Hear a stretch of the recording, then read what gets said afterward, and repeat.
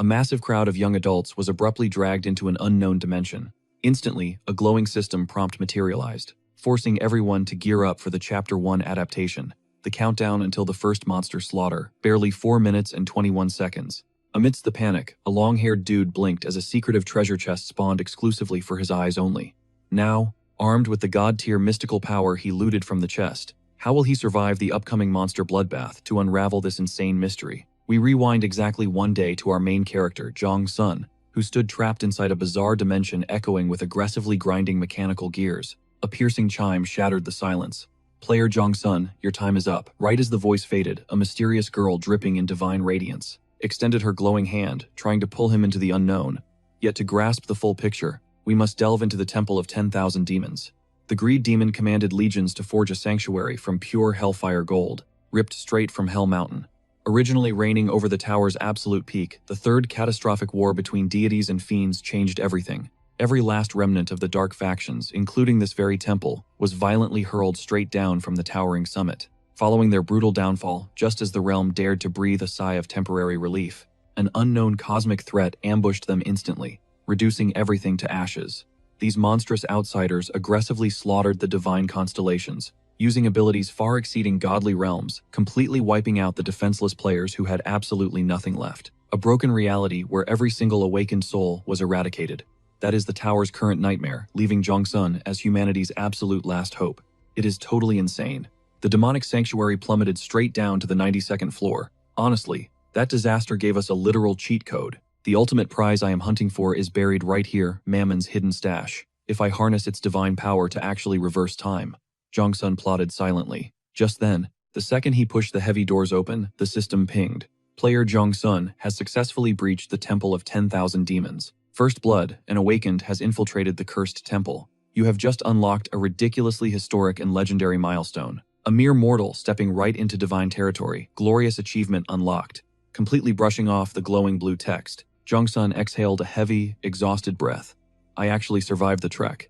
So this is the notorious demon sanctuary, right? He murmured, locking his eyes ahead. A blindingly massive ocean of glittering gold stretched infinitely before Jong-sun's face. But before he could even drool over the loot, the entire cavern violently quaked, sending terrifying fissures crawling across the ancient ceiling. Panic spiked through Jong-sun's veins. Is it over there? I am literally out of time, he growled, his face twisting anxiously, instantly triggering his unique skill, Journey's Milestone. This is the absolute peak radar ability for exploring and tracking, via heroic leap. Without this busted radar, discovering the demon temple or even surviving this hellscape would have been totally impossible. I am betting everything on you again, guide me straight to Mammon's vault, he whispered. Instantly, the glowing compass needle spun, forcing him into a dead sprint. A solid wall. Why is it pointing at that junk? Jong-sun, mentally cursed as the needle, zeroed in on a rusty wall candle. With 0 seconds left to debate, our desperate protagonist instantly snatched the metal fixture and violently cranked it downward.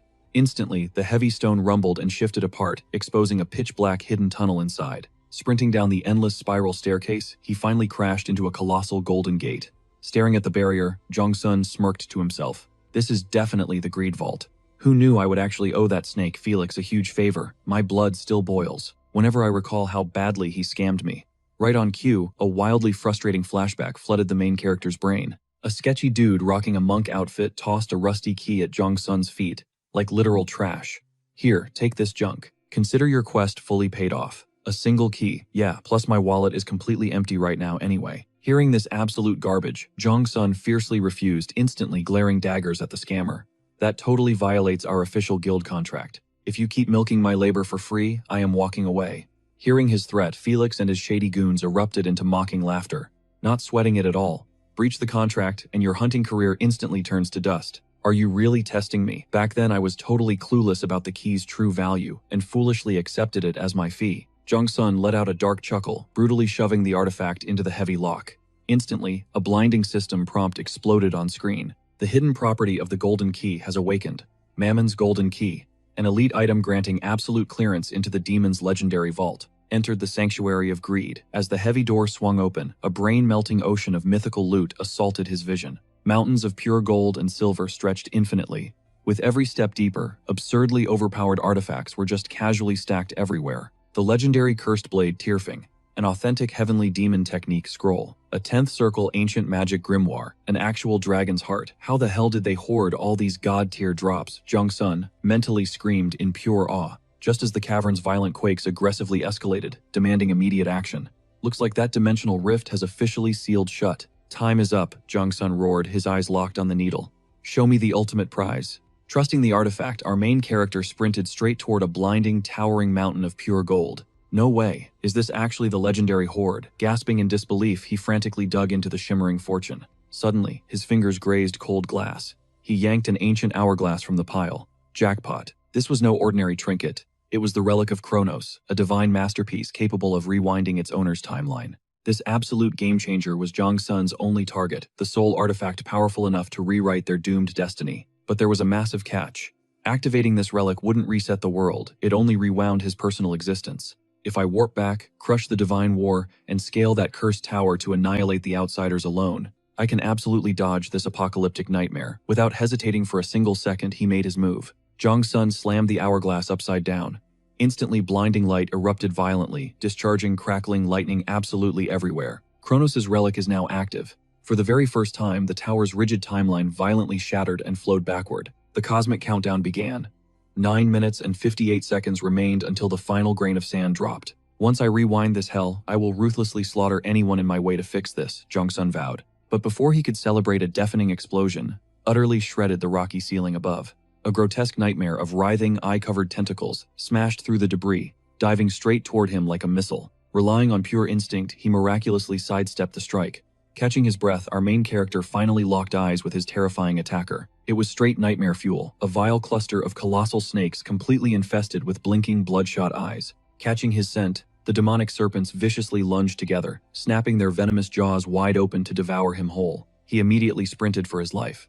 Fortunately, this ultimate cosmic vault was packed to the brim with legendary divine armaments. Exactly. This wasn't just a shiny gold stash, it was the personal armory of the ancient gods themselves. Jong Sun's eyes blazed with wild excitement. He instantly snatched the nearest weapon, Astrapi, the mythical lightning bolt of Zeus. I can't drag this entire armory back in time. Might as well go absolutely crazy while I can, he smirked. Planting his feet firmly, he gripped the crackling spear and launched it with explosive, earth-shattering force into the monstrous swarm. Apocalyptic lightning obliterated the cavern, violently electrocuting the vile serpents.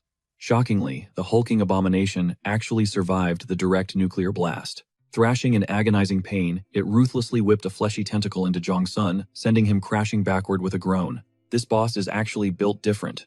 Jong Sun gritted his teeth. Suddenly, an enormous greatsword nearby erupted into a raging inferno. The glowing blade literally called to him. Wait, is this Levatine, the legendary apocalyptic sword?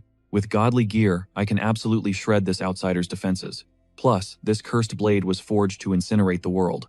Surtur's blade, adrenaline pumping, he snatched the burning hilt and dashed headfirst toward the colossal monstrosity at supersonic speed. Effortlessly weaving through a lethal storm of snapping jaws, Jong Sun closed the gap and unleashed a devastating fiery slash. A cataclysmic blast rocked the vault. The parasitic outsider's true, extremely hideous form was finally exposed to the world. Jong Sun narrowed his eyes. As the thick smoke cleared, the grotesque creature's actual pathetic body lay totally bare. A repulsive wild boar, pulsating with parasitic tentacles. A bald pig. Are you actually kidding me right now? He scoffed. If Surtur's flames can't finish the job.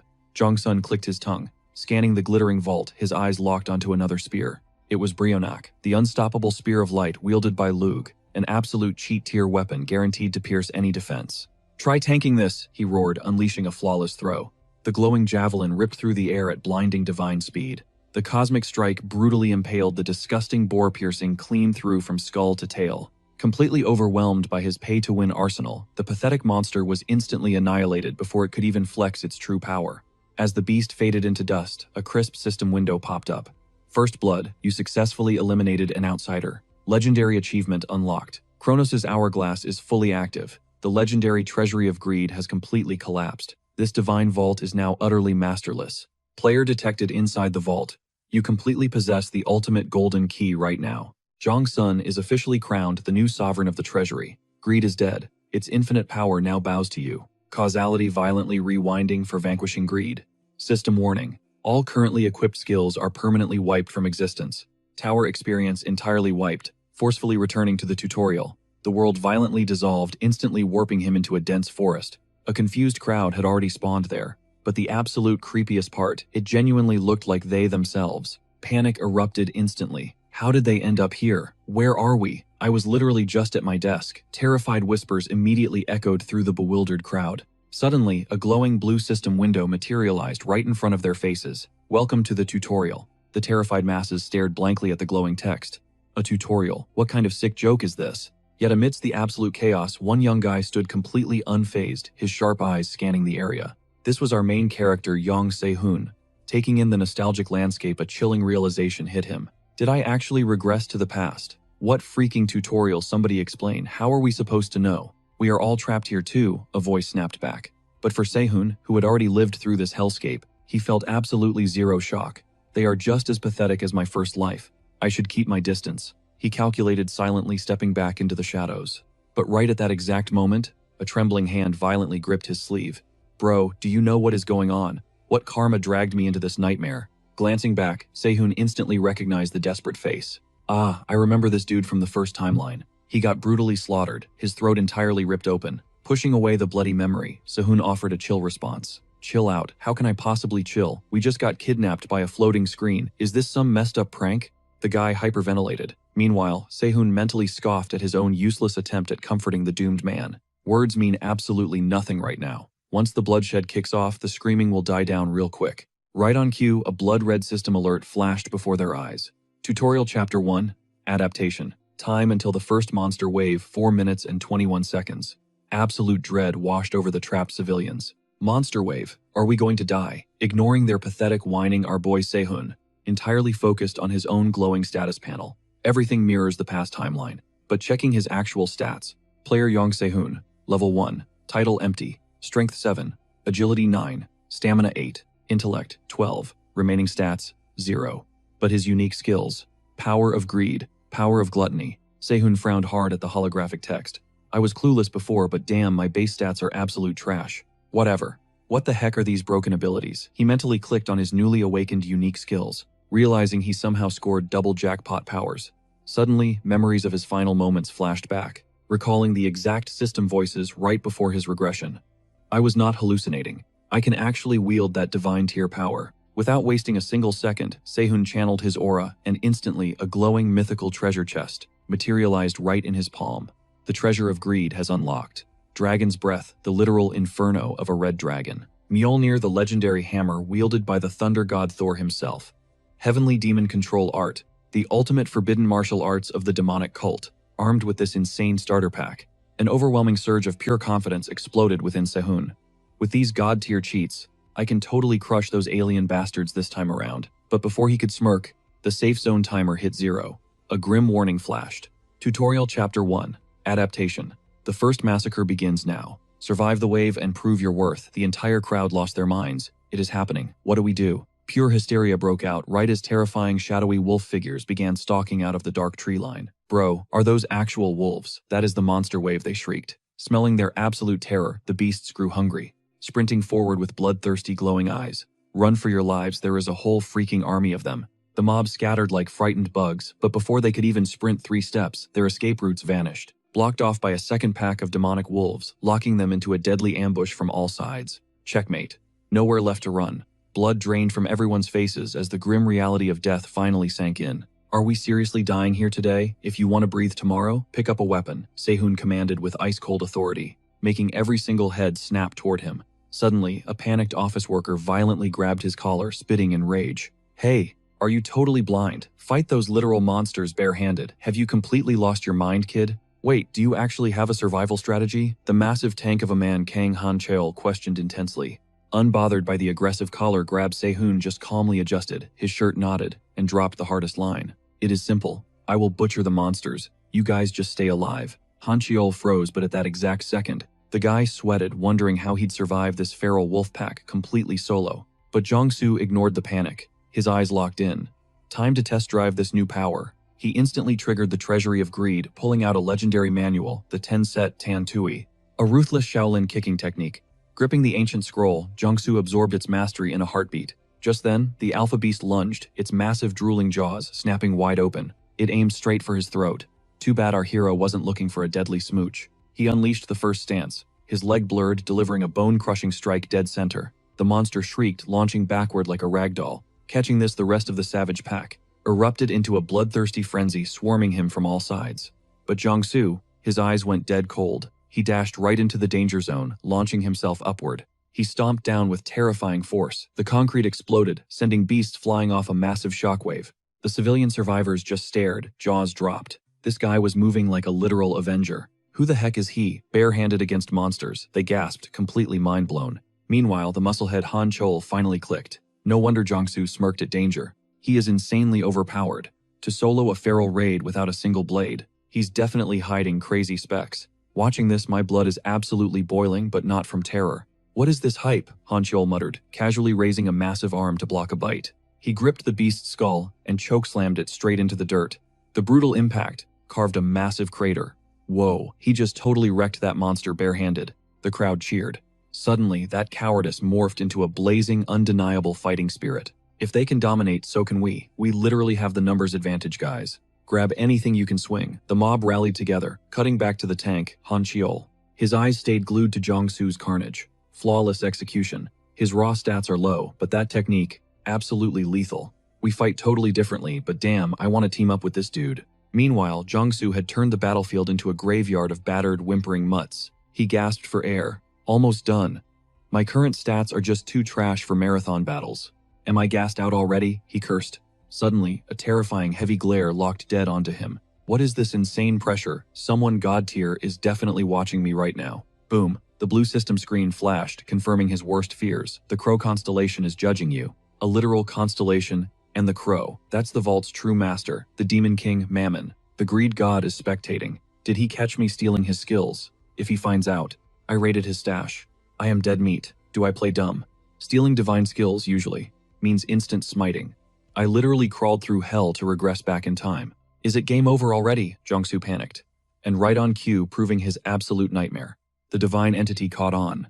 A chilling system alert pinged. The Crow constellation detects twisted fate. The cosmic being nods above you, suddenly recognizing the mythical time-reversing hourglass. The constellation smirks. The second that text faded, the suffocating godly pressure totally evaporated. Jiangsu finally breathed, but the anxiety lingered. He totally knows I used the regression item, yet zero punishment. Did this cosmic being actually plan for this? It feels super sketchy. Looks like a silent green light. Well, if it's free real estate time for power 2. Jiangsu smirked. Buzzing like a kid with a fresh cheat code, he reached out his hand and roared power of gluttony crickets. Absolutely nothing happened. Missing the required trigger conditions, the system rudely popped up. Target required. Jiangsu slowly shifted his gaze downward, staring at the bloody wolf carcasses. He tilted his head. Just dead meat here. Will this trigger? Only one way to find out.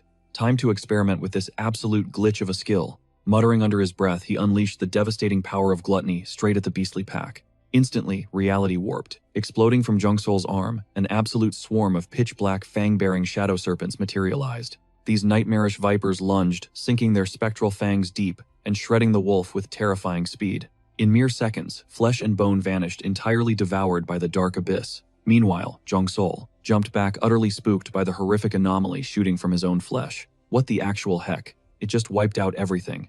Not a single trace remained. But before he could even process the absolute carnage, a translucent system window popped up. Target consumed, nutrition completely absorbed, strength stat boosted by 1. Agility stat boosted by 2. Jiangsu's jaw practically hit the floor, staring wide-eyed at the shadows. Literally burping in front of him. Wait, what? Free stat boosts, just from looting corpses. If I spam this, I could max out my physical limits instantly. He grinned like a madman until cold dread hit him. Hold up. If this works like Mammon, the greed demon won't Beelzebub, the absolute lord of gluttony. Notice I'm stealing his power. Crap, I got too hyped, and giving our boy zero time to panic. The mythic owner of that exact trait locked eyes on him. The starving prince constellation pauses his spectral feast and stares in shock. Reading this, a cold sweat washed over Jiangsu. This dude is built entirely different. Escaping Mammon was pure luck, but Beelzebub is a high-tier demonic calamity. Plot armor won't save me here. His anxiety spiked off the charts, but suddenly the system pinged again.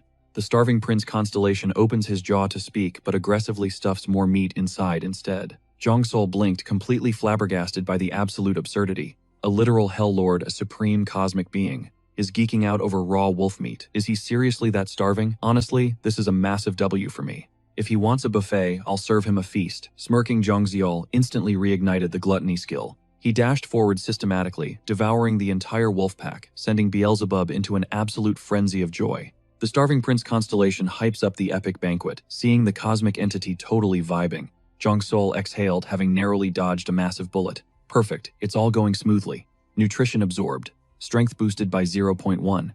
Agility boosted by 0.5. The gains are dropping, but whatever. Grinding raw stats isn't my main objective right now. Zhongxiao calculated silently. Looking up at the sky, he linked up directly with his cosmic sponsor. You're definitely craving more, right? Zhongxiao casually provoked, and Beelzebub fired back instantly. The Starving Prince constellation aggressively drools, calling that a mere appetizer. Hearing this, our main character smirked wickedly. Spoken like a true gluttony demon, let's wrap up this chaotic tutorial, or rather our little business deal. Just like that, the bloodbath concluded.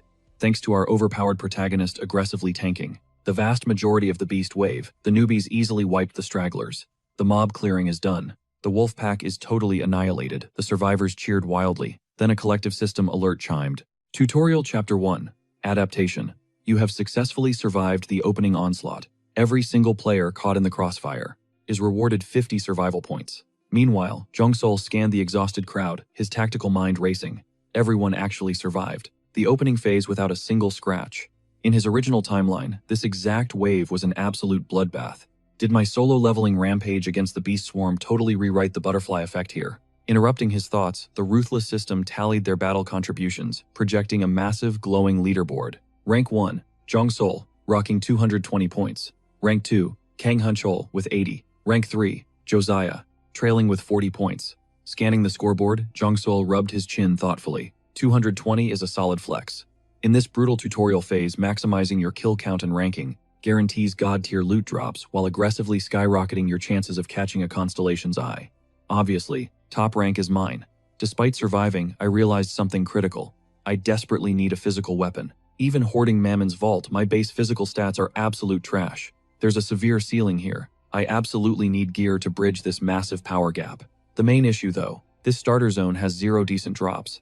I'll have to plunge into the deep forest, grind my stats, and hunt for epic gear. Boosting my stats will unlock way better system items. Mammon's vault awaits. Driven by that dark greed, Yongson dashed straight toward the looming tree line. Suddenly, a sharp female voice pierced the tense silence. Hold up.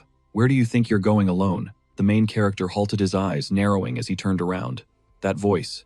Why does it echo with such familiarity? Wait, is she the legendary tornado from my past life? Yongson's mind raced the second their eyes locked. My memory of this pathetic crowd is blurry, but Josiah, her fierce face is utterly unforgettable. She absolutely dominated the tower's upper floors alongside Kang Hunchol. She was a supreme ranker, an absolute beast, he recalled. Closing the distance, Josiah fearlessly blocked his path. Seriously, what's your solo survival plan? She demanded. What a massive headache. In this bloody tutorial, every ticking second dictates life or death. Babysitting extras isn't my job. He groaned inwardly, keeping his mouth stubbornly shut. Irritated by his cold silence, Josiah pushed harder. Hey, are you even listening? Her tone snapped his focus back. I'm merely mapping out the perimeter, he lied smoothly. Waiting around here guarantees our doom. Catching this exchange, Hanchul chimed in with his own unwanted advice. Skip the scouting. We desperately need a group strategy session. How else will we survive the impending monster wave? Let's formulate a plan. Will a cozy circle chat actually save us? Yongsun scoffed coldly. Absolutely. If nothing else, it prevents mass panic, Josiah countered fiercely. Meanwhile, Yongsun's patience was evaporating into thin air. Time is a luxury I absolutely cannot waste. Swallowing his heavy sighs, he mentally calculated his next ruthless move. How exactly does talking stop claws and fangs? When wave 2 hits, you'll all be running for your lives anyway. Even so, those monstrous wolves could strike instantly. Wandering off solo is pure suicide. Josiah screamed desperately, but instantly, a merciless cosmic system answered her with a glowing blue notification screen. Chapter 1, Adaptation Phase. Survival countdown until the second bloody massacre, 2 hours and 57 minutes. Yongxion's eyes darted across the glowing text, his tactical brain firing. Under 3 hours, the death clock is ticking. Dismissing them entirely, he spun on his heel, eager to hunt. Over his shoulder, he tossed back one final warning. Retreat. Your survival depends entirely on memorizing those glowing system alerts, not following me around. You're all trapped. Waiting anyway. Go play commander in your little imaginary strategy circle. Plunging into the dark woods, Yongson vanished. Josia stood paralyzed, her jaw dropped. Wait, did he seriously just ditch us? Actually go arm yourselves with heavy branches, his voice echoed back hauntingly. His sheer chilling detachment left her completely frozen. Completely unfazed by their rising panic, Youngseon was already slaughtering a massive pack of savage brown wolves. The exact moment he breached the gloomy tree line, he spotted the vicious beasts prowling his territory. Their overwhelming numbers actually caught him off guard. Why is this dark forest practically infested with these mutts? A perfect all-you-can-eat buffet for my stats. A wicked grin spread as he unleashed his gluttony to devour their essence. But even infinite hunger hits a brutal ceiling. A flashing system prompt appeared. You have consumed a brown beast. Diminishing returns activated. No further stat boosts can be forcefully extracted from this specific species. The Starving Prince constellation violently rejects this mundane flesh. Chewing on a cracked femur, Youngseon read the divine complaint and sighed. Bored of the flavor already, you truly are a demonic glutton. These low-tier mobs are absolutely pathetic anyway. Hold your divine horses. I'll hunt down a gourmet meal for your twisted palate. Just give me 5 minutes. Instantly, the entity greedily obliterated an entire ribcage, its cosmic eyes blazing with anticipation. Now, to satisfy this insatiable patron, Youngsun desperately needed a fresh slaughter. Actually, let's test a risky theory. Smirking, he ripped open his Treasury of Greed interface. A blinding, ethereal blade materialized in his grasp. The legendary Gram, the divine sword of wrath that once butchered dragons. The exact mythic weapon that decapitated the colossal Fafnir. Sadly, his vault currently only manifested these artifacts as ghostly energy. These godly relics had lost their physical shells, leaving only raw, destructive aura. A real tragedy I can't physically wield it. No matter. If I forge this spectral energy into a solid weapon, I'll birth a brand new legendary blade. Channeling his intense focus, Youngseon violently forced the sword's mythic phantom into a heavy wooden branch he held tightly. But reality is a cruel joke. The second that overwhelming divine aura crashed into the mundane material, the branch instantly detonated into useless gray ash, completely incinerating his dream of an overpowered early-game weapon hack. His ultimate cheat item fantasy evaporated like smoke. Damn it all to hell, mere wood can't handle a dragon slayer's wrath. This proves the raw energy obliterates weak vessels. If I absorb it recklessly, my own fragile body might explode next. Sure, this basic martial arts manual works, but if I unleashed a high-tier skill like the fire dragon's breath, my mortal vessel would instantly crumble to ashes. Plus, this absolute power of greed answers to me and me alone. I tested sharing this broken ability by tossing a trash-tier artifact to a random wolf, but the results were absolutely zero. That severely limits my arsenal.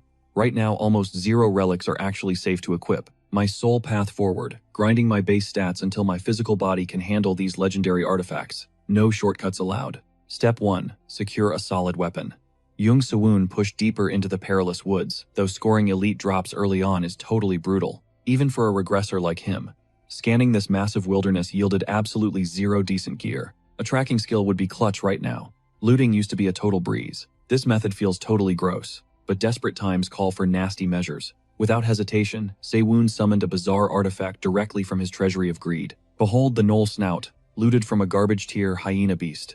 It literally weaponizes a monster's hypersensitive tracking instincts to hunt. System alert: Knoll Snout completely assimilated. A ghostly hyena aura violently merged right into Jung Se-woon's physical form, awakening a ridiculously overpowered sense of smell. Armed with this beastly radar, our main character finally locked onto his actual target.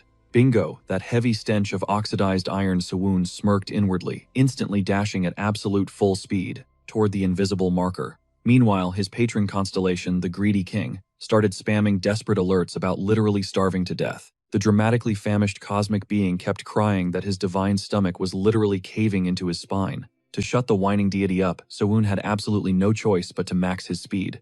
Seriously, am I raising a gluttonous pig? Instead of serving a legendary constellation, he grumbled silently. But a massive hurdle abruptly blocked his path. The destination was miles away, and sprinting at max velocity was rapidly draining his stamina without any payoff. Way further than anticipated, but that metallic scent is definitely blazing from this exact direction.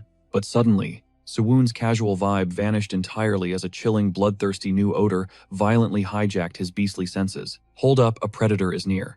That is definitely not a basic gray wolf. Seo-woon whipped around, completely stunned, as a monstrously massive beast materialized directly from the shadows. It somehow had him perfectly cornered, effortlessly mirroring his exact tracking ability. In my past life, I was nothing but a pathetic runaway coward. But this timeline changes. Today, Seo-woon vowed silently as explosive martial aura furiously erupted around his stance, crackling with raw internal energy. Opposite him, the towering alpha predator clearly lacked any remaining patience, letting its ravenous hunger completely take over. Realizing its prey stood completely unfazed, the massive monster violently lunged forward first, snapping its razor-sharp jaws toward Sawun's calf.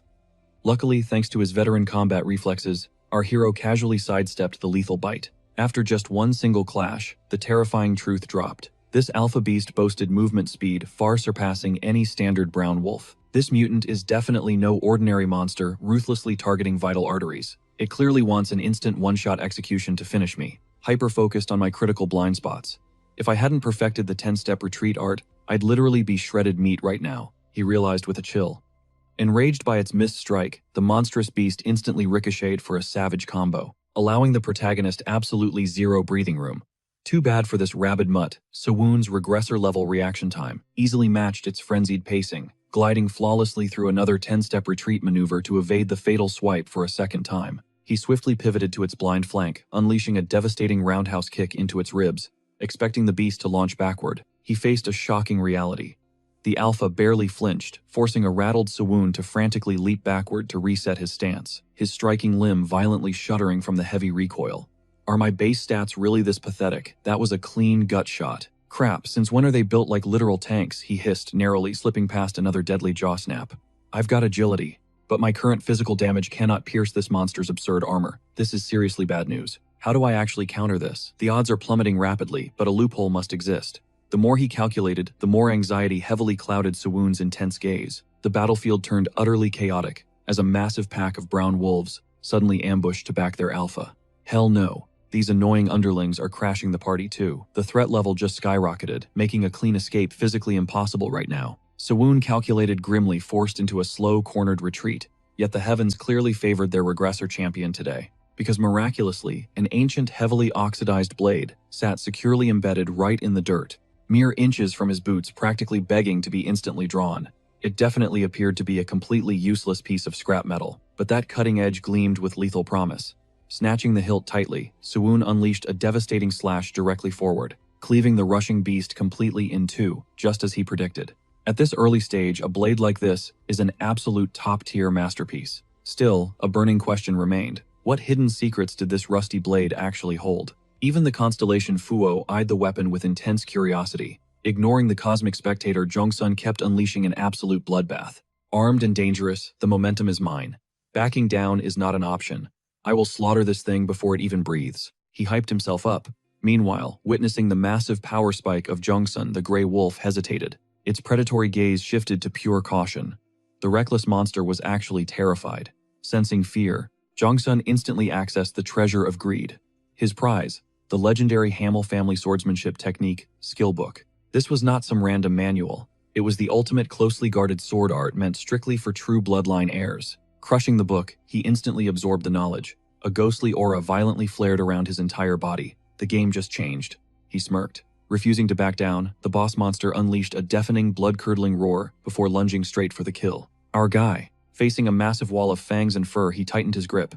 Then he ruthlessly jammed his blade straight into its jaws. The beast instantly clamped down its razor-sharp fangs, grinding against the rusty steel in a terrifying high-stakes deadlock. Hook, line, and sinker. This was exactly his trap. Channeling explosive strength into his arms, he violently ripped the weapon completely free. Jongsun erupted into a furious hurricane of steel. He unleashed a blinding barrage of slashes before the beast could react, shredding the enormous boss to absolute ribbons. Bingo direct hit. His inner monologue cheered. With that single epic opening, the terrifying alpha failed to land even a single scratch. Its massive frame was brutally carved open, painting the forest floor crimson. Yet the berserker beast still radiated killer intent, but the heavy damage was undeniable. You do not survive the techniques of an imperial master clan without taking serious damage. This was peak martial prowess. Time to drop the curtain, Jongsun internally declared, launching himself like a missile. Desperate, the monstrous wolf snapped its jaws one last time. A fatal miscalculation. That predictable counterattack sealed its doom. Jongsun casually shifted his stance, driving the cold steel deep down the monster throat. The beast shrieked in absolute agony, frantically trying to dislodge the blade. Too little too late. Its HP hit zero, and the giant carcass crashed heavily to the ground while Jongsun flashed a cold smirk. Right on cue, the iconic system chime echoed. You have completely crushed the wolf forest boss. Grave guarding wolf. Level up personal merit points. Boosted by 500. Loot acquired gray wolf skin. Let us backtrack a bit. Jongseon had a hidden agenda all along. This forest raid was not just about hunting. It was about farming those sweet merit points. There are three main methods. Number 1, dominate in massive battlefields, like that insane tutorial survival wave. Number 2, go full solo leveling and hunt down rogue monsters. Number 3, player killing. But that is for later. As the tutorial wraps up, a massive battle royale between survivors is totally unavoidable. Farming PKs will definitely be the ultimate shortcut to max out my merit score, he plotted internally. Without hesitation, he activated Gluttony. Dark energy devoured the massive boss carcass, instantly converting its raw flesh into pure stat boosts. System alert, you have successfully consumed the Grave Guarding Wolf. Raw nutrients absorbed, plus 3 strength, plus 5 agility, and plus 2 stamina. Jongseon kept his cool exterior, but inside he was absolutely buzzing. Boss meat hits totally different. The constellation Starving Prince watches your feast with extreme satisfaction. The golden text faded after the gruesome snack. Even the Lord of Flies Beelzebub approves of this brutal feast. Time for the best part, unboxing the epic loot. He rushed over to his shiny new drops, eyes scanning the glowing system panels. Let us check the stats. First up, the Rusty Blade. Item name, Sword of a Forgotten Hero. Weapon class, Longsword. Tier rank D. Lore, an ancient tribute to a nameless legend heavily eroded by time. Unique perk, Toxic Poison. Severely debuffs enemy health regeneration.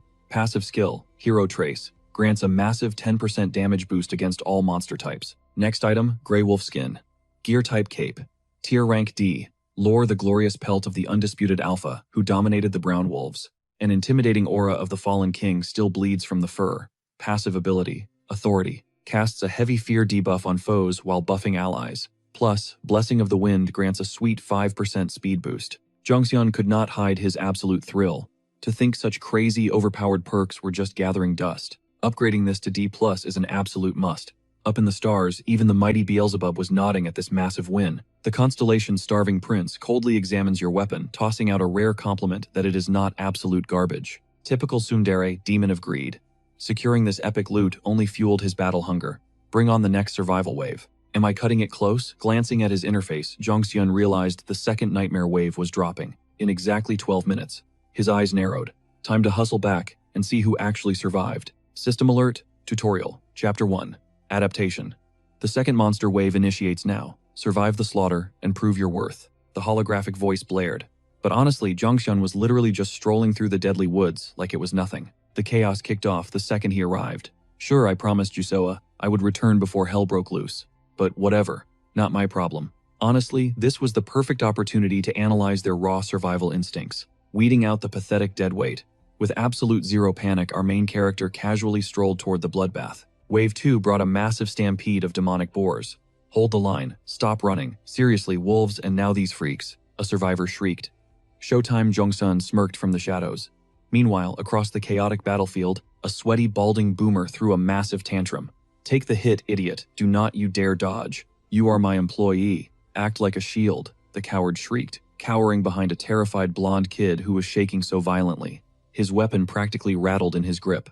Boss, I am trying, the poor guy stuttered, completely paralyzed by fear. But instead of helping, his toxic manager brutally kicked him in the back, shoving him straight into the danger zone. Earn your paycheck and fight, you absolute loser. The delusional boomer barked orders, completely ignoring reality. Watching this, Jongseon activated his shadow stealth skill, blending perfectly into the foliage to analyze the pathetic display. Honestly, he was not even shocked. Trash exists in every timeline. Ignoring the literal human shields, he shifted his gaze. Who actually matters? Scanning the war zone, a few smart squads were isolating the beasts, executing perfect divide and conquer tactics. Not completely brain dead, he noted, spotting Juseoa and Kang Hanchul dominating. Despite their absolute garbage equipment, they were holding the front line. Serious potential. Alright, time to steal the show. With a cold grin, Jongseon unsheathed his blade and emerged from the shadows like an absolute boss. Meanwhile, on Juseo's side, her stamina was hitting rock bottom. Her lungs burned as she choked down heavy, desperate breaths. One slip up and I am dead, she realized. These juggernauts were on a completely different level than those wolves. Suddenly, a massive boar locked eyes with her, unleashing a deafening shriek. It barreled forward like a runaway freight train, massive fangs bared. Pushing past her limits, she threw herself out of the death zone.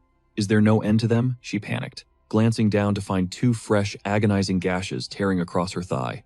Damn it, I am bleeding. When did it even clip me, and why is Jongseon's warning haunting my mind? Despair gripped her heart as the terrifying reality set in. But zero time for fear. The enraged beast drifted locked onto her and launched round 2. Cornered, she desperately gripped a shattered club, bracing for impact. Focus, just survive, one more second, just hold the line. She prayed to whatever gods were listening. But tragically for the monster, right before its jaws snapped shut, a lethal flash of steel erupted from behind, effortlessly cleaving the giant beast completely in half. The executioner, our overpowered king Jongsun. Stunned by his god-tier entrance, Juzoa opened her mouth to speak, but his cold gaze silenced her instantly. Save the small talk. Let us trash these things first, he commanded, leveling his blood-soaked blade. Triggered by his killing intent, 3 massive boars synchronized their deadly stampede directly at him. Facing the triple threat, Jongsun instantly accessed his system inventory. He materialized a hidden trump card, a high-grade orc tendon. Harvested from a berserker race, this epic artifact was literally pulsating with raw, unstoppable vitality and demonic physical power. Instantly, the brutal energy assimilated into his veins, massively hardwiring his muscles. Let us pray, my base stats do not short-circuit. He smirked, welcoming the rush. Without missing a single beat, the alpha boar blitzed into his strike zone, but Jongsun practically defied gravity. With an explosive launch, he vaulted 30 feet into the sky, channeling his downward velocity. He gripped his hilt with crushing force and drove the steel straight through the beast's spine, sparking a terrifying shriek. Without even checking the corpse, he pivoted smoothly. 2 blinding slashes painted the air red, instantly executing the backup monsters in seconds. This absolute massacre sounds long, but it went down in literally 3 seconds flat. Standing in the blood rain, Jusoa and Hunchol were frozen in pure shock. Honestly, Jungseon was slightly mind-blown too. Was that crazy boost purely from the orc tendon?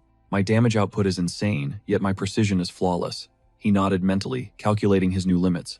Meanwhile, the pathetic bald boomer, realizing he just found the ultimate carry, immediately began slithering his way toward the overpowered main character. The CEO slapped his shoulder with a greasy smirk. Man, your skills are insane. You are leagues above these worthless extras. How about playing my personal shield? I run the Togen Corporation. A heavy hitter like you must know my name. Escort me out of this hellhole, and I will make you filthy rich. Just name your price. Jongsun stood completely silent, his cold gaze piercing right through the boasting billionaire, making cold sweat bead on the man's bald scalp. Panicking, the CEO desperately upped the stakes. Listen, I will literally hand you a department head title the second we return. No other mega guild or corporation could ever match this deal. At those desperate words, Jongsun finally shifted his gaze. That honestly sounds like a massive jackpot, Jongsun muttered, letting a fake hint of intrigue slip into his tone. The bald man instantly beamed arrogance, flooding back into his eyes. Haha, I knew you had a brain in that skull. Just keep me breathing, and your future is golden. But before the CEO could finish gloating, Jongsun dropped an absolute bombshell. Perfect timing because I desperately needed a meat shield. Wait, a meat shield? Are you insane? The man shrieked, panic setting in. Instead of wasting breath, Jongsun smoothly pulled back his leg and launched a brutal kick, sending the billionaire flying forward. An absolutely pathetic downfall for a corporate elite who completely misread the room. Yet the old fool still tried screaming threats at Jongsun. You psychotic bastard, have you completely lost your mind? Since you love acting so tough, why do you not handle those 4 monsters yourself? Jongsun merely smirked. Wow, are you seriously just figuring that out? The terrifying reality finally crashed down on the wealthy coward, but his realization came way too late. In a flash, 4 monstrous boars aggressively trampled over the screaming CEO like a blood-soaked soccer ball. Back at the safe zone, the remaining survivors silently stared at Jongsun, totally paralyzed by his absolute ruthlessness. The constellation, mistress of the abyss, watches your ruthless betrayal with a deeply wicked smirk. The constellation famished prince violently whines, demanding more slaughter. Completely ignoring the dead weight, Jongsun tuned out the system alerts. Teaming up, the remaining players quickly slaughtered the rest of the demonic beasts. First tutorial phase, adapt. You have successfully survived the second monster wave. Every single participant is awarded 50 survival points. Tallying individual battle contributions. Rank 1, Jongsun 1080 points. Rank 2, Kang Hanchol, 180 points. Rank 3, Ju Soa, 100 points. You have devoured a mutated brown boar. Its raw nutritional energy has been perfectly absorbed. Your base strength stat levels up by 1, and stamina jumps by 2. The constellation famished prince greedily tears into the boar carcass, absolutely starving for another kill. Swiping away the starving demon's messages, Jongsun analyzed the bloody carcass at his feet, mapping out his next move. 1 stays for rations. In my past life, I practically survived on demon wolves, so I know exactly how incredible apex predator meat tastes. This rusty blade sucks, but complaining will not change my reality. Brushing off the inconvenience, he started hacking into the thick hide, butchering the massive beast. Suddenly, a hesitant female voice broke his concentration. Excuse me, do you need some help with that? I actually own a little diner, so I am pretty skilled at breaking down meat. Oh, a literal chef. She will easily outclass my skills.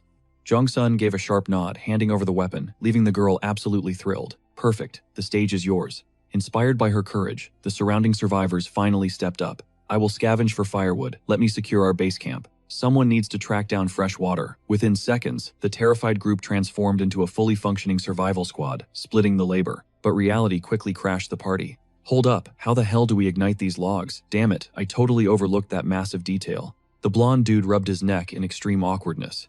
Honestly, sparking a flame in this damp nightmare of a tutorial was basically an impossible quest. Left with zero alternatives, Jung-sun completely took over the show. He casually summoned an elite artifact known as Chasa's Ember. This glowing coal carried the raw magic of Chasa, an entry-tier fire elemental.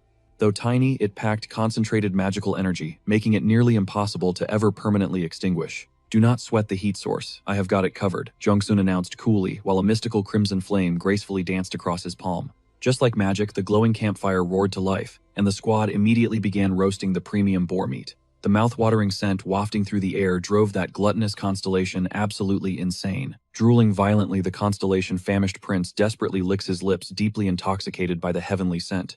Watching a cosmic god literally beg for table scraps gave Jung-sun massive second-hand embarrassment. Look man, my own stamina is drained. I need calories too. Without hesitating, he savagely tore into his hot meal, totally ignoring the starving cosmic entity. Meanwhile, the chef girl Jusoa quietly handed him a canteen. You should hydrate. Sinking to the ground beside him, her gaze drifted toward the heavily oxidized blade resting against his leg. Her curiosity piqued. Did you discover that weapon hidden in the forest? Jung-sun simply nodded and casually replied, yeah, I just caught a really lucky break. Catching her deeply conflicted stare as she gripped her flimsy wooden club, an amused thought crossed his mind. Wow, someone is definitely suffering from major weapon envy, huh? Well, rumors claim Jusoa strictly trained with real swords long before she ever awakened any combat skills for that basic wooden bat she currently swings around. Without a blade, her true potential stays locked. Realizing this, our main character casually dropped a massive hint. Spotting the glowing holographic text hovering right beside him, Jusea blinked and whispered, 100 points. What does that mean? With that fat stack, you could easily grab a sword, Jung-sun smirked, leaving the fierce girl completely stunned. Wait, how? Just stare at your balance and the system shop pops up. Intrigued, Jusea focused her gaze, just like he instructed. This literally feels like an RPG. Exactly. And dominating this tutorial means treating the system like your best friend. Taking his solid advice, Jusea instantly navigated the glowing shop UI and purchased a weapon. The moment she tapped, confirm pixels materialized into a sleek longsword, and her eyes absolutely sparkled. Finally, a real blade to let her completely unleash those devastating combat skills. That is insane. How did you figure this out? She beamed. But Jung-sun kept his cheat sheet completely hidden. I just read the room fast. He brushed it off smoothly. And here I thought I was speedrunning this. Jung-sundae, wait, did you actually just use my name? He blinked, totally caught off guard by her words. The fierce swordswoman flashed a stunning smile. Well, a certain someone told me I needed to adapt fast. Thanks for the pro tip. Don't even mention it, our guy replied, casually waving it off. Let us survive this together, she declared. Just like that, the chaotic hours melted into darkness. Their brutal first night in this twisted tutorial finally wrapped up, and the second the sun peeked over the horizon, Jusea was already barking orders, waking the entire camp. Why the third monster wave would crash down in exactly 58 minutes. Wake up. What is happening? Is the sun out? Are we going to die? The panicked newbies groaned, completely disoriented, still struggling to accept this grim reality. Stepping up like an absolute boss, our leading lady instantly took charge, issuing crystal-clear commands. Raid the woods for throwable rocks. Just laying down covering fire from behind will literally save lives. Everyone else grabbed sturdy branches for melee. Got it, the terrified survivors roared, scattering to arm themselves for the upcoming bloodbath. Watching from the sidelines, our main character smiled inwardly. The timeline is already shifting. She is a natural leader. Having a strong vanguard completely kills the mindless panic. In the ranks. Perfect, now I can grind my hidden power spike. Activating his skill, he opened the Treasury of Greed, pulling out a legendary tome titled The Blue Magic Circle. This top-tier manual was exclusively meant for mana-sensitive geniuses, specifically elite scholars from the Blue Tower, one of 7 mythical factions. Forming a core circle is step 1, to casting god-tier spells. Even though this blue elemental foundation was famously rated as the absolute weakest, among all 7 factions, the scaling potential was insane. Lock in the blue method for a rock-solid base, then stack high-tier martial arts on top of it. Plus, I desperately need to awaken my inner Dantian, pooling chaotic mana directly through that magical core. But spells alone won't cut it.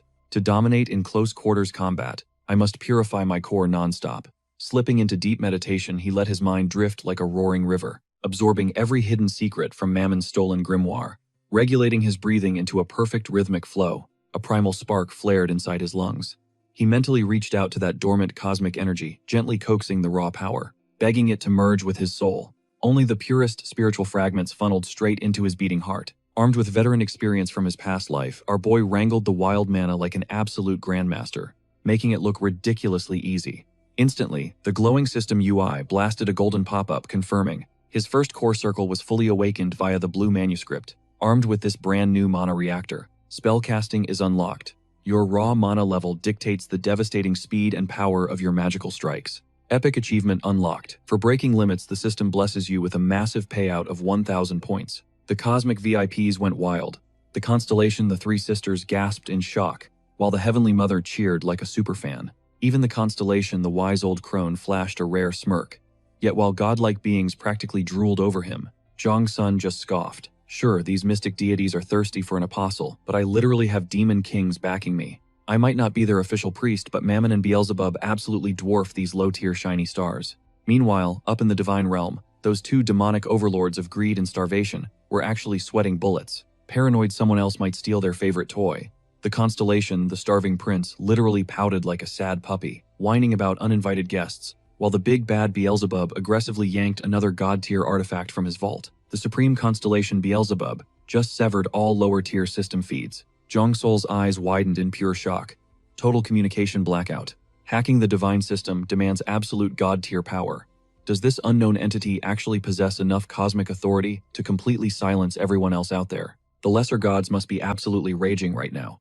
Meanwhile, his two personal sponsors breathed a massive sigh of deep relief. The starving prince practically cheered as the unwanted divine guests vanished. The silent watcher quietly gazes upon you. Completely ignoring them, Zhang Sol seized the total blackout. Finally, some peace and quiet. Time to dive straight back into my magical mana cultivation. The Green Tower's breathing technique might be brutally slow, but the raw mana reinforcing my core is absolutely undeniable. Suddenly, his deep focus shattered as some random blonde punk tapped his shoulder. Yo, dude, are you seriously just sleeping right now? Who sleeps totally stiff like a board? Wake up, man, we only have 12 minutes left. The annoying chatter completely shattered his focus. This guy is way too loud. He forcefully dragged himself out of his deep trance. However, the exact moment his gaze locked onto the annoying intruder's face, pure shock violently hit him. Why the hell is he here? Completely oblivious to the deadly glare, the guy flashed a clueless grin. You froze for a solid hour. I honestly thought you died, bro. Zhang Sol's voice dripped with absolute zero ice. What exactly do you want from me? Whoa, chill out, man. We are all stuck in this nightmare together. Shouldn't we team up and survive? He offered a fake friendly handshake. But Zhang Sol's mind instantly flashed back to his previous life's absolute hell. He knew this bastard's true twisted nature perfectly well. Park Jongpil, absolute human garbage who mercilessly hunted the weak for fun. A terrifying monster who violently robbed the elderly twistedly, preaching that the old must die so the young can thrive. He is only playing the nice guy because the deadly tutorial just started. But his rotten manipulative core remains exactly the same as before. A pathetic predator feeding on the defenseless. With absolute murderous intent hidden away, Zhang Sol calmly rose to his feet. Unfazed, Park Jongpil kept pushing his toxic fake buddy act. Come on, I really just want to ally up. You look like a total loner, right? Those mocking words instantly ignited a spark of brutal trauma from the dark past. Running like a hunted dog from ravenous brown wolves. The agonizing despair this exact bastard put me through is completely unforgettable. He ruthlessly threw me to the beastly horde as monster bait. Sure, that brutal betrayal forced my journey milestone awakening to finally happen. But the sheer hell I survived was terrifyingly real. Snapping back to reality, Zhang Sol smirked. You run pretty fast, right? Why are you randomly bringing that up? Jongpil blinked in stupid confusion. Right in that perfect split second, Zhang Sol gripped his shoulder like a steel vice. Congratulations, you are my new bait. As the system countdown ticked 0, the brutal third wave finally materialized. Survivors gripped their crude wooden spears with sweaty palms. Brace yourselves, they are here. Hold your ground, follow the survival formation, and we live. Yuxia commanded with ice-cold authority. A terrifying army of stone axe-wielding apes instantly charged out, pierced their hearts. The vanguard roared violently, thrusting their deadly spears directly forward, ripping through monster flesh like a bloody honeycomb. But these demonic beasts felt absolutely zero pain or fear. They mindlessly trampled their own dead to push forward. The numbers are infinite. What are we going to do now? A terrified survivor screamed in pure despair. Yuxia gritted her teeth, her brilliant mind spinning in absolute overdrive. searching desperately for any desperate counterattack. The front line is shattering, we need a miracle. Meanwhile, in the dark shadows, Jung Sol had flawlessly calculated this exact slaughter. Park Jong-pil was his ultimate cheat code. Without hesitation, he manifested a golden banana from thin air, tossing it directly to Jong-pil. "Showtime," he whispered like a demon. The cowardly bully was shaking like a leaf. "Hold on, are you insane? I explicitly told you my stamina sucks." He pleaded pathetically, but Jong Sol had absolute zero mercy for past life traitors. Coiling his leg back with terrifying explosive force, he launched a devastating kick straight into Jong-pil's backside. "Run for your life, buddy." The blonde coward stumbled into the active kill zone. Instantly, hundreds of bloodthirsty monkey eyes locked onto the banana. Disgusting saliva dripped profusely from their jagged monster fangs. The entire monster horde completely abandoned the front line. Screeching madly, they bolted straight towards the terrified blonde prey, leaving Park Jong-pil absolutely sobbing hysterically as he burned his very soul to sprint desperately away from the fatal stampede. "He is actually blazing fast. I honestly hoped he would faceplant into the dirt." Jong Sol smirked with dark satisfaction. Tears flying in the wind, the pathetic decoy screamed for divine intervention.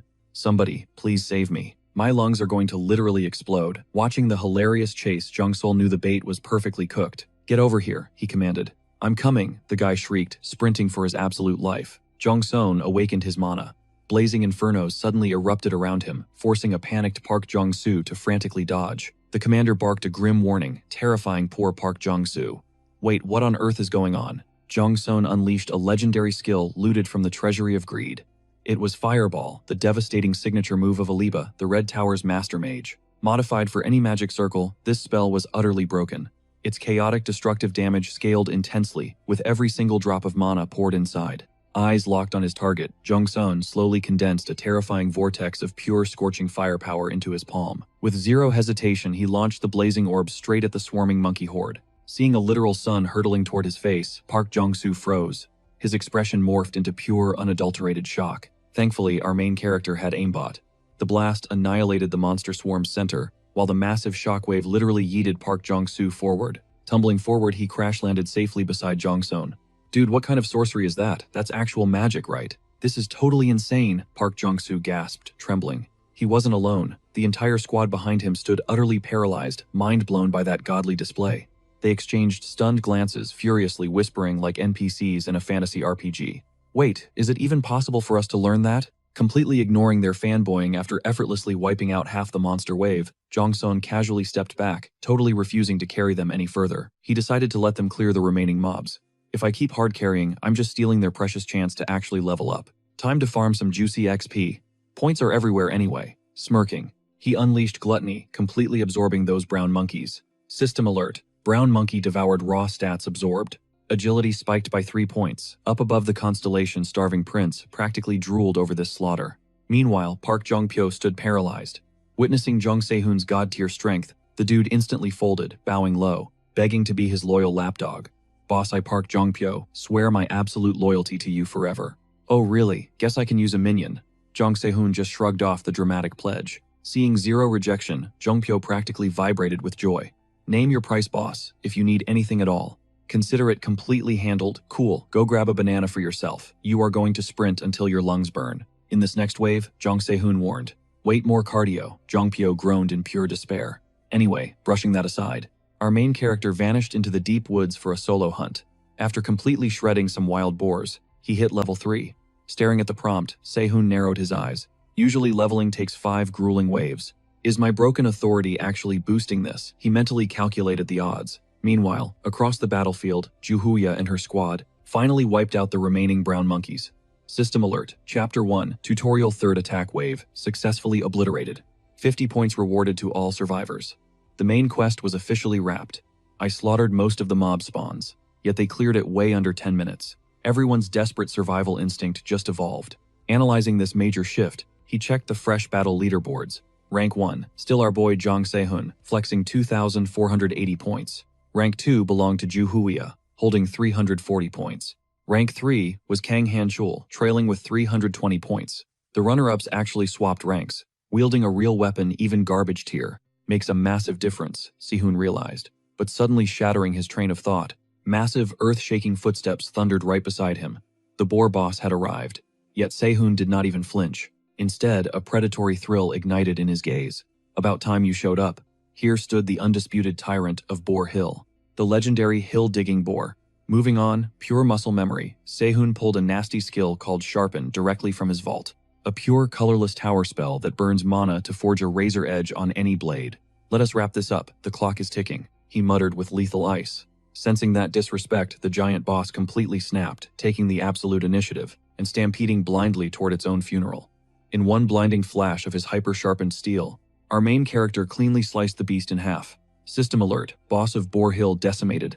The massive hill digging. Boar is dead. 500 contribution points secured. Loot acquired 1 giant boar tusk. Inspecting the massive ivory drop, Sehun started strategizing. A raw tusk. Unlike that instant-equip wolf pelt cloak, this bad boy is pure crafting fodder. It is completely useless until a blacksmith touches it. I will just stash it for later, mumbling to himself. He casually yeeted the loot into his subspace.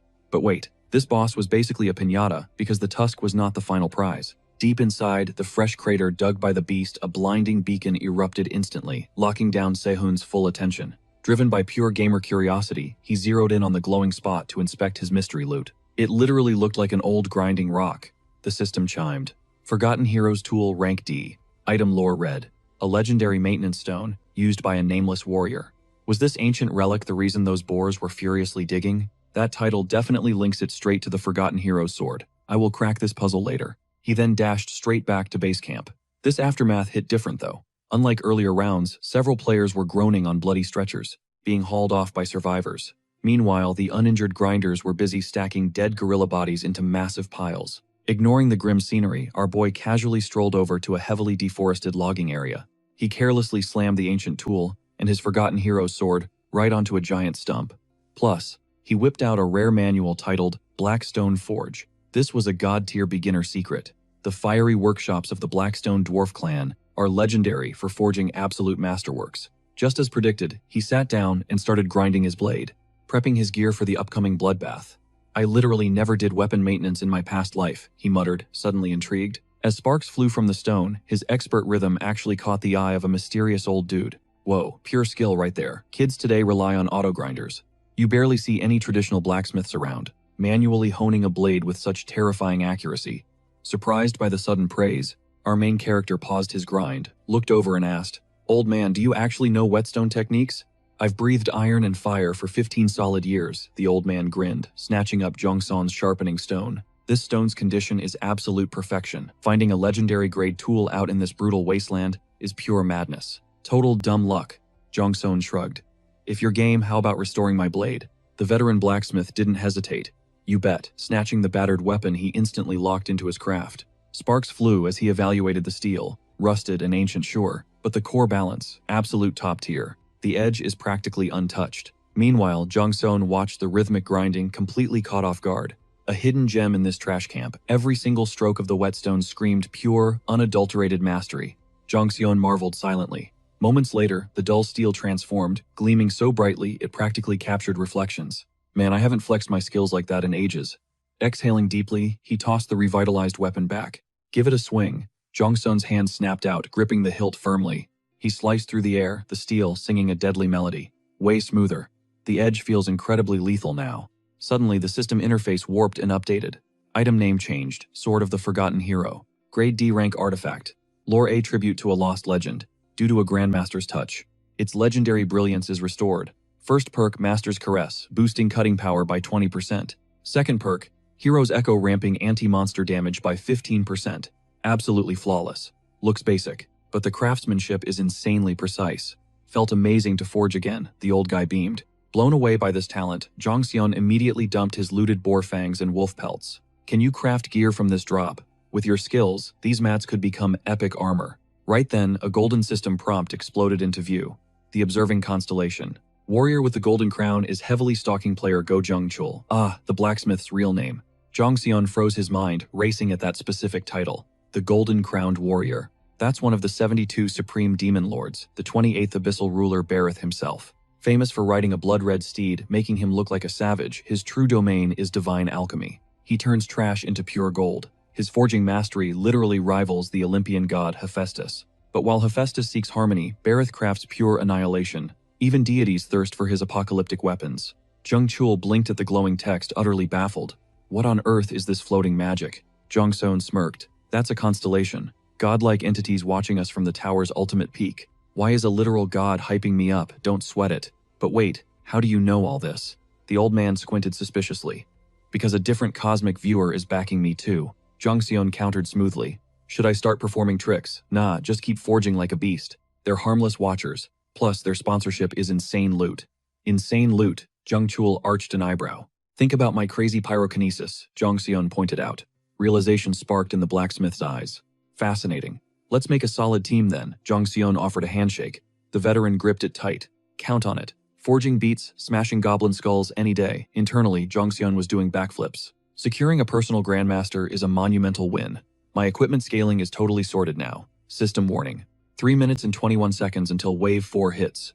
Leaving the crafting to the old man. Jongseon immediately shifted into massive power-up mode. Time to exploit his sponsor, Mammon's infinite vault once again. Diving into the dimensional inventory, he extracted the mythical skill book, 3 natural talents. A cosmic art tied to heaven. Earth and humanity granting supreme universal perception. My mana circle is already active. Now I ignite the Dantian. Mana flows from the heart, but true ki burns in the core. I need it pulsing automatically. Shutting his eyes, Jongseon channeled his dormant inner energy, pushing the spiritual pathways with practiced veteran precision. In a flash of unseen pressure, his Dantian violently snapped open. System Dantian successfully unlocked via 3 natural talents. Internal ki circulation is now fully unleashed. All martial arts efficiencies skyrocketing. The system chimed in. Thanks to his skyrocketing internal energy, a massive reward dropped. 1,000 points. Jongseon exhaled a heavy breath, finally pausing his intense grinding session for now. Only 1 hour left until the next wave, he muttered. Right then, the old blacksmith Go Changsok approached, having completely processed all the monster drops. You forged that fang dagger way quicker than I thought. Jongseon smirked, clearly impressed by the speed. Yet the old man sighed with pure regret. Finding a solid refining agent was nearly impossible. Just go ahead and check the new stats first. Jongseon immediately pulled up the system window. The first drop was the Grey Wolf Cloak, type cape, rank C. Description reads, woven by a master artisan of the Grey Wolf clan, the absolute rulers of the Brown Gravel Zone. Deep inside, the wolf forest radiating raw power. Next up, Fang Dagger, type dagger, rank C+. Description ripped right from the monstrous hill-digging boar, that apex predator of the hills. Simply honed and shaped with a whetstone, its lethal slicing power is completely maxed out.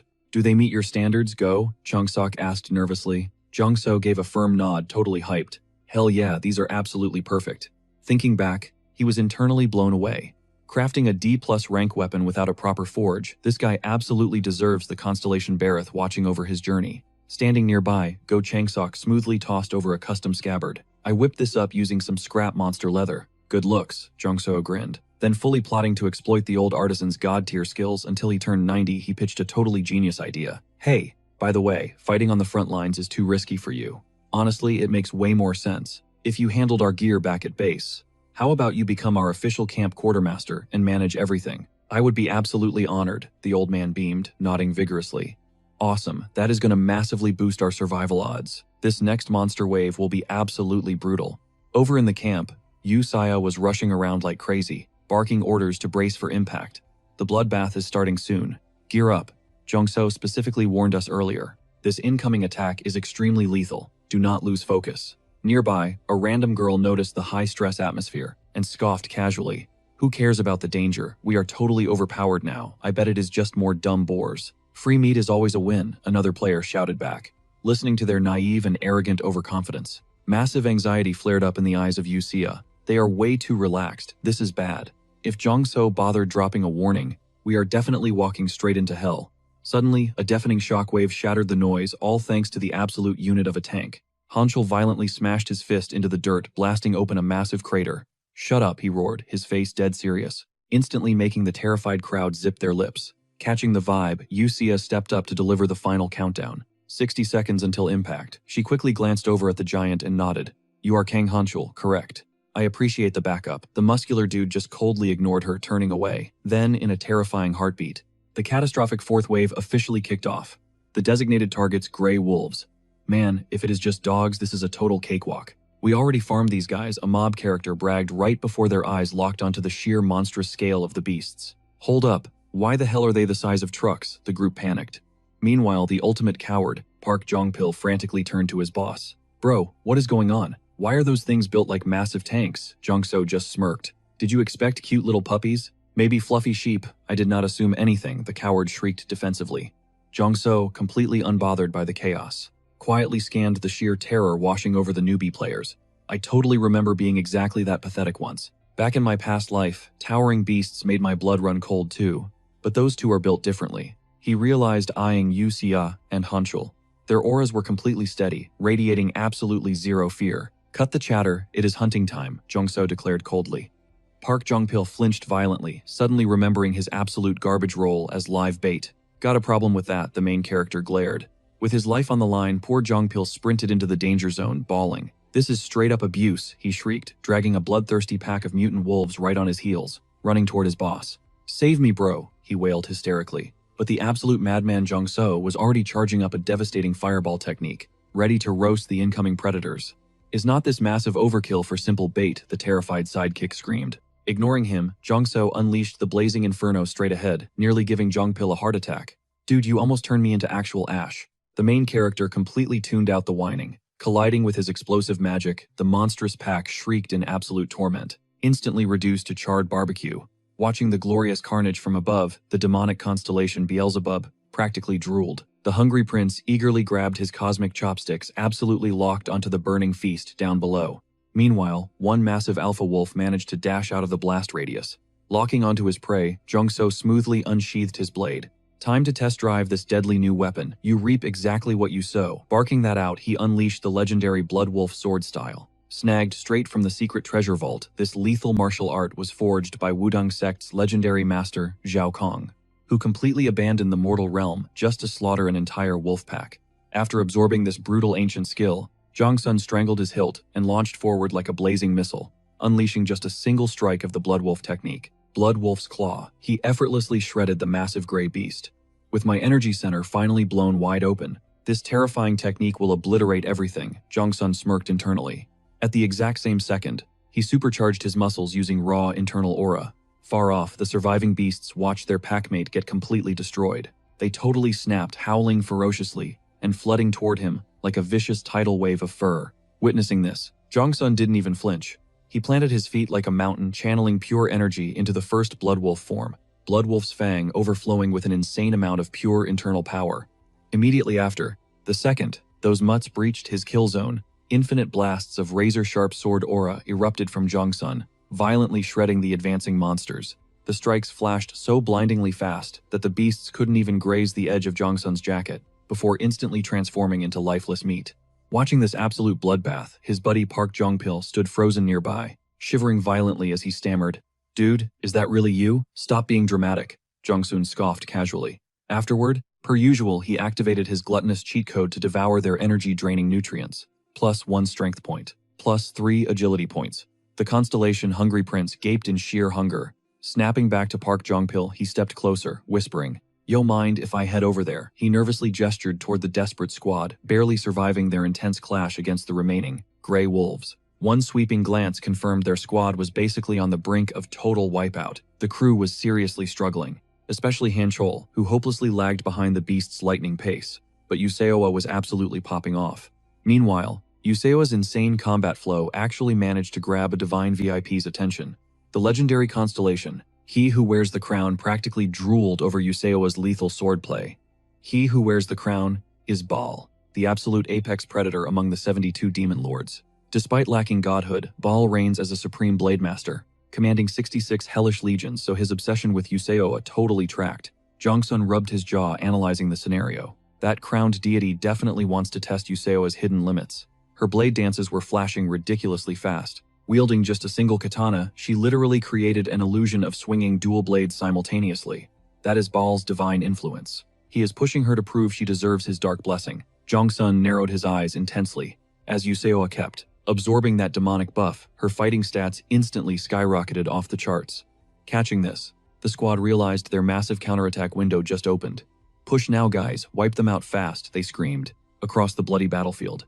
Watching Yuseoa's savage execution, Baal felt extremely satisfied. The powerful constellation, He Who Wears the Crown, tapped his throne in deep fascination. Looks like Baal is totally eating this up, Jongsun realized.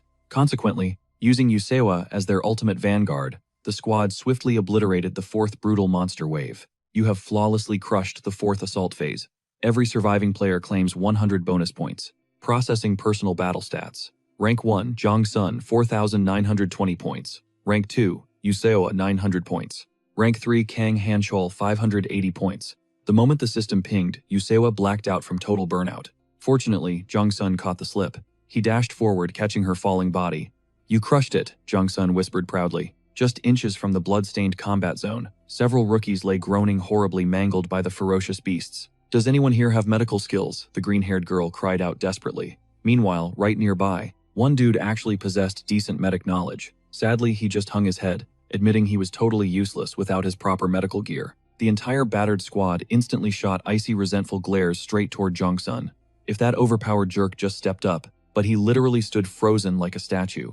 Catching their toxic vibes, Jong-sun chillingly strolled straight toward the panicked crowd, sparking immediate terror among them.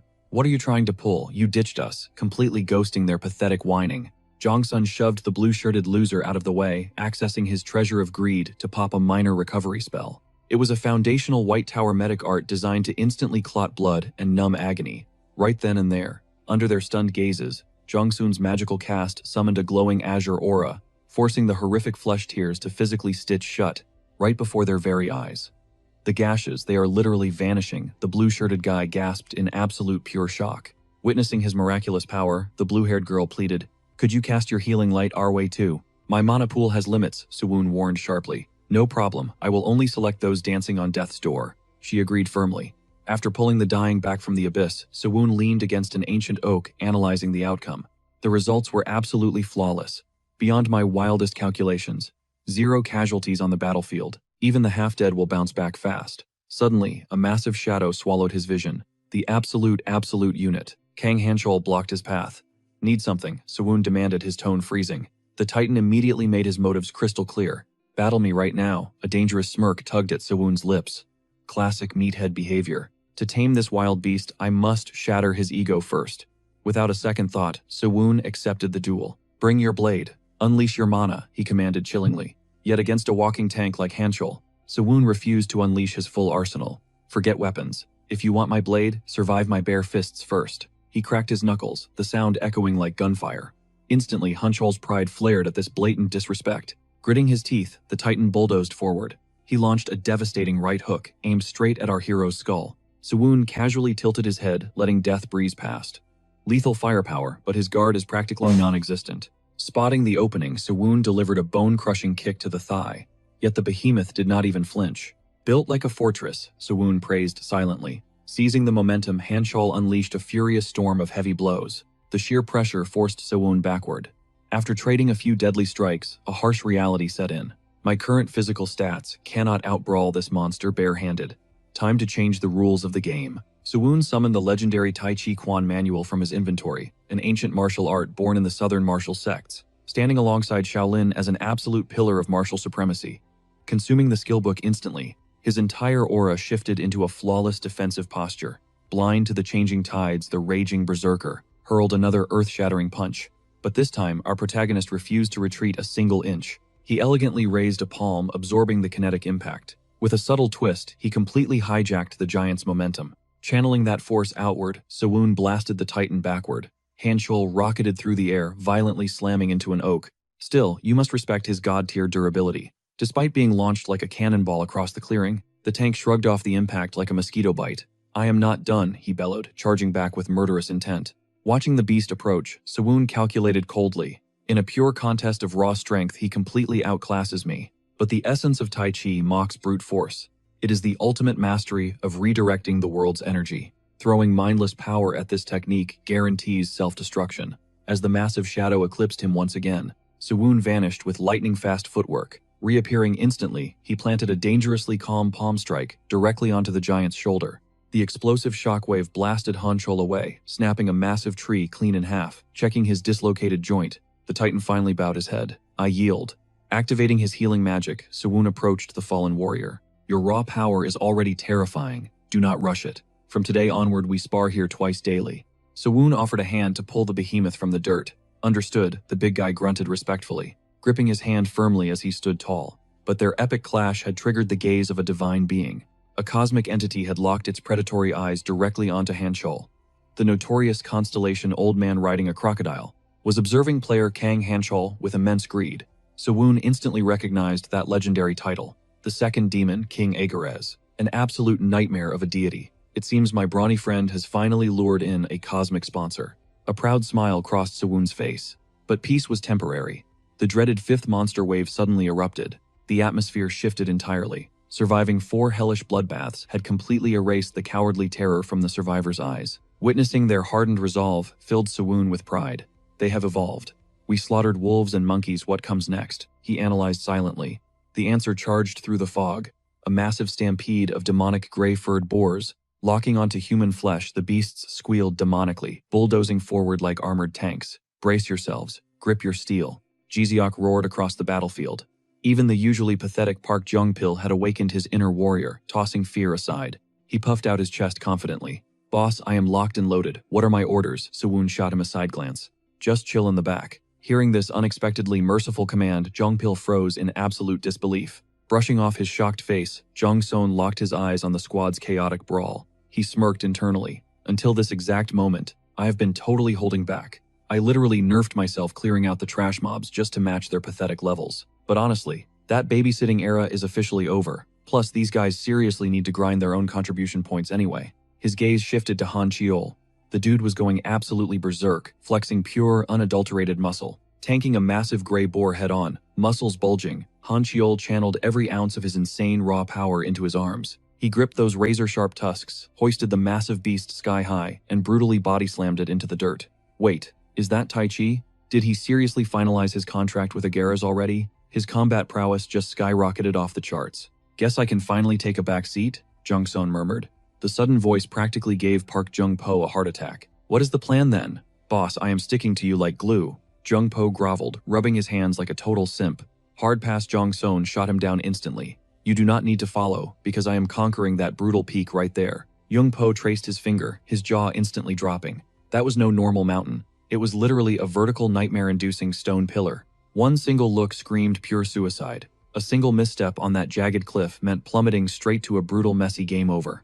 Yeah, nope, Jung-po instantly chickened out. Good luck, man. I will just valiantly guard our tent from down here. Unbothered, Jong-seon casually strolled toward the towering monolith. But the shadows shifted, revealing a menacing pack of feral brown monkeys. But honestly, these garbage-tier mobs stood zero chance. Jong-seon sliced through their ranks like a hot knife through absolute butter. Treating them as pathetic little training dummies was paying off. System notifications chimed as his skill proficiency actively leveled up. Channeling his boiling ki into the Bloodwolf sword style, the devastating second form Bloodwolf Fang evolved to a whole new tier. Up above, the starving prince constellation grumbled. That pathetic little barbecue fest was nowhere near enough to cure its cosmic hunger.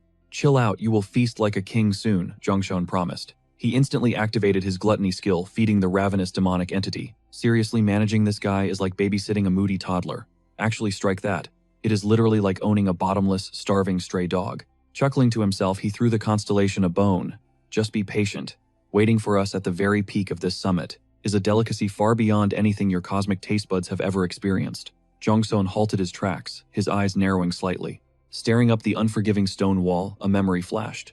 Before my regression, trying to scale this death trap would have been pure madness. But the timeline has changed. Smirking, he tapped into his spatial treasury, equipping a highly specific buff, the Golden Monkey of Balaton Cliff. We are talking about the absolute apex predator of those lethal mountain ranges, the second that beastly aura assimilated into his very cells. Jong-seon felt his muscle fibers explosively rewire themselves.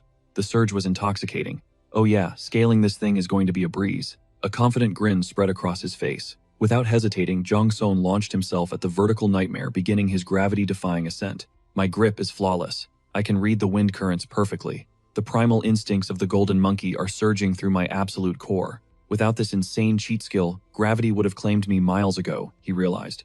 Meanwhile, his internal hitchhiker piped up with burning curiosity. The starving prince constellation demands to know what kind of gourmet loot could possibly exist up here. Snapping back to reality, Jong-seon smirked. The grand reveal is incredibly close, he whispered. But just as the words left his mouth, 3 feral monkey guards locked onto him. Perched dangerously on a jutting branch, these beasts were absolutely paralyzed. Their eyes practically popped out of their skulls, staring at this human anomaly. They were literally shook to their core. Who the hell expects a random human to casually Spider-Man their way up a death cliff? Jongseon could not help but laugh internally, but the sheer shock wore off fast, and the monkey squad violently snapped back to reality. Shrieking in pure rage, they unleashed a lethal barrage of jagged rocks. Catching the movement, Jongseon channeled explosive power into his grip. With a massive heave, he catapulted his entire body straight up into the air, mid-flight gravity fighting him. A tactical blade materialized in his hand.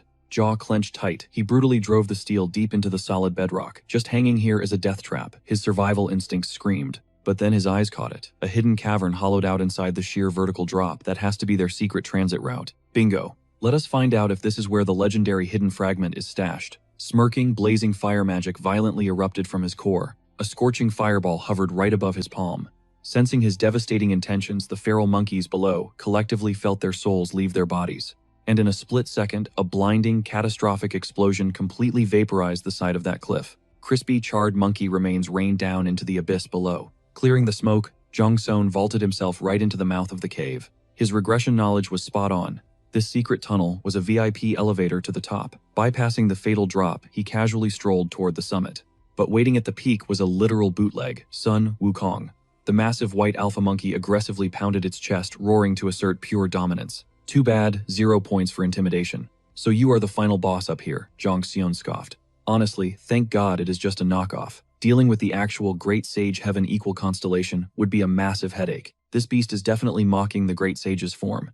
It might be a cheap knockoff, but hey, I finally scored a real battle.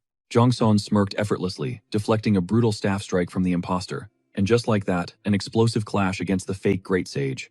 Officially kicked off abusing its insane agility, the pale beast unleashed a storm of staff strikes at Jongseon. From every impossible angle, he was forced into a desperate dance of blocks and parries. Honestly, for a basic tutorial boss, this creature's combat arts were seriously cracked. If I stay on the defensive, I am absolute toast, Jongseon analyzed. Channeling explosive aura into his legs, he launched himself backward, carving out a crucial breathing space. He knew he had to flip the script and strike without taking damage. Sharpening his focus, he dashed right into the danger zone, weaving flawlessly through the white monkey's deadly thrusts.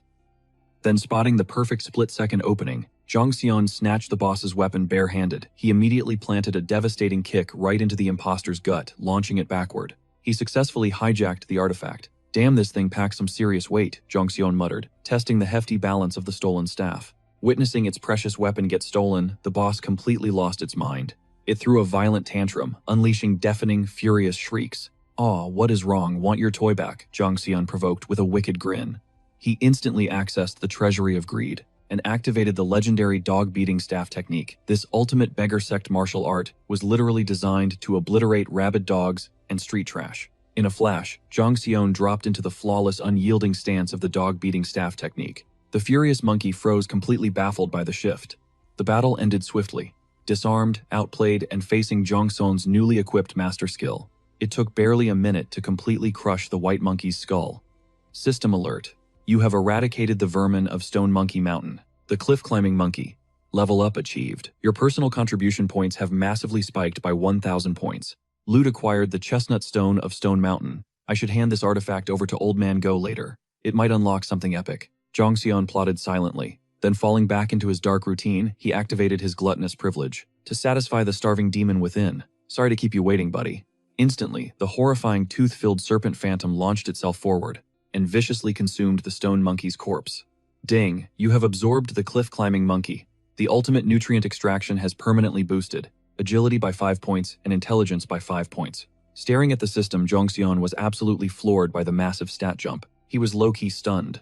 A clean 10-point boost in one shot. The power of absolute greed is no joke, he marveled. This devouring ability is completely broken. If I keep feasting like this, I will literally become an unkillable tank. Smirking at the thought, he shifted his gaze to the rugged cliff wall and muttered, "Whatever, back to business. Time to see what that beast was protecting." Driven by curiosity, he shoved away a massive stone slab blocking the path. The heavy rock shifted, exposing a hidden cave entrance. Instantly, a system chime echoed, delivering a shocking alert. System message, you are now exploring the National Dungeon of the Forgotten Hero. Hold up, no way. A hidden dungeon in Chapter 1 of the tutorial. An actual dungeon. That means the EXP farm here will absolutely dwarf grinding basic mobs. And clearing this place guarantees insane loot. If I claim the first clear title, the system rewards will literally skyrocket through the roof. Since I stumbled upon it, backing out is not an option. Pumping himself up, Jongseon fearlessly stepped into the dark cavern. Playing it smart, he pulled a tactical item called the Night Owl's Eye right from his inventory. These belonged to an apex predator, known as the Night Owl. They devour ambient light in pitch-black spaces, granting perfect night vision. The moment he equipped the artifact, the oppressive darkness vanished, revealing the cave's secrets. Ever since the entrance, this path has been a steep plunge downward. Because this tunnel carves straight through the mountain core, heading deeper means I am approaching the very abyss, Jong Seon deduced sharply. Soon enough, the narrow tunnel opened into a massive, eerie coliseum. The ground was violently pierced with countless rusted longswords. The surrounding walls and stone floor were brutally scarred by monstrous blade waves. This place totally screams hardcore training ground. Jong Seon observed, suddenly locking eyes on a mysterious keyhole ahead, a lock mechanism. This has to trigger the main questline. Without hesitation, he unsheathed the Forgotten Hero's sword and violently jammed it into the slot. Instantly, as the blade locked into the ancient mechanism, a blinding aura erupted from the stone. System alert. You have earned the right to challenge the Forgotten Hero. The alert echoed without warning. A split second later, an overwhelming aura materialized right behind our protagonist's back. The legendary Forgotten Hero had awakened. He watched the phantom casually rip a rusted sword straight from the earth, radiating sheer killing intent to test Jong Seon. But our guy was caught totally off guard. He had zero time to prep. Oh crap, the boss fight is starting already, Jong Seon cursed in a panic. But the real nightmare was just unfolding. Because in that terrifying, heart-stopping moment, Jong Seon realized his own weapon was completely stuck inside the stone pedestal. Answering his doubts, glowing blue system windows flooded his vision. The legendary Forgotten Hero's trial had officially awakened. Absolutely no outside weapons permitted, only the shattered blades scattered across this ancient chamber. Suffocating mana filled the space entirely, sealing off all spell casting. Gripping any ruined blade here would immediately trigger the deadly duel against this legendary spirit. Jong Seon's gaze sharpened into deadly focus. So my overpowered gear and magic spells are completely locked away. Backed into a corner, he snatched up a heavily rusted blade, wrapping his fingers around the crumbling hilt with pure iron resolve. The exact second his fingers connected, the phantom warrior exploded forward like a bullet, unleashing a devastating horizontal slash straight toward him. Jong Seon barely raised his fragile weapon with both hands to absorb the crushing impact. Realizing his opponent survived the deadly opening strike, a fiery spark of amusement ignited in the phantom's eyes. It has been ages since a mortal dared challenge me. Gritting his teeth, Jong Seon pushed back, violently shoving the warrior away. Ages, meaning other players actually faced you before I arrived. Precisely countless centuries ago, one soul tried, the warrior smirked. Hearing this crucial clue, the gears in Jong Seon's mind immediately started turning. Since you are still guarding this place, they clearly died trying. Instantly, their blades collided again, erupting into a blinding blur of high-speed strikes. Unfortunately, Jong Seon was severely outmatched since his rusted weapon was already crumbling from the intense pressure. Unable to endure the brutal parries, the fragile steel violently exploded into metallic dust, left completely defenseless. He ditched the useless hilt, desperately snatching another nearby blade from the stone floor. However, due to surviving countless centuries of harsh decay, every single weapon here was basically fragile glass. The absolute microsecond his replacement blade parried the phantom's attack, it was effortlessly sheared perfectly in half. Thankfully, instead of landing a fatal blow, the ancient warrior paused to heavily analyze his stance. Decent instincts, but criminally sluggish. Your mind reads the battle, yet your flesh lags behind. This chillingly accurate breakdown sent shockwaves through Jong Seon. This monster completely exposed my physical limits. After trading merely 2 strikes, he realized internally. Throwing away the junk metal, he angrily yelled. A tutorial boss unleashing actual sword aura. Is this entire beginner trial designed to slaughter me? You actually perceive my sword aura, the spirit gasped. In that freezing moment of terrifying clarity, he finally grasped why that ancient challenger died here. This impossible difficulty spike was the exact reason everyone perished. Locating this hidden dungeon was already pure hell, and now I am forced to deflect raw sword aura. What insane player could survive this? Ignoring the desperate ranting, the spectral swordsman lowered his stance with pure, lethal intent. Survive this nightmare or rot here forever. With that terrifying threat, the boss rocketed forward once more. Blurring like a launched missile, he unleashed a merciless barrage of fatal thrusts targeting the main character's vital arteries. Jong Seon frantically wove through the deadly steel storm to survive. Coward, how long will you evade? I am no mindless beast. My attack chains constantly evolve, the phantom coldly warned. Sweating heavily, the young hunter gritted his teeth in sheer panic. His brain scrambled for any survival strategy. He is totally right. Standard dungeon mobs follow easily predictable, highly repetitive behavior loops. But this guy adapts perfectly. If I rely purely on evasion, he will eventually carve me to bloody ribbons. This is absolute madness. Evading is suicide, and blocking shatters my weapons. Cornered completely, he tapped into his divine sponsor, Mammon. quietly extracting a legendary martial arts skillbook, the mystical Tai Chi sword, directly from the vault. This ancient Wudang sect masterpiece beautifully channels the soft yet unstoppable flow of yin and yang, redirecting raw force flawlessly, like flowing water. As the phantom's glowing blade viciously pierced forward, Zhang Xion smoothly dragged his weapon through the air in a fluid ocean-like arc, perfectly deflecting the lethal thrust away, miraculously keeping his incredibly fragile rusty steel totally intact against the crushing aura. The phantom's glowing eyes widened in sheer disbelief. Ha! An elegant deflection, yet nowhere near enough to survive me. Roaring fiercely, he delivered a crushing heavy slash, forcefully blasting the pathetic rusty blade straight out of the boy's grip. However, that massive swing left his vital center completely unprotected, capitalizing on this split-second miracle, moving like a shadow. Zhang Xion whipped out a hidden third blade and blitzed forward, unleashing the Bloodwolf sword arts. Devastating third stance, the piercing fang. This flawless counterattack violently ripped the weapon right from the spirit's grasp. Incredible, you completely read my ultimate combo. Executing such flawless timing, such supreme mastery truly demands decades of brutal battlefield slaughter. Are you concealing a monstrous true identity? Your posture shows absolutely zero traditional blade training. The phantom gasped aloud. Obviously, considering I literally looted this legendary skill from a divine vault 5 seconds ago. To anyone watching, I probably look like some overpowered master hiding his true terrifying aura, the protagonist smugly thought. Naturally, he kept his overpowered system a total secret.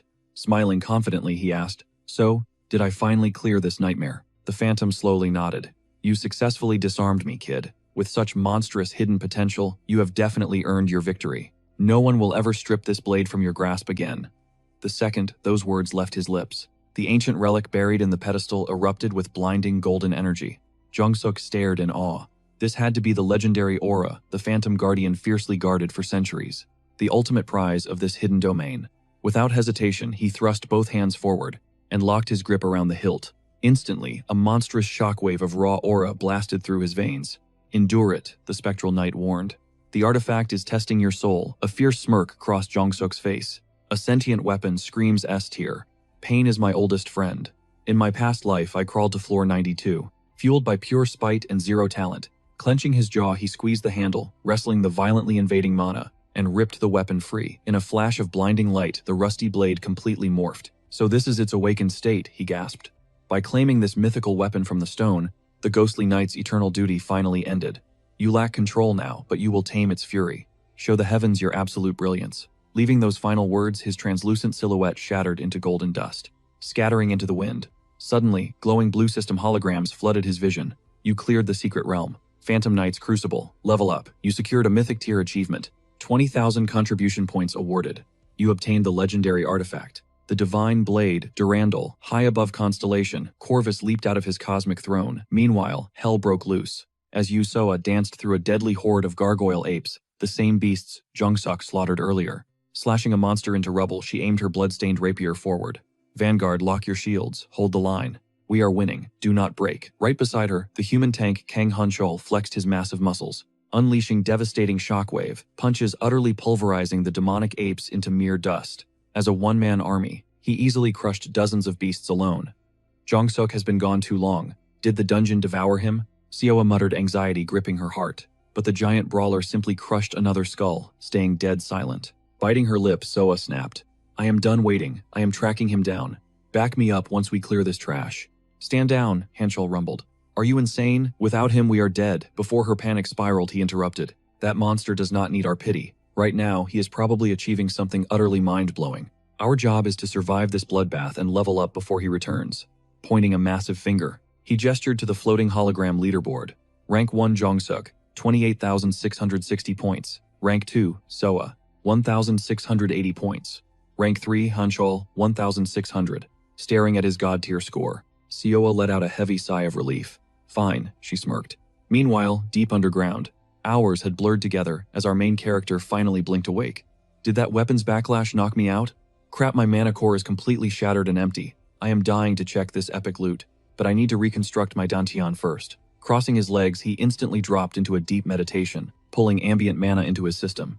Yet seconds into his trance, a shocking realization hit him. His ki regeneration was violently accelerating. Snapping his eyes open, he gasped, "Whoa, what kind of cheat is this?" Spinning around, his jaw dropped at the sight of a colossal blinding geyser of pure spiritual energy, piercing straight through the cavern roof. Jackpot. The divine blade was not the only treasure here. A predatory grin spread across his face. Time to feast. Combining his fractured core with the abyssal dark rings he looted earlier, he activated the forbidden dark arts. This notorious cultivation technique was strictly reserved for absolute masters of the necromancer domain. Merging it with the demonic sex, legendary core breaker manual, the ultimate shadow synergy was born. If the universe is serving up an all-you-can-eat buffet, I am drinking this mana geyser dry, he growled. Instantly, his pores transformed into a raging black hole, violently devouring every drop of light. Suddenly, blue holographic screens bombarded his vision. Wave 6 cleared. Wave 7 obliterated. Wave 8 successfully conquered. The trial notifications just kept endlessly spamming his retinas. Survival bonus of 200 points distributed, staring at the endless stream of system alerts. A stunned Jong-suk blinked. Wait, did I sleep through an entire apocalypse? A full 36 hours vanished. Thank God they survived my absence. Chapter 1's ultimate nightmare drops at wave 10. Monster levels will absolutely skyrocket in this final wave. Time to carry this entire camp on my back. Jong-sun's aura flared. Devouring that massive dungeon energy triggered an epic martial arts breakthrough in his core. System Alert Supreme Core Breathing Technique triggered half an energy pearl now supercharges your entire Dantian. Your combat arts just gained devastating lethal force. Plus, the Dark Tower's secret training method forged your second mana circle. Second circle magic unlocked. Total mana capacity is massively amplified. Flexing his explosively overflowing new power, Jong-sun smirked. The hype was completely real. Insane growth for less than 2 days. But the real prize, the mythic sealed stone-splitting sword. Durandal. Class longsword, grade B. An ancient myth wielded by absolute legends. Its true god-tier stats remain locked until it recognizes its master's raw power. Jong-sun's jaw dropped at the insane stats. Scoring this during the tutorial phase is literally cheating. Before my regression, this mythic blade was just a ghost story. He casually slashed the air, unleashing a devastating hurricane. Is it really this broken, even while sealed? My current stats are definitely too low to shatter the main seal, he speculated into the dark. Ding system warning, Wave 9 initiates in exactly 24 minutes. Prepare for absolute slaughter. Panic spiked, Jong-sun immediately bolted toward the base camp. Crap, I gotta speedrun this right now. Meanwhile, Juseoa's squad was drowning in bloodthirsty primate monsters. Hold the line. Do not let the formation break. The brunette screamed desperately, but the vanguard shield-bearer groaned under the crushing weight of infinite enemies. Forget the wounded, a panicked voice echoed through the chaos. We are fighting for pure survival. Juseoa danced through the frontline carnage, desperately tanking aggro to protect her crumbling squad. Her blade work was sloppy. Instantly, the constellation spider wearing a crown forcefully hijacked her combat stance. The cosmic entity mocked her clumsy form. Read the room, I am literally dying here, she cursed. Wave 7 mutated these beasts into absolute tanks.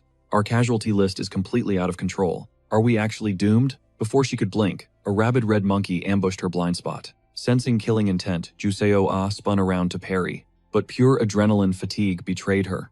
Her violently shaking hands completely dropped her defensive guard. Seeing her paralyze the muscular powerhouse, Hanchol instantly slammed his fists straight into the bloody earth. He ripped the terrain upward, launching the feral beasts into orbit. The constellation Old Man riding, Agariel, smirked down at the beautifully shattered battlefield. Spider, wearing a crown, hissed, demanding zero interference. Good, save Juseo. Ah breathed out gratefully. Breathe boss, Hanchol grunted. But the wounded, she panicked. If you die, this entire camp dies. That brutal truth snapped her back. Staring at Hanchol's blood-soaked back, she realized he was fading fast. Without Jong-sun, this is literally game over. Suddenly, Park Jong-pyo's blood-curdling shriek shattered the chaotic battlefield.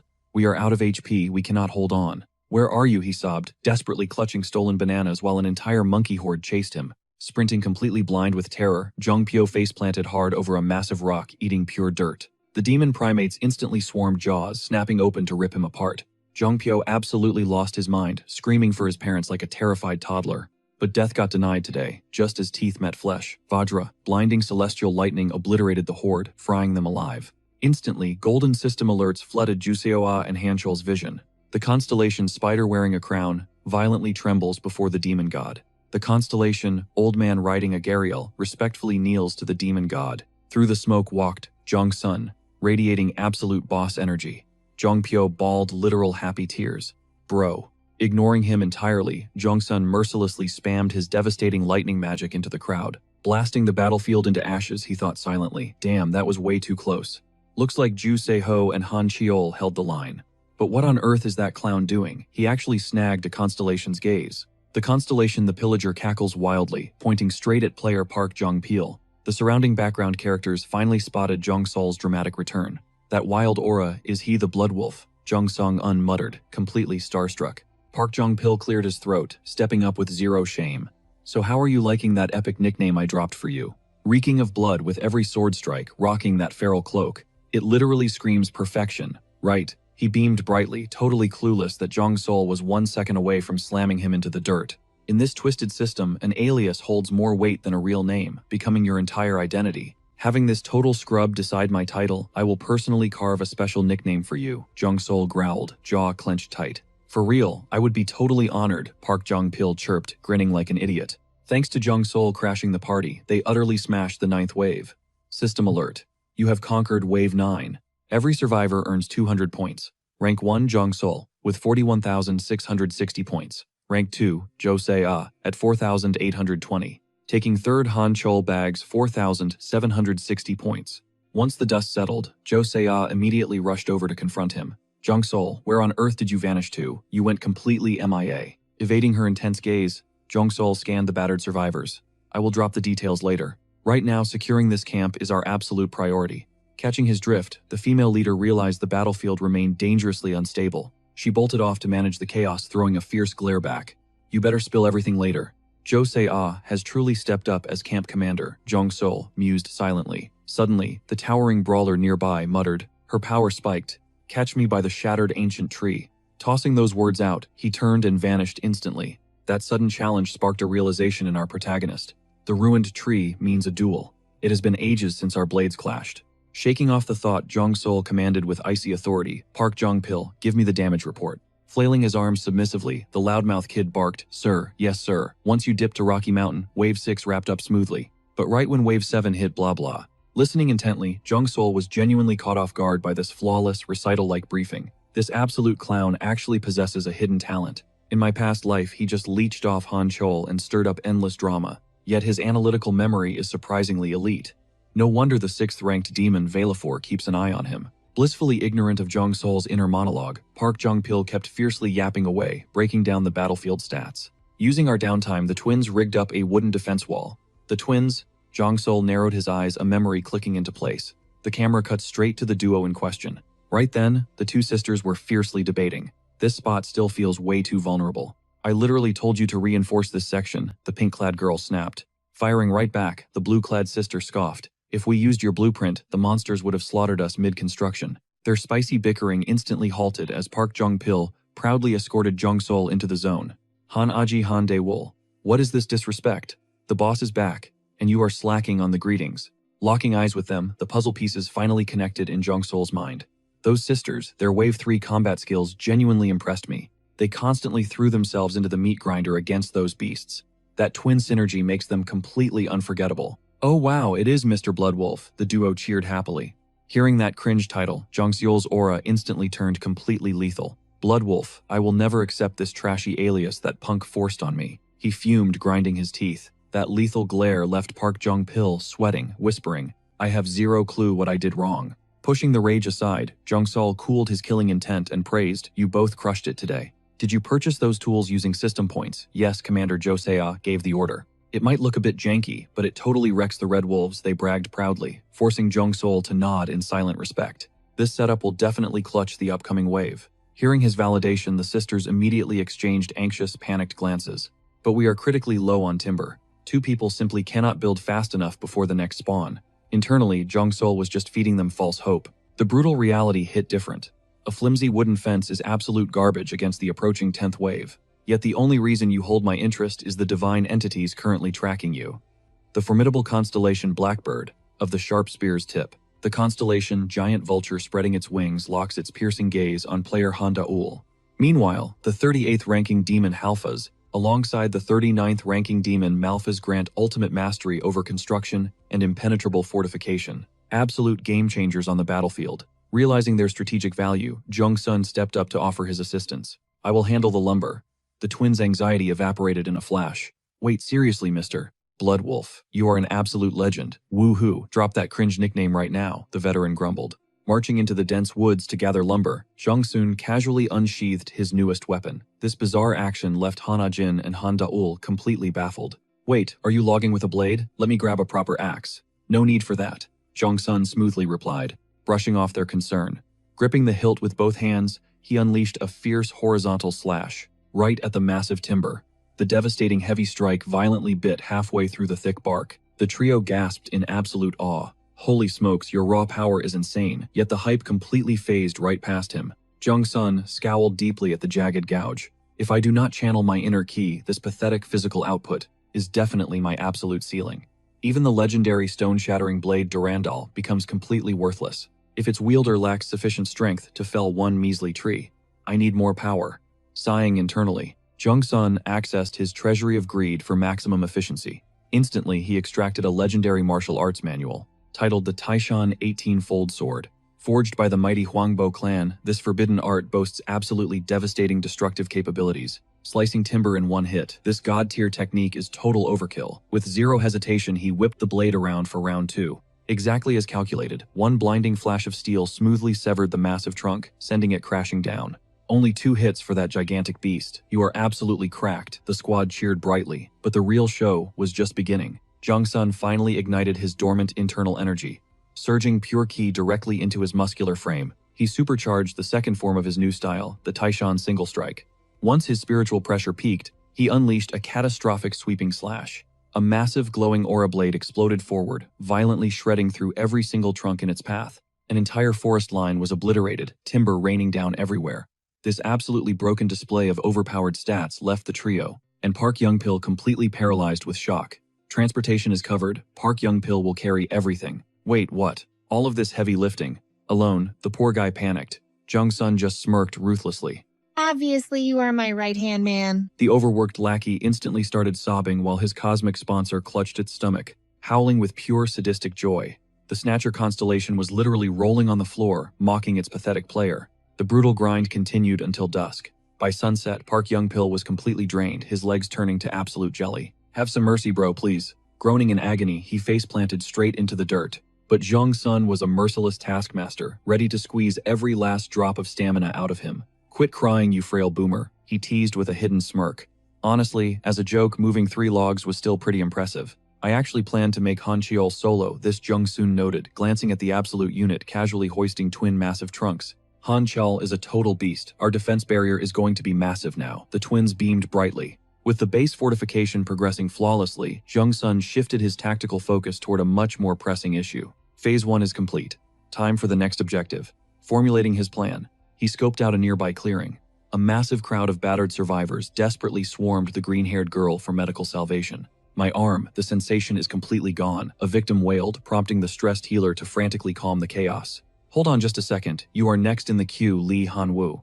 I only chatted with her briefly before. She literally gives 100% to saving lives. She is the chosen avatar of Hell's Rank 5 Great General Marbas. The blood-soaked lion constellation fiercely snarls, tasting the crimson stains surrounding player Lee Han-woo. This Rank 5 demonic overlord, Marbas wields ultimate dominion over terrifying plagues and miraculous cures. Clearly, she lacks total mastery. Over her sponsor's overwhelming cosmic abilities, Jung Sun analyzed silently. Crouching beside the exhausted girl, he proposed a strategy. Let us split the aggro. I will patch up the critically wounded with massive physical trauma, while you purge the internal organ damage. Marbas's kit makes this the optimal play. Wait, how do you know that? Lee Han-woo stammered suspiciously. But meeting Jung Sun's unwavering gaze, her doubts vanished. Copy that. With the battle lines drawn, Jung Sun immediately initiated his skills. Bathed in his radiant, restorative aura, shattered bones and deep gashes miraculously knitted back together. Your progression is literally happening in real time. You were cracked before, but this output is unreal. Lee Han-woo gasped, staring in absolute awe. Obviously, since recovery hits as a Tier 2 spell, its healing potential completely eclipses Tier 1 magic. Johnson smirked internally before smoothly replying. Honestly, you will probably surpass my healing abilities in no time. That constellation backing your contract is just completely overpowered. Johnson declared this with absolute confidence, leaving Leon caught off guard and slightly flustered. Up above, the blood-soaked lion constellation proudly ruffled its celestial mane, secretly thriving on a mere mortal's praise. Beside it, another starry being bobbed its head, fully hyping up that badass title for the underworld's sovereign. Jong Sun blinked at the sky, totally thrown off. Almighty cosmic beings acting this adorable. He quickly shook the weird thought away. Soon after patching up the squad's battered bodies, Jong Sun took off. Holler, if you need backup, you got it, boss. Seriously, thanks a million, Lee Han-woo blurted out. Jongson smirked, locking down a contract with Marbas Major Flex. This base camp is built like an absolute fortress now. Crazy how much leveled up while I was out soloing that Rocky Mountain raid boss. Right then, who's up next? Jongson mused, scanning the area. His eyes locked onto Go Changseo striking away at the anvil nearby. Yo, old man, Jongseon called out, closing the distance. Recognizing that familiar tone, the veteran blacksmith paused his heavy hammer strikes and glanced up. Ah, the man of the hour, he grinned. Every single piece of elite armor rocking on Jiwoo, Seol Ah, and Han Cheol was crafted by those weathered hands. The craftsmanship was absolutely god tier, flawlessly tailored for each fighter. Jongson couldn't help but silently respect the hustle. Meanwhile, the blacksmith's sharp gaze immediately sniped the lethal new blade resting at Jongson's waist. Pure greed flashed in the elder's eyes. Damn, what kind of overpowered relic is that? Obviously a master never misses legendary loot. Bingo, Jongson thought, fighting back a sly smirk as he presented the mythical weapon. The second steel left the scabbard, the blacksmith's eyes practically beamed with lasers. I was wondering where you vanished to. And you return wielding a straight-up masterpiece, Jongson chuckled. Chill out, old man, your intense glaring might burn a hole through my blade. He teased, hinting for the overly hyped crafter to dial down the fanboy energy. Catching himself totally drooling over the gear, the veteran cleared his throat, snapping his gaze away. Anyway, what brings you here? That beastly edge definitely doesn't need my whetstone. In response, Jongson casually whipped out a glowing crystal, the ultimate drop he scored from slaughtering the Monkey King. Before anything else, appraise this for me. Up above, the golden-crowned warrior constellation nervously spun its halo. Now that is some high-tier crafting material. Whoa, this starstone hits different, the elder muttered, nodding. Just as I calculated, his masterclass eyes spotted its true value instantly. It's the flawless jade core I ripped straight from the Rocky Mountain apex predator. In this current meta, it's arguably the most broken drop available. Without skipping a beat, Jongson dropped his quest, forged this into absolute endgame armor. You bet I'm already outfitting this whole squad, aren't I? The master blacksmith accepted the challenge with a greedy grin. Can you rush it before the next monster wave hits? Jongson pressed, brow furrowed. The elder quickly glanced at his system timer. 10 hours until the next bloodbath drops, he calculated aloud. Looking at the clock, we've got plenty of time to cook. Why the massive rush, kid? Jongson's eyes grew cold. Because when the next wave spawns, I'm holding absolutely nothing back. The night flew by. By dawn, Jongson and Han Chol were violently trading blows in the yard. You've leveled up, huh? Look who's talking. You used to fight like a wild beast, but now you're a straight-up raid boss. Han Cheol groaned mid-swing. I'll take that as high praise. You've naturally absorbed some sick Tai Chi flow, and I didn't even teach you. When it comes to pure muscle memory, I'm basically a genius. Han Cheol barked back with absolute unshakable swagger. Jongson dodged, pointing out a massive flaw. Maybe, but fighting like that totally nerfs your own raw power. My raw power, Han Cheol echoed, confused. Jongson gave a sharp nod. Exactly. Your absolute unmatched physical specs. Without another word, he blasted forward. Simultaneously, his system menu flared open, unlocking the treasury of greed to equip the legendary Jinju Eon martial arts. A brutal hand-to-hand combat style strictly designed for solo duels, notoriously famous for blending pure kinetic force with dark necromancy. An ultimate art born from the Jinju Eon clan, one of the 5 great families. Staring down that incoming death blow, Han Cheol didn't flinch for a microsecond.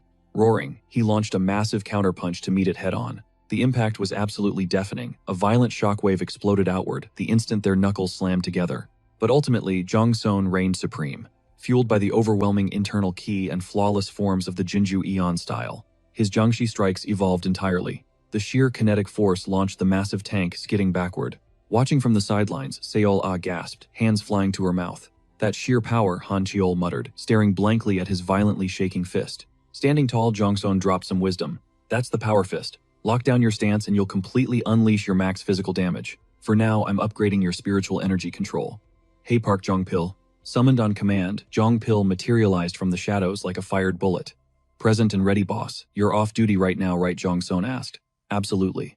My entire schedule is wiped clean. I am completely at your command, boss. Perfect. Then you are going to be Han Cheol's personal punching bag, Jongson smirked wickedly. The blonde kid instantly froze, dripping with cold sweat. Wait, what, sir? Haha, boss. Actually, I just remembered a super critical mission I gotta do right now, Jongpil stammered, awkwardly, backpedaling. Too bad for him, Jongson instantly saw right through that pathetic, completely made-up excuse. Have your way with him. I am not holding anything back, Han Cheol roared, violently snatching the terrified kid's collar. He ruthlessly dragged him into a dark corner for a brutal beatdown. Make me proud, Jongjia. That is not even my real name. Have mercy, boss, the poor guy shrieked in absolute terror. Above his deceiver constellation absolutely howled with chaotic laughter, totally ignoring his pathetic, desperate wails. Next up, Jongsun crossed blades with Josia. Her combat rhythm was vastly different from Han Chul's. She perfectly weaponized her agility. Her deadly form was practically flawless. Yet catching a glaring weakness, Jongsun suddenly slid his blade away and spoke. Your form is sharp, but your strikes lack devastating impact. Slicing through trash mobs is easy, but against an absolute titan, speed and fancy footwork will not save you. In the heavens, Josia's crowned constellation silently nodded, completely validating his harsh critique. She did not need the cosmic reminder.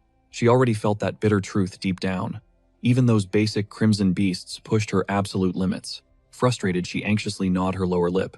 Locking eyes with her, Jongsun dropped a heavy truth. Whenever I leave the safe zone, I hunt apex predators. They are infinitely more lethal than the generic trash flooding these base defense waves. So that is the brutal secret behind your monstrous growth. You devour the strongest alphas, Josia murmured, absolute realization dawning on her face. Jongsun's gaze hardened as he stared ahead. I am betting a raid boss drops in this exact wave. He knew it was an absolute certainty, not a mere guess, but he kept his mouth shut. Josia had to survive this ultimate test herself. Keeping his inner monologue hidden, he gave her a firm, trusting nod. I am counting on you to command the Cha territory with absolute authority. Understood, she replied brightly. Time slipped away in a flash. Suddenly, an ominous system prompt shattered the silence, warning the survivors that absolute chaos was incoming. Stage 1 protocol, 5 minutes remaining until the 10th demonic invasion wave begins. At that exact nerve-wracking second, the veteran blacksmith, Go Jong-so, hammered the final fiery strike on Jongsun's custom magical ore battle gear. How does she feel? Meets your legendary standards, the old man beamed, while Jongsun equipped the heavy plating, testing the incredibly smooth joint mobility. The system chimed Crimson Wolf combat suit, officially classified as C- tier armor. Item lore reads, battle-ready gear woven from alpha wolf pelts, magically reinforced by mystical jade from the primal ape peaks. Bonus effects. Boosts raw physical damage by 10%. Inflicts psychological terror on inferior beasts, heavily maximizing base defense and overall structural integrity. Closing the holographic stat screen, Jongsun gave a deeply satisfied nod. Incredible. This completely shatters my original expectations. Internally, he was absolutely mind-blown. A C- rank from these scraps. With that legendary Barris forging method, it actually makes terrifyingly perfect sense.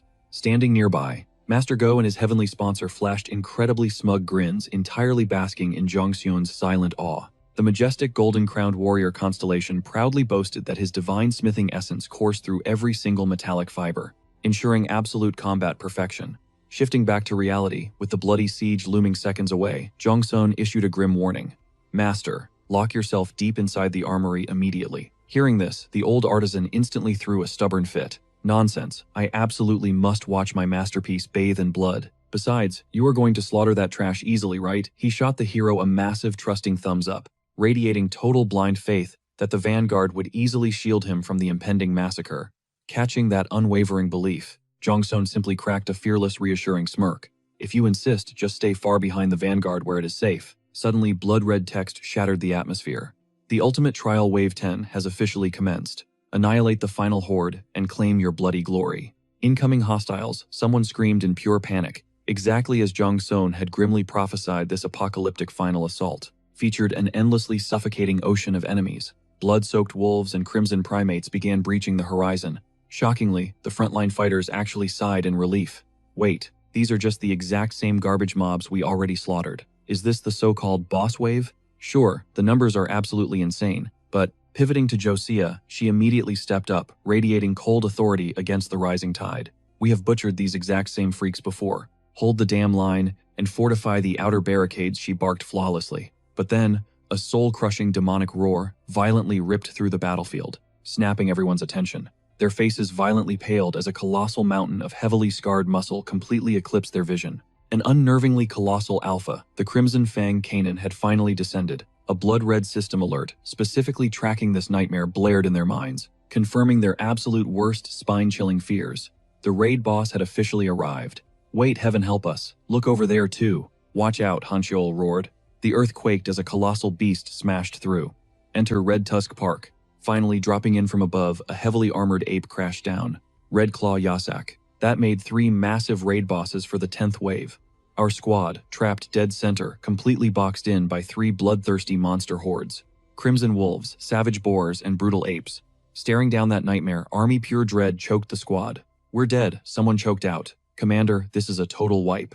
"What's the play?" All eyes snapped to Josea, begging for orders. The swordswoman froze, cold sweat dripping down her face. Her mind went totally blank against these impossible odds. I, she stammered, shaking like a leaf. But before panic could completely shatter their front line, our boy gripped his blade and blasted forward like an absolute missile. Channeling his extreme heart-shattering art, he stacked it with the third form of his blood wolf internal energy, pure synergy. His advancing strike leveled up Jong-sol's crosshairs, instantly locked onto the alpha wolf Kanan. Why? Because speedrunning this boss was the only way to shatter their formation and hype up his terrified squad. Moving at warp speed, Jong-sol carved a brutal slash across the alpha's hide, forcing a blood-curdling howl from the beast. But wait, there's more. The massive stat gap triggered his gear's hidden passive effect. System alert: Red Wolf armor inflicts terror. Plus, the Grey Wolf cloak maximizes enemy panic. Boom! The whole pack scrambled backward in sheer horror. Catching his breath, Jong-sol roared at his frozen teammates. "Josea, Kang Han-cheol, wake up." That absolute boss energy instantly snapped them out of their stun lock. Time for magic. Drawing on his Black Tower mastery, he supercharged a devastating chain lightning spell. Crackle, a blinding pillar of raw electricity blasted from his palm, frying Kanan alive. The alpha twitched aggressively, foaming at the mouth. Honestly, it looked pathetic. Even Jong-sol paused, totally confused. Was it always this squishy? Back then, this thing was a walking slaughterhouse. Is my glow-up really that insane? He wondered. But soaking up all that critical damage triggered the boss's enrage timer. System warning: Red Fang, Kanan goes berserk. Instantly, the beast's fur ignited into a blazing blood-red inferno. Glowing eyes locked dead onto Jong-sol, the guy who humiliated it, and it lunged with killing intent. Jong-sol didn't even flinch. He just tightened his grip on his hilt. In his past life, that exact strike one-shotted their whole camp. "Too bad I've memorized your entire attack pattern," he smirked. "I'll parry that momentum right back at you." Bam! Jong-sol drove his blade straight for the beast's jaws. Crunch! The alpha's fangs clamped down, halting the steel. Not happening. Flexing insane strength, Jong-sol brutally wrenched his weapon free from the monster's mouth. Exploiting that microsecond stun, he vaulted into the sky. Riding gravity down, he impaled his blade straight through Kanan's skull. One choked gasp and the boss dropped dead. Ding! Named monster Red Fang Kanan eliminated. Personal contribution points spiked by a massive 4,000. Solo kill bonus granted, another 4,000 points secured.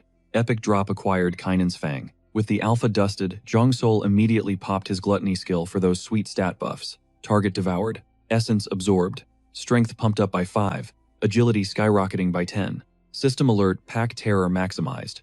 The surviving grunts watched their absolute unit of a boss get deleted. Tails tucked, they slowly backed away in sheer panic. Jong-sol just glared at them with ice-cold disgust.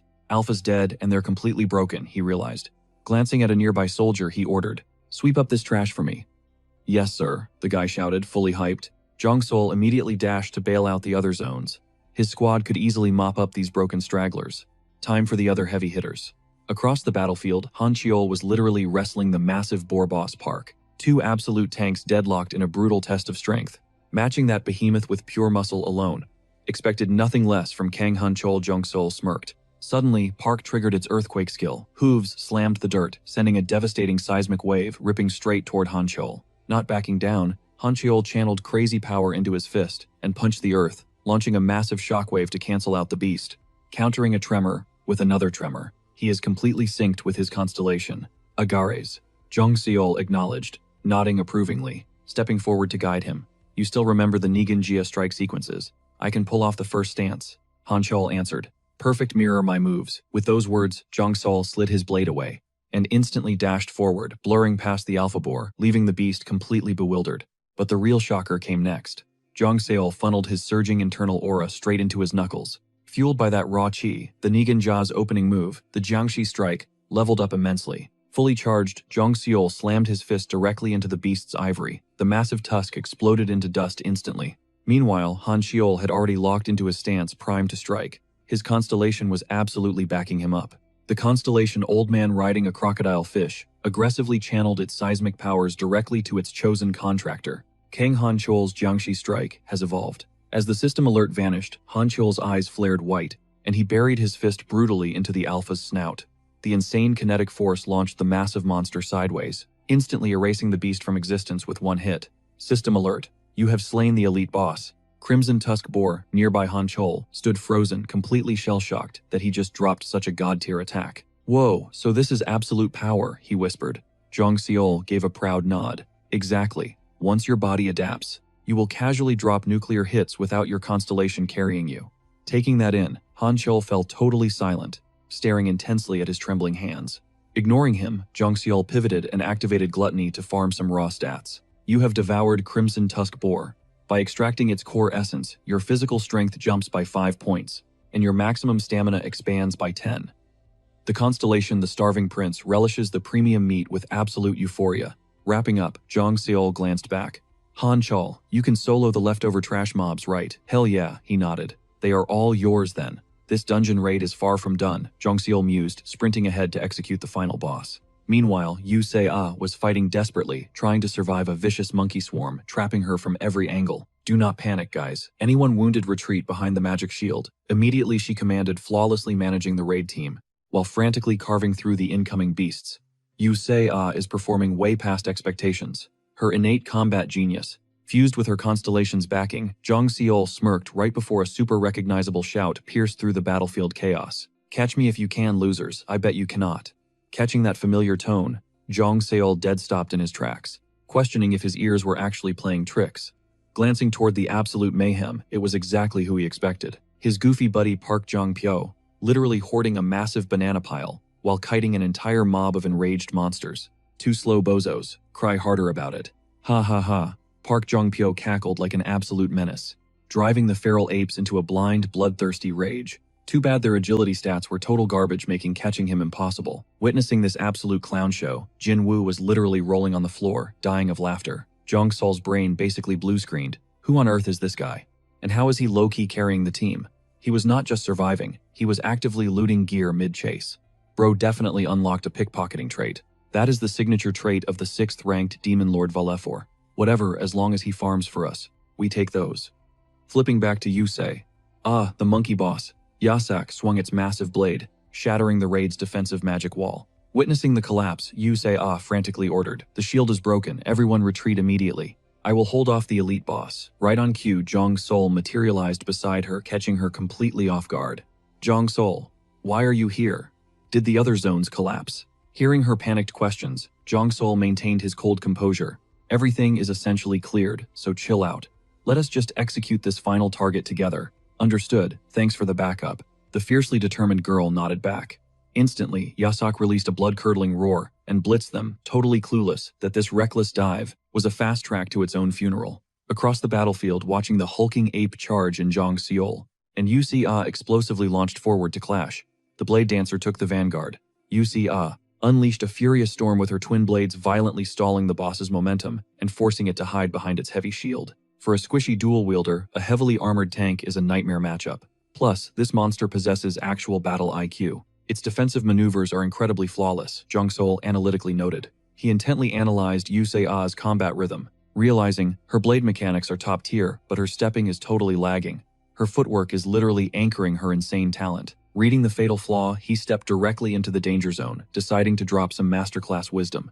"Yu Se-ah, listen closely. Copy your moves, right now," she gasped, totally shell-shocked. Because this battlefield was zero place for a lecture. Actual life-or-death combat is the absolute fastest teacher, Zhang Sun declared smoothly. Tapping into his greedy treasury, he instantly activated the legendary Camille's twin blade arts. This signature technique of mercenary King Camille stood at the absolute peak of 5 mythical styles. The footwork alone mirrored a phantom leaf caught in a raging hurricane.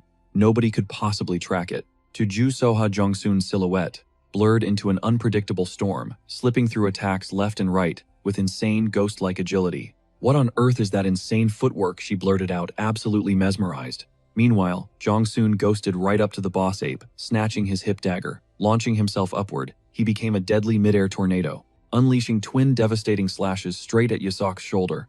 Catching the vibe, the female Blademaster inhaled deeply and darted forward, perfectly mirroring his phantom-like steps. Boom! Trapped in a flawless front and back pincer strike, the massive ape took such a brutal beating that it could only screech in pure, helpless agony. Its heavy shield proved entirely useless against the relentless barrage.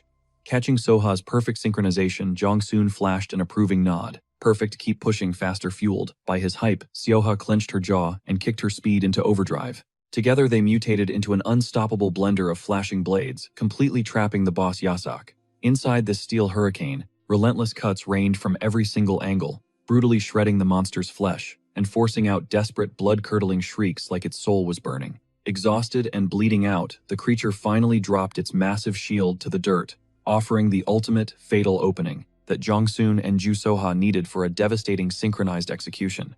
In one fluid motion, the dynamic duo sliced the Crimson Beast's head clean off. System alert, named Boss Redclaw, Yasak, eliminated. Your personal contribution points spiked by 4,000. You have officially acquired Yasak's blade. Witnessing their almighty leader get absolutely folded in half, the surviving monkey minions completely lost their minds in pure terror. Exchanging panicked glances, they scrambled wildly into the woods, officially ending the 10th wave with an epic, flawless victory for Jongsoon's elite squad. It is finally over. Ju Soa exhaled heavily, eyes locked on the glowing holographic window. First trial chapter, adaptation successfully cleared. 10 brutal waves conquered. Massive congratulations on your survival. The prologue of this hellish tutorial has officially shut its doors. No more nightmare waves. We actually survived. The chaotic twins burst into tears of pure, unadulterated relief and joy. Yet Jongsoon, burdened with his regressor knowledge, knew that popping the champagne right now was a deadly rookie mistake. Cue the sinister system ping. A brand new holographic prompt materialized before them. Jongsoon, what on earth is happening? Ju Soha stammered, freezing up entirely. Right on schedule, the notification dropped. Tutorial Phase 2 Migration. Primary objective. Navigate the deadly plains and reach the designated sanctuary. Countdown started 167 hours and 59 minutes. Time to pack up and move out, Jongsoon commanded with ice-cold calm. Instant panic rippled through the exhausted survivors. Leave. Are you kidding? We literally just figured out how to not die in this cursed wasteland. Phase 1 was purely about adapting. Against impossible odds, they had ground their teeth, spilled blood, and claimed this rugged wilderness. Tearing people away from their hard-earned safe zone is basic psychological warfare, Jongsoon analyzed silently, with a heavy sigh. Watching the squad spiral into a total meltdown, Ju Soha stepped up like a true leader. Everyone, take a deep breath. Surprisingly, while the veterans completely freaked out, the chaotic twins actually looked absolutely thrilled. What is next? A magical safe zone, maybe an entire hidden village. If we spot real civilization, I am diving straight into a massive bubble bath. Handan giggled brightly, completely ignoring the tension. Meanwhile, his sister Han Aji rubbed her chin, totally unfazed. But what if fresh monsters ambush us on the road? Let them come. We have literally crushed everything the system threw at us so far. Right, guys? They cheered together, eyes shining with unbreakable Gen Z hype. That raw energy was highly contagious. The gloom vanished. Exactly. We survived that brutal hellscape. What could possibly stop us now? Thanks to the dynamic duo, the squad's crumbling morale skyrocketed back up. Jongsoon caught the twins shooting him a secret, knowing thumbs up. He just smirked internally. Saved by these chaotic rookies once again. The clock ticked forward. The bloody aftermath of the 10th wave was efficiently dismantled and processed. Operating like a well-oiled machine, the survivors worked in perfect harmony, roasting premium monster cuts over the roaring, crackling campfires. Master craftsman Go Jong-so handled the thick beast hides. With their insane kill count, the poor man had an absolute mountain of dirty work. Flawless teamwork made the dream work. In his past life, barely anyone survived, leaving the camp soaked in pure, suffocating despair. So he had bolted without a plan. Snapping out of his memories, Jongsoon spotted the twins. Han Aji and Handan huddled far away and whispering nervously.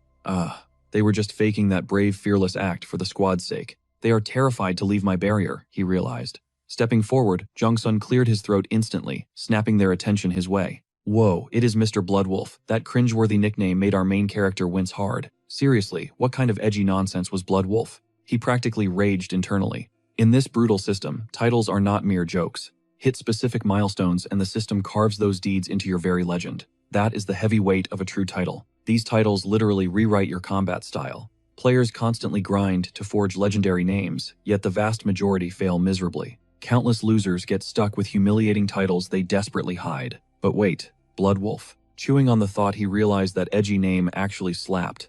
He rubbed his chin scheming. Spotting his approach, the twins' faces totally lit up.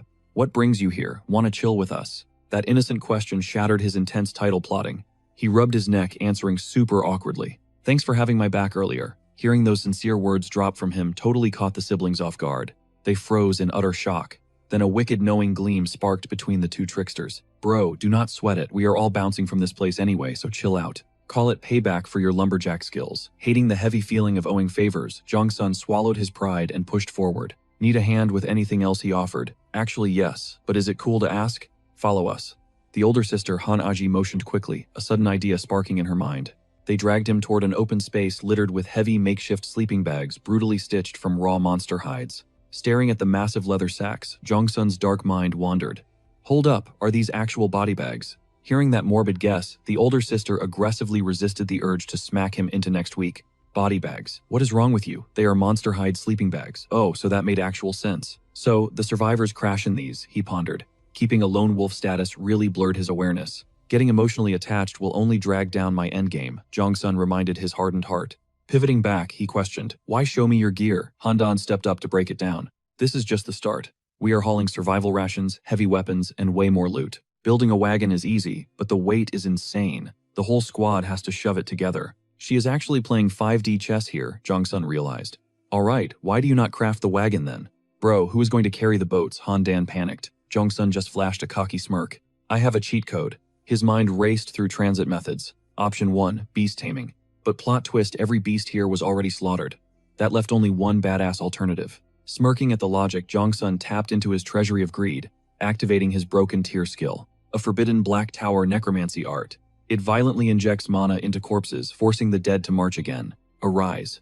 With that chilling whisper, the shattered bones on the ground violently snapped together, rising upward. They moved like reanimated nightmares. Naturally, this terrifying flex stopped everyone in their tracks. What the actual hell? Panic rippled through the crowd. Unbothered, the massive skeletal boar lumbered forward, dropping its ghastly head in pure submission. Chill, it is friendly, he declared to the shivering survivors. Spoiler alert, absolutely nobody felt safe right now. Are you dead serious? Someone trembled. Finally, the squad leader Yu Soa bravely stepped up to vibe check the beast.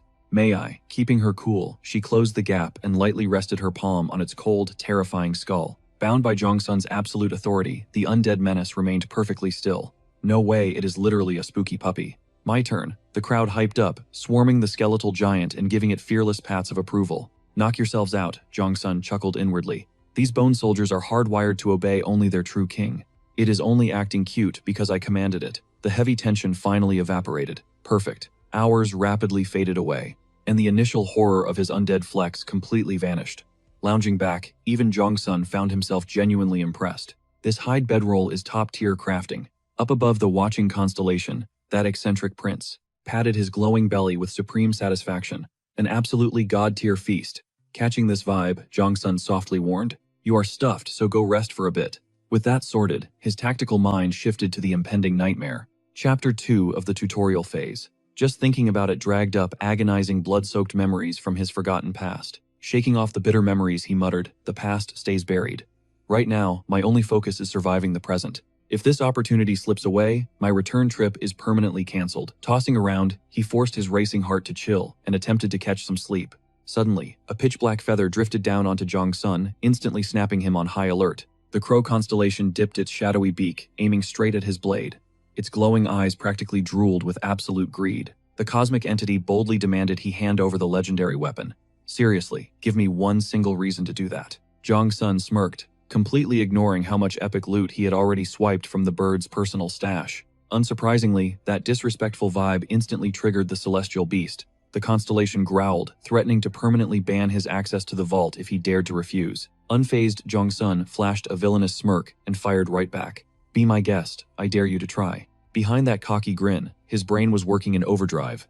Tapping into Mammon's energy earlier made a massive truth click. I assumed this guy was just letting me borrow it for fun, but I was dead wrong. This energy I am wielding is completely disconnected from your physical vault. Am I wrong? Jongsun grinned, piecing everything together. You are not choosing to let me use it. You literally cannot stop me.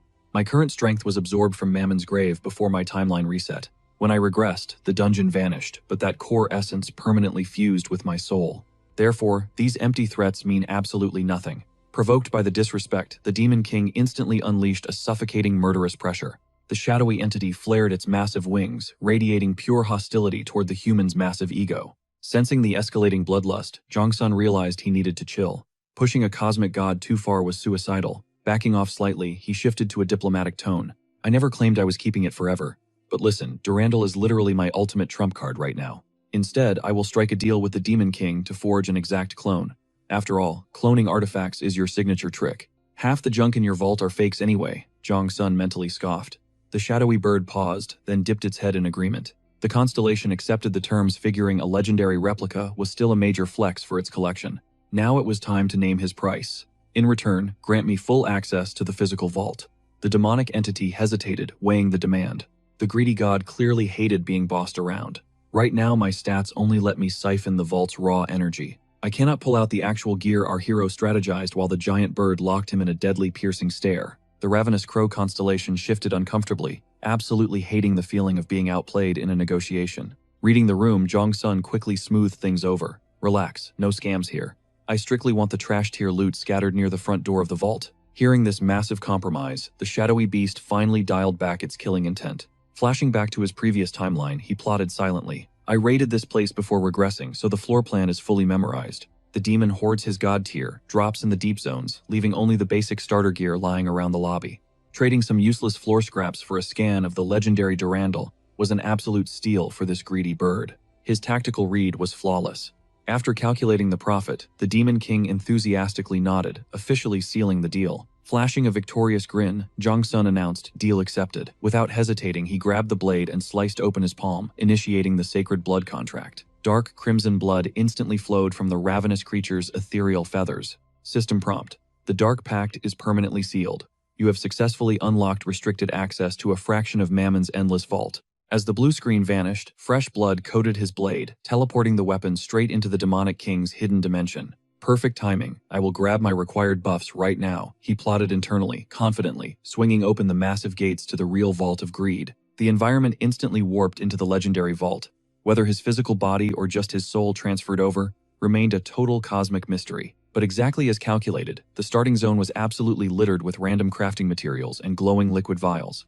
This disappointing loot pool did not shock our regressor at all. Finding actual weapons out here was basically impossible. This entire lobby is strictly for consumable drops, he analyzed. Suddenly, a brilliantly glowing flask grabbed his attention. Wait, jackpot. He muttered under his breath, swiping the shiny vial to scan it. Item identified: Elven Forest Dew consumable category. Item details: pure moisture harvested directly from the world tree, practically radiating with ancient overpowered life essence. Zero hesitation. Our overpowered main character popped the cork and absolutely chugged the legendary liquid. Wiping his mouth, he exhaled in pure, refreshing satisfaction. Lurking nearby, the Demon King snapped, absolutely furious at the human's completely reckless and disrespectful behavior. System alert: the constellation opened the doors based on the contract. But warning, consuming items without explicit permission will result in your brutal instant execution. Yeah, I know, Jong-sun complained casually, plotting his next move. Despite securing the legendary sword, Durandal lingering anxiety shadowed his gaze. Relax, I will only unleash its power when absolutely forced to, he promised. Jong-sun offered a comforting smirk. Dawn broke fast. The survivors buzzed with chaotic energy, rapidly loading makeshift wooden wagons they had somehow constructed overnight. Heave this over here. Seriously, how are you guys moving so insanely fast? My wagon is basically a fortress. Load it up. Daeun giggled brightly. Immediately, her older sister sprinted over to ignite a sibling rivalry. No way, mine is basically a tank.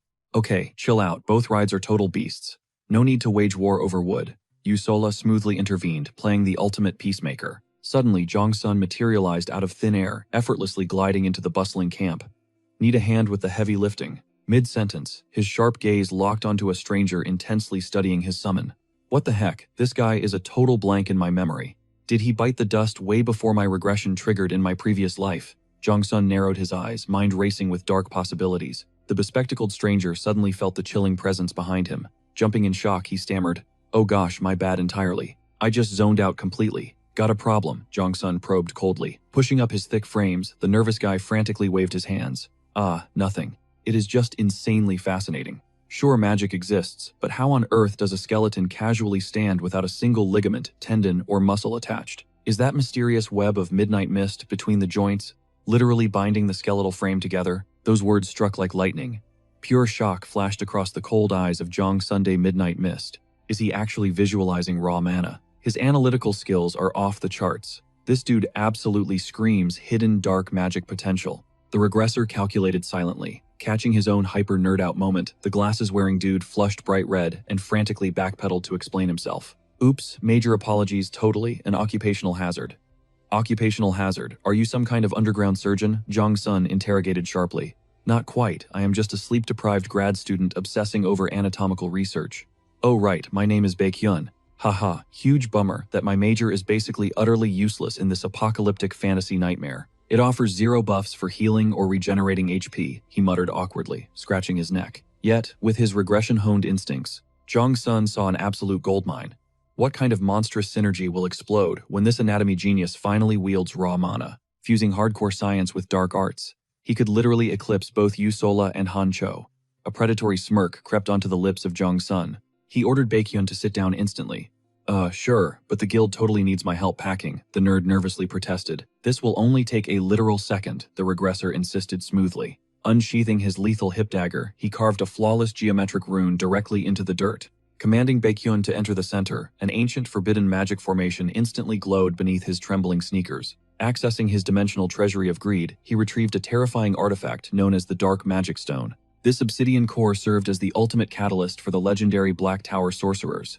Without hesitating, Jong Sun viciously slammed the corrupted crystal straight into the glowing array. Instantly explosive geysers of volatile purple aura blasted skyward. Glancing back, he confirmed Baekhyun was wide-eyed, clearly witnessing the blinding supernatural shockwave. Gasping, the nerd stammered, "Is this the exact same mist bleeding from your undead?" Ignoring the question entirely, the necromancer calmly glided behind his target. Gripping the fragile shoulders of the student with iron-like intensity, he issued a chilling warning. "This will be pure agony. Clench your jaw and survive the hellfire." "Okay, got it," Baekhyun gulped fearfully. Shutting his eyes, the regressor forcefully initiated the brutal awakening sequence, unlocking the forbidden Black Tower sorcery within the scholar. He was not merely demonstrating rune crafting, but executing an insanely rare, forceful aura transference onto another living vessel. Immediately, Jong Sun deployed his exclusive regression technique, violently injecting raw, unfiltered abyss aura directly into the fragile mortal core of Baekhyun. Searing torment ripped through his veins violently, flipping his eyes back into his skull.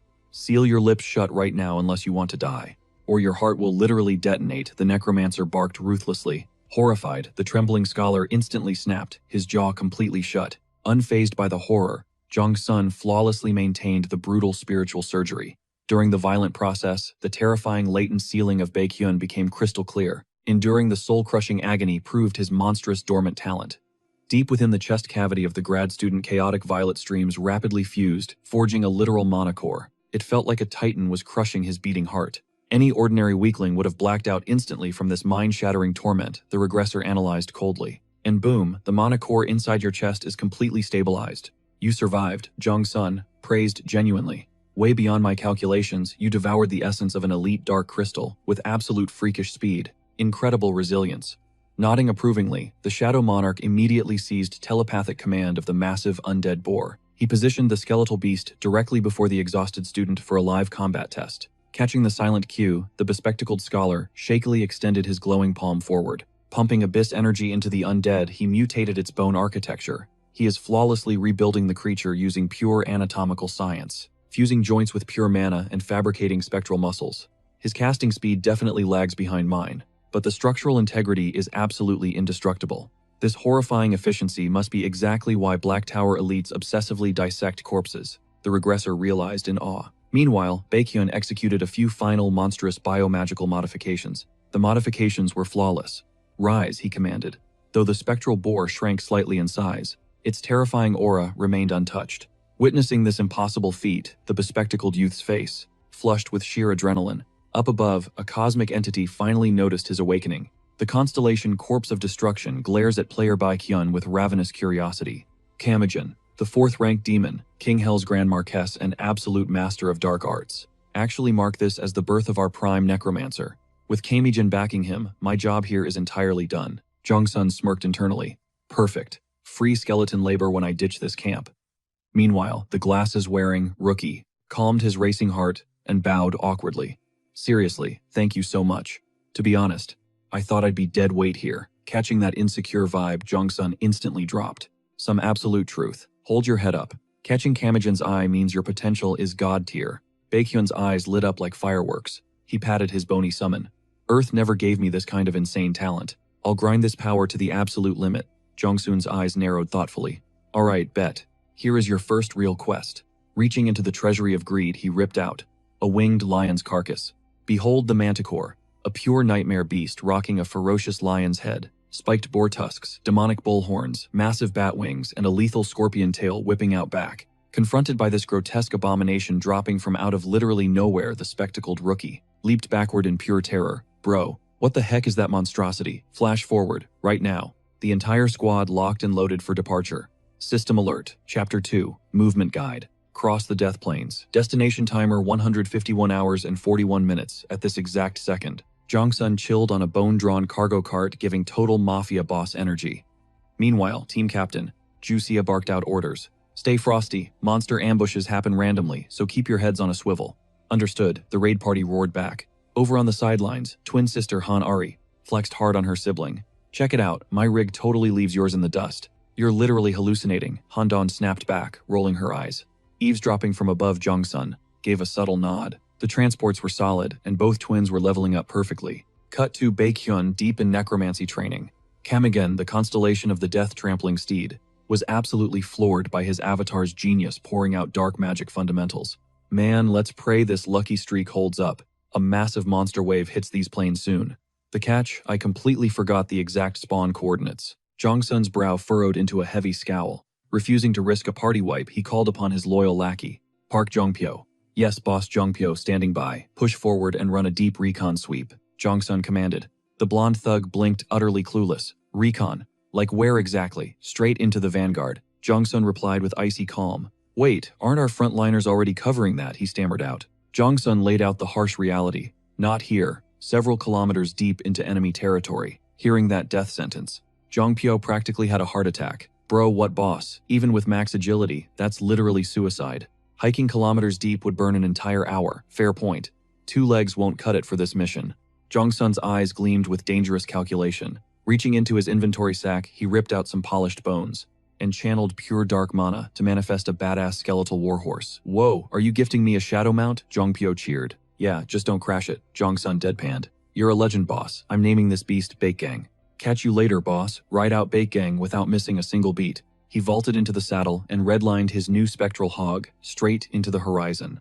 Watching this absolute chaotic energy, Jong-sun severely questioned the system's judgment. Seriously, how did a total clown like him ever awaken as a legit hunter? Meanwhile, as Jongpyo drifted his undead beast, massive waves of nostalgia hit him.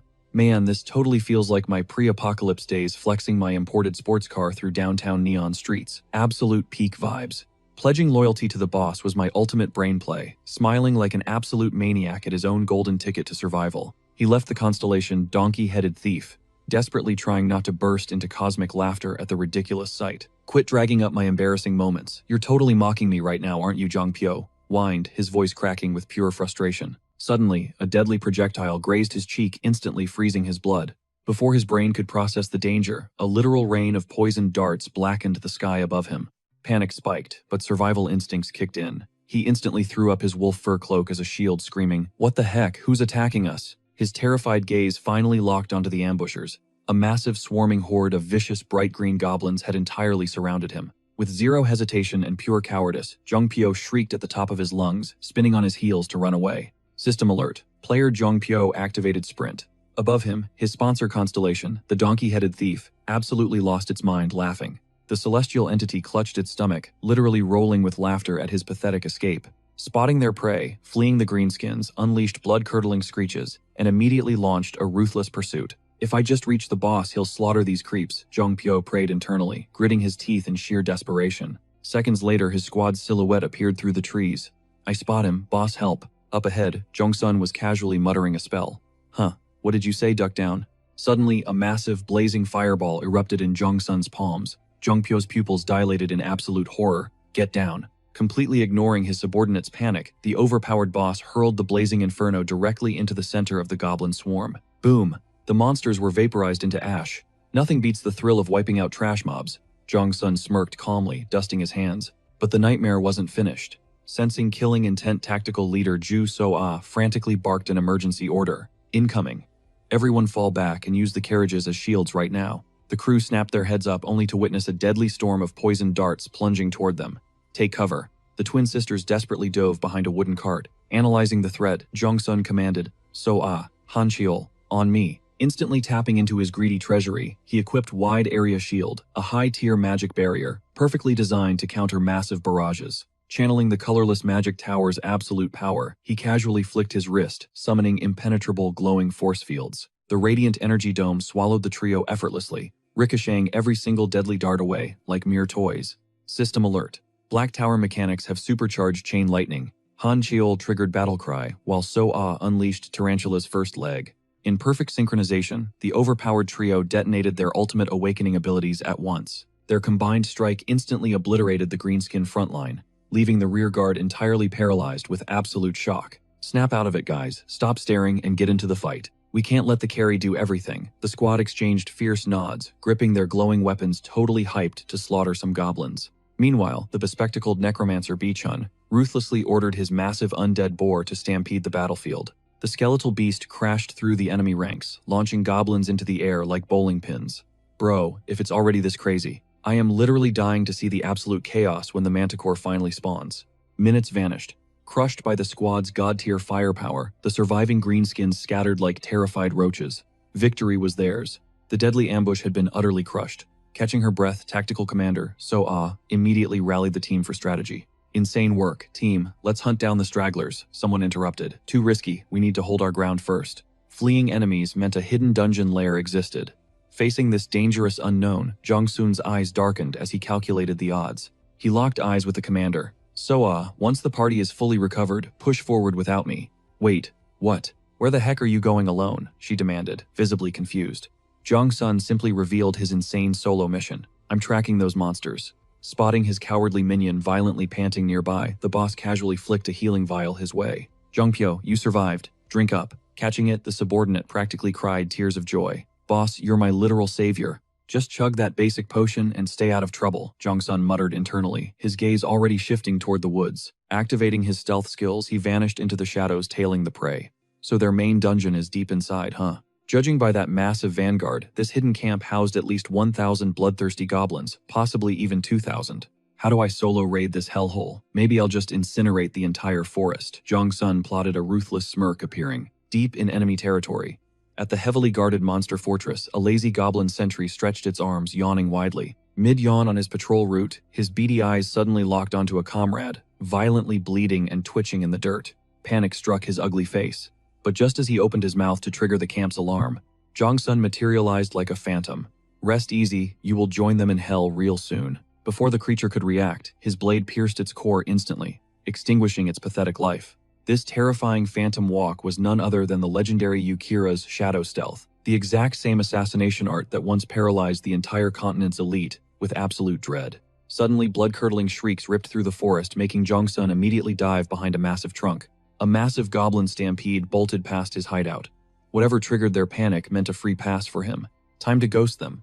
Exploiting the chaotic greenskins, he pushed deeper, uncovering the hidden dungeon Cunning Goblin Village. Incredible achievement unlocked.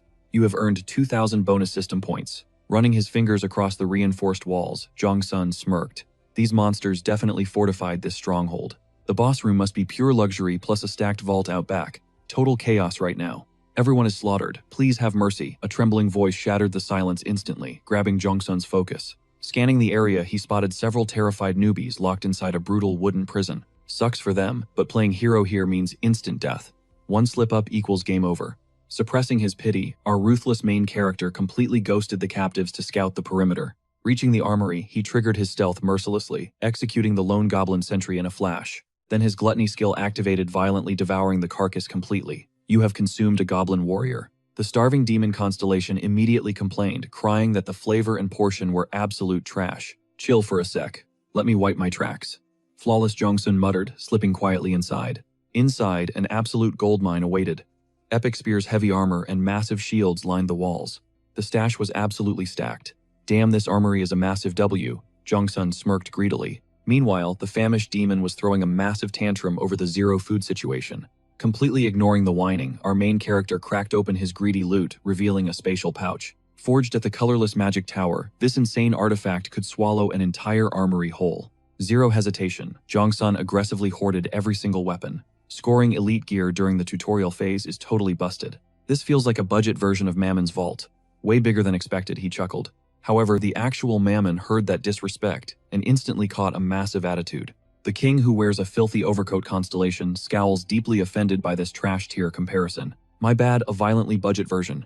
We good. Jong-sun sighed, casually silencing the angry crow. Sweeping the room once more, he spotted a massive chest stuffed with glowing 7-colored spheres. Are these legit monocrystals? This literally changes everything. Perfect. I just found the ultimate cheat code against those goblins. A wicked smirk crossed his face. Meanwhile, inside the boss room, the goblin chief aggressively smashed his spiked club, terrorizing his minions. Still no sign of the rat. I am Chief Hogan Cat, you absolute worthless trash.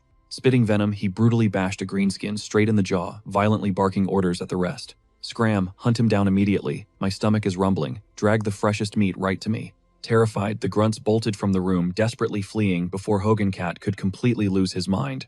Those brainless trashes. Their stats are incredibly pathetic, Hogan Cat growled. Suddenly, Jong-sun nodded from the shadows. No lies detected. Exactly what I was thinking. The boss violently spun around, completely panicked. But instantly, Jong-sun's dagger brutally sliced his throat, unleashing a crimson fountain. What are you? Hogan Cat choked out. However, our savage main character refused to waste breath talking. Knowing backup could swarm him anytime, he hissed, I am not handing out free monologues today. My traps were flawless. How did you ghost past them? Hogan Cat gasped in disbelief. Honestly, Jong-sun was genuinely shocked this beast survived a fatal jugular strike.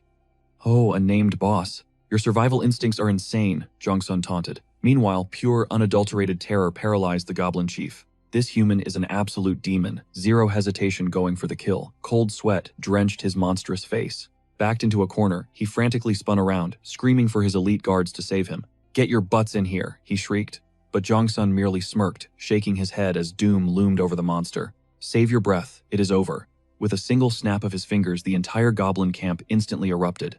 A symphony of earth-shattering blasts ripped through the air. Chief Hogan Cat whipped his head toward the window, completely terrified. My kingdom, he gasped, his eyes reflecting a raging ocean of hellfire. The catalyst for this absolute devastation, mana stones. These glowing rocks are packed with raw magical energy, offering endless tactical combat possibilities. But their most savage application, injecting them with detonation magic, transforming them into lethal bombs that unleash pure, unadulterated chaos. Just one low-tier stone can vaporize a building.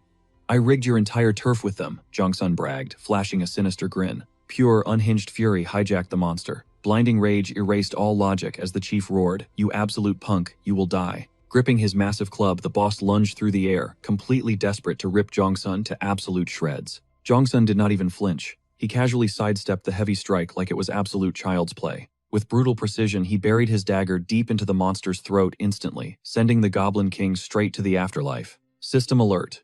You slaughtered the elite boss cunning Goblin Hogan Cat.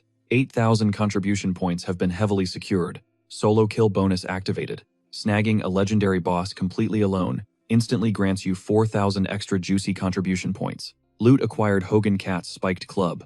Honestly, Jong-sun was totally baffled that finishing the boss required barely 2 casual strikes. Talk about an utter glass cannon. Usually players have to grind through thousands of mob enemies just to reach him, starting straight from the front gates. I guess these elite monsters are ridiculously overhyped and totally pathetic. He smirked internally as massive golden text flooded his vision. Hidden dungeon Cunning Goblin's Lair has been absolutely demolished. Epic milestone unlocked. As a totally cracked reward, 20,000 fat contribution points are injected straight into your account. The cosmic entity, the Starving Prince, glares at you with incredibly starstruck eyes. Jong-sun caught that demonic entity literally drooling over the carnage. It was obviously feeding time for the cosmic glutton. Alright, my bad for the holdup, he chuckled instantly, activating his ridiculously broken gluttony authority without missing a beat. Boss corpse successfully devoured. Essential stats. Extracted agility, permanently buffed by 5, and intelligence massively spiked by 10 points. Raw mystical energy and chaotic mana violently surged directly into your core and beating heart. Reading the prompt, Jong-sun physically blinked in absolute shock. Wait, this gluttony skill literally leeches raw mana as well. The Starving Prince glares at the massive roasted feast, practically begging for seconds. A gigantic cooked meal. Is this dude talking about the burning ruins? Jong-sun mentally facepalmed. There are literally over 1,000 crispy bodies here. If I manually munch through every single trash mob using gluttony, I will be stuck here forever. Up above, the demon lord Belphegor seemingly agreed that this grinding process was painfully slow. To speedrun this absolute buffet, the deity dropped a clutch buff, instantly ranking up your gluttony authority. Your gluttony skill evolved. You can now violently inhale multiple enemy corpses simultaneously. Binging mass casualties simultaneously triggers an extreme nutrient multiplier. Wait, a secret bonus multiplier for mass devouring. Talk about insane RNG, Jong-sun smirked instantly, sparking his god-tier ability without hesitation. Time to feast like absolute royalty. With his maxed out gluttony, he mercilessly swallowed the entire ruined goblin village whole. the astral fangs of gluttony crash down upon the battlefield. Wait right now. Out of nowhere, a colossal demonic maw materialized in the clouds, snapping shut violently. Even Jongsun's jaw dropped completely. I completely forgot I treat him like a whining toddler, but this entity remains an absolutely terrifying apex predator. Insane combo. You devoured 2,101 goblins. Massive energy absorption permanently boosts all base stats by 11. A cataclysmic surge of mana floods your veins. Absolute breakthrough achieved. You have successfully forged your third mana circle. The Black Tower's legendary grinding technique pays off. Unlocking this core grants you immediate access to devastating third-tier spellcasting. Mastering the Black Tower's dark arts permanently supercharged your overall magical output. Jongsun grinned like an absolute madman. Bro, it is barely chapter 2 of the tutorial and I hit tier 3. Historic record utterly shattered. For dominating the leaderboards, an astronomical bounty of 100,000 points drops into your inventory. Countless arcane constellations are intensely fixated on your unbelievable potential. However, the god-tier Cursing Crow aggressively blocks all pathetic lower-level deities, the constellation. A breathtaking smile illuminates the void. An utterly flawless goddess materializes right before Jongsun, completely leaving our boy starstruck and totally speechless. The fifth day. Wait, the absolute goddess of love and beauty Freya, securing the gaze of a top-tier celestial being is insanely rare. Usually a divine entity of this insane caliber only descends after the final tutorial stages, strictly acknowledging the absolute sweatiest god-tier players. Yet here I am already chilling with 2 demons. Let us just pray my chaotic squad does not trigger goddess Freya's divine wrath. Mammon shoots Freya, a seriously annoyed glare, but the majestic deity totally brushes off the demonic shade like it is absolute dust. Meanwhile, the Cursing Crow constellation practically snarls fiercely, declaring that it absolutely refuses to share its prime spot with any random celestial newcomers. Flashing a knowing smirk, the fifth day flawlessly ignores the salty complaints from the other jealous celestial beings. The Cursing Crow literally shakes with pure, unadulterated rage. However, Jongsun finally exhales a massive sigh of relief, realizing an all-out cosmic war just got postponed. She honestly does not give a single care even if the bird is raging. Honestly, this whole awkward situation should be totally fine. If I want to completely stop the impending apocalyptic demon war, securing god-tier alliances is my only ultimate play. Fast forward a bit. Jongsun has already sliced through the monster camp, effortlessly freeing the traumatized hostages from those filthy goblin captors. Holy crap, you are an absolute legend. How did you even survive that? You literally pulled us from the very jaws of absolute death. The survivors sob uncontrollably. However, our main character is internally stressing over a massive dilemma. Does he really have to babysit these randoms? Randomly saving them from slaughter is one thing, but acting like their personal bodyguard is definitely not on his ultimate priority list. Catching that reluctant vibe, a seasoned elder casually steps out from the crying mob. Locking eyes with our hero, he drops a massive truth bomb. We refuse to become your deadweight savior. Our squad will forge our own path forward from here. Wow, this guy clearly screams alpha leader energy. He gives off insanely solid commander vibes, and the fierce determination burning in their eyes practically proves it. These guys are 100% battle-hardened veterans from the brutal first tutorial stage. Jongsun's eyes narrowed as he delivered a harsh truth. I am not playing babysitter here, but if you tag along, your resolve better be absolute steel. Hearing this lifeline, the ragged leader's desperate face completely lit up. Thank you so much, let us move. We are marching non-stop for half a day. Jongsun casually waved them forward. Meanwhile, back at Juseoa's camp, the absolute unit Han Cheol was literally dragging the supply cart instead of their skeleton summon. You good, take a breather, or we can totally team up to pull it, Juseoa offered gently, but the stubborn lone wolf brushed her off. Stand down, this is pure muscle training, so I am chilling. Elsewhere, that quirky old constellation cruising on a giant crocodile was coaching his vessel on some incredibly overpowered footwork. Shifting back to Juseoa, anxiety flashed in her eyes. Is Jongsun actually doing okay out there? Han Cheol just kept his intense gaze locked dead ahead. That guy is no pushover. He is destined to become absurdly overpowered, way beyond this. That is honestly mind-blowing, she gasped. But suddenly chaotic, frantic footsteps completely shattered their peaceful vibe. Park Jong-pyo's cart was aggressively speeding straight toward them. Why is that dude rushing like a complete maniac? Slamming the brakes, Park Jong-pyo stumbled out of his ride, violently throwing up his guts. Jong-pyo, someone screamed in panic, but their main healer, Lee Han-yu, instantly pushed to the front. Hold on, let me scan him. Golden healing energy flared from her hands into his trembling body. Instantly, sheer terror completely washed over her pale face. He is heavily poisoned. Juseoa's eyes went wide with dread. What kind of toxic trap, filthy goblins again? 0 puncture wounds. He definitely breathed this in. Just then, a sickeningly sweet aroma suddenly invaded Lee Han-yu's senses. Oh my god, this stench. Grab wet rags and block your airways now. The literal air is toxic. The frantic healer screamed at the top of her lungs. Sadly, her desperate warning came way too late, because almost instantly, the entire crew gripped their burning throats, violently foaming at the mouth as the deadly toxin hit. Backed into a corner, Hanyu desperately prayed to her mighty constellation Sir Max. "O great constellation, the blood-soaked lion." He coldly decreed that she must play God, as the casualties were simply overwhelming. This brutal reality completely shattered Hanyu's spirit. "I finally thought I was a real healer, but now I must decide who survives. If only the boss was here." Hanyu choked back a desperate sob. But right at that absolute breaking point, milliseconds from a total party wipe, a miraculous icy gale suddenly blasted through the clearing, instantly cleansing their corrupted lungs. This was Cool Breeze, a Tier 1 wind magic straight from the legendary Blue Tower.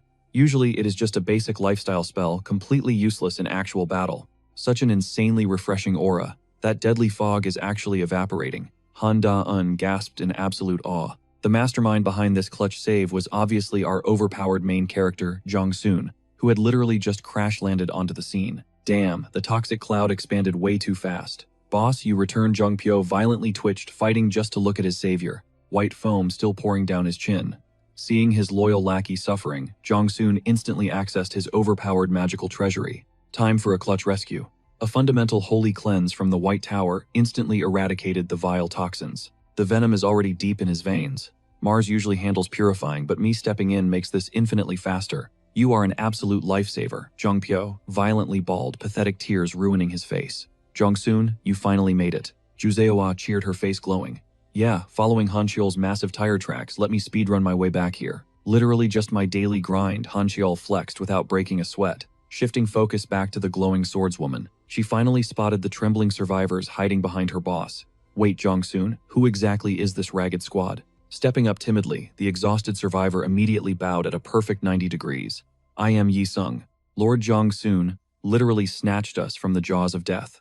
If possible, we desperately want to pledge our loyalty to this guild." "Heck yes, consider yourselves officially part of the family." The radiant swordswoman flashed a heroic smile and confidently offered her hand. This insane level of kindness completely broke Yi-sung's brain. "For real, you are taking us in? We are literal strangers." Juseoa just gave a fearless nod.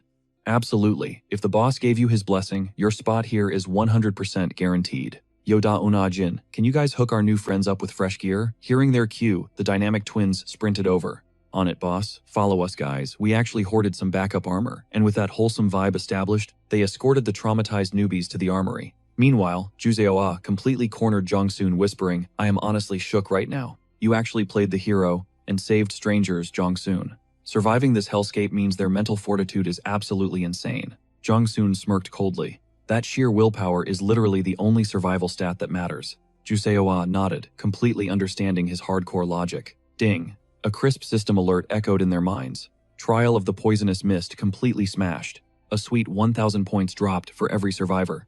With Jong-soon leading the charge, the squad started bulldozing through the upcoming death traps. System alerts spammed their vision.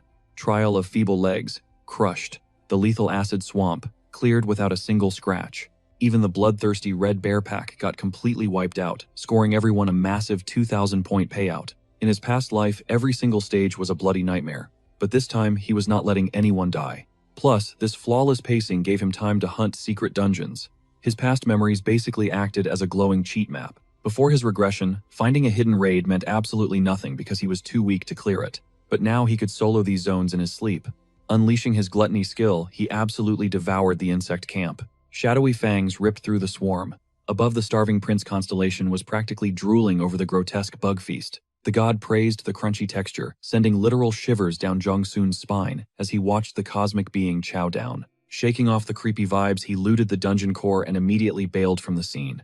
At this insane pace, hitting the fourth circle was just right around the corner. His thoughts broke when Park Jong-pil suddenly called out. "Wait, you tracked me down?" Jong-soon asked, genuinely surprised. "Just doing some recon, spotted your footprints and followed the trail," the guy replied casually. Jong-soon honestly hated to admit it, but this dude's tracking skills were absolute top tier. His scouting talent was no joke. Completely oblivious to Jong-soon's internal praise, Jong-pil just grinned. "Are we camping here for a bit?" he asked. "Nah, we need to head back immediately." "I already bagged the loot I needed." Jong-soon smirked, shaking his head. Suddenly, a glowing leaderboard materialized. Boom. Jong-soon was sitting pretty at rank 1, rocking 250,080 points. Staring at that massive score, Jongpil immediately started hyping him up. Bro, your stats are literally insane. You flex so hard it blows my mind. Ignoring the fanboy moment, Jongsoon just narrowed his eyes and thought. Farming hidden pieces made grabbing first place a breeze. But this cursed tower always hid absolute monsters. Some players were just built differently. Trust fund kids of the system, blessed by overpowered constellations from day one. Snapping back to reality, he nodded. Let us move. Hop on the White Wolf with me. My riding skills leveled up, so we are going to fly. Just like that, the journey blurred past them. Flash forward, the battered squad finally dragged themselves out of the horrific screaming forest. Thank God, it is over. What the actual heck was that screeching? My eardrums are literally bleeding, the party groaned in pure agony. Yuseo immediately stepped up to command the exhausted crew. Amazing push, everyone. Take a breather and fix the battle formation. You popped off too, Yisung, he just smiled back. We survived because this team actually covers each other. Meanwhile, Jongsoon chilled against a tree trunk, quietly analyzing his squad's dynamic. The despair in their eyes was gone. Slaying monsters together had seriously boosted their confidence and raw stats. Feeling a little too confident, Yuseo and Han Chiol marched over, practically begging for a spar. I want a duel. Count me in, after I pass out these rations. Seeing them actively asking to get humbled, Jongsoon just smirked. These two battle maniacs never changed. Their latent potential was so insane that mentoring them was actually getting fun. We are taking a rain check today, Jongsoon casually rejected them, leaving the hulking warrior visibly confused. Wait, why? Because we basically hit the finish line. System Alert Guide, Chapter 2, Final Destination Reached. Ding, you have successfully arrived at the safe zone. Massive congratulations on clearing Chapter 2 of the Survival Guide. Every single surviving player is hereby rewarded a massive 4,000-point bounty. Speedrun bonus unlocked. For obliterating the time limit, all members receive a bonus payout of 4,000 points. The back-to-back alerts shocked the squad. Wait, we are already here. Holy crap, we actually survived. They cheered, dropping to their knees in pure relief. But Jongsoon just stared at the glowing blue text, calculating. No global ranking announcement, so I lost first place. Another sweaty squad definitely speedran the objective while we farmed side quests. A slight bummer, sure, but the overpowered loot and hidden fragment points we secured totally outscale a temporary rank. I will happily take this massive win, he concluded, a confident smirk playing on his lips. Right on cue, the system started spamming even more golden notifications, thanks to their absolute record-breaking clear time. Bonus perks unlock for the final stretch. Use this crucial countdown to lock down your ultimate stronghold. By slaughtering beasts, you'll literally farm 1.5 times the XP. System alert, collision zone countdown 113 hours 17 minutes. Our resident medic Lee Hanu completely froze up, raw panic instantly flashing across her trembling eyes. Collision. Hold the fort. What's the play here? Juso, are we totally doomed? Yisong desperately demanded. Hearing this, our fierce female captain just narrowed her eyes, completely clueless about Chapter 3's twisted hidden mechanics. But a split second later, blood-curdling beastly roars violently ripped through the surrounding dead silence. Freaking owlmen, rabid dwarves, and full-blown werewolves. Are we seriously boxed in? Park Jong-pil shrieked, literal tears streaming down. Facing this absolute nightmare, our boy Jong-soo boldly stepped up, instantly charging his lethal Ice Wave spell. This Blue Tower Frost Strike literally manifests a raging tsunami of razor-sharp icicles to obliterate any target. The Black Tower's dark principles completely turbocharge this absolute Frost Wave's pure destructive output. Right then, Jong-soo casually flicked his wrist, summoning an insane arsenal of floating, jagged ice spikes. Without hesitating, he unleashed the entire frozen barrage, blasting them forward like literal missiles, completely obliterating the brainless monster swarm charging at them. Into absolute Swiss cheese, their bodies instantly froze before shattering into icy dust mid-air. The constellation's starving prince practically drooled over this brutal slaughter, calling it a spicy new gourmet recipe. Barely breaking a sweat, Jong-soo smoothly turned around, ordering the squad to push deep into the zone while time remained. Following his absolute lead, the party aggressively pushed deeper into the danger zone, and along the way, an ungodly amount of beasts got completely vaporized by Jong-soo. He's actually broken Captain Juso, thought totally awestruck. Just down the road, classic Park Jong-pil was drifting his ride aggressively, pulling massive mob aggro. Bro, the ultimate mob train is here. High-tier farming means rounding them all up, he smirked wickedly, perfectly kiting a massive horde of rabid goblins straight into the ultimate kill zone. Jong-soo simply aimed his palm and nuked them back to the Stone Age with one brutal blast.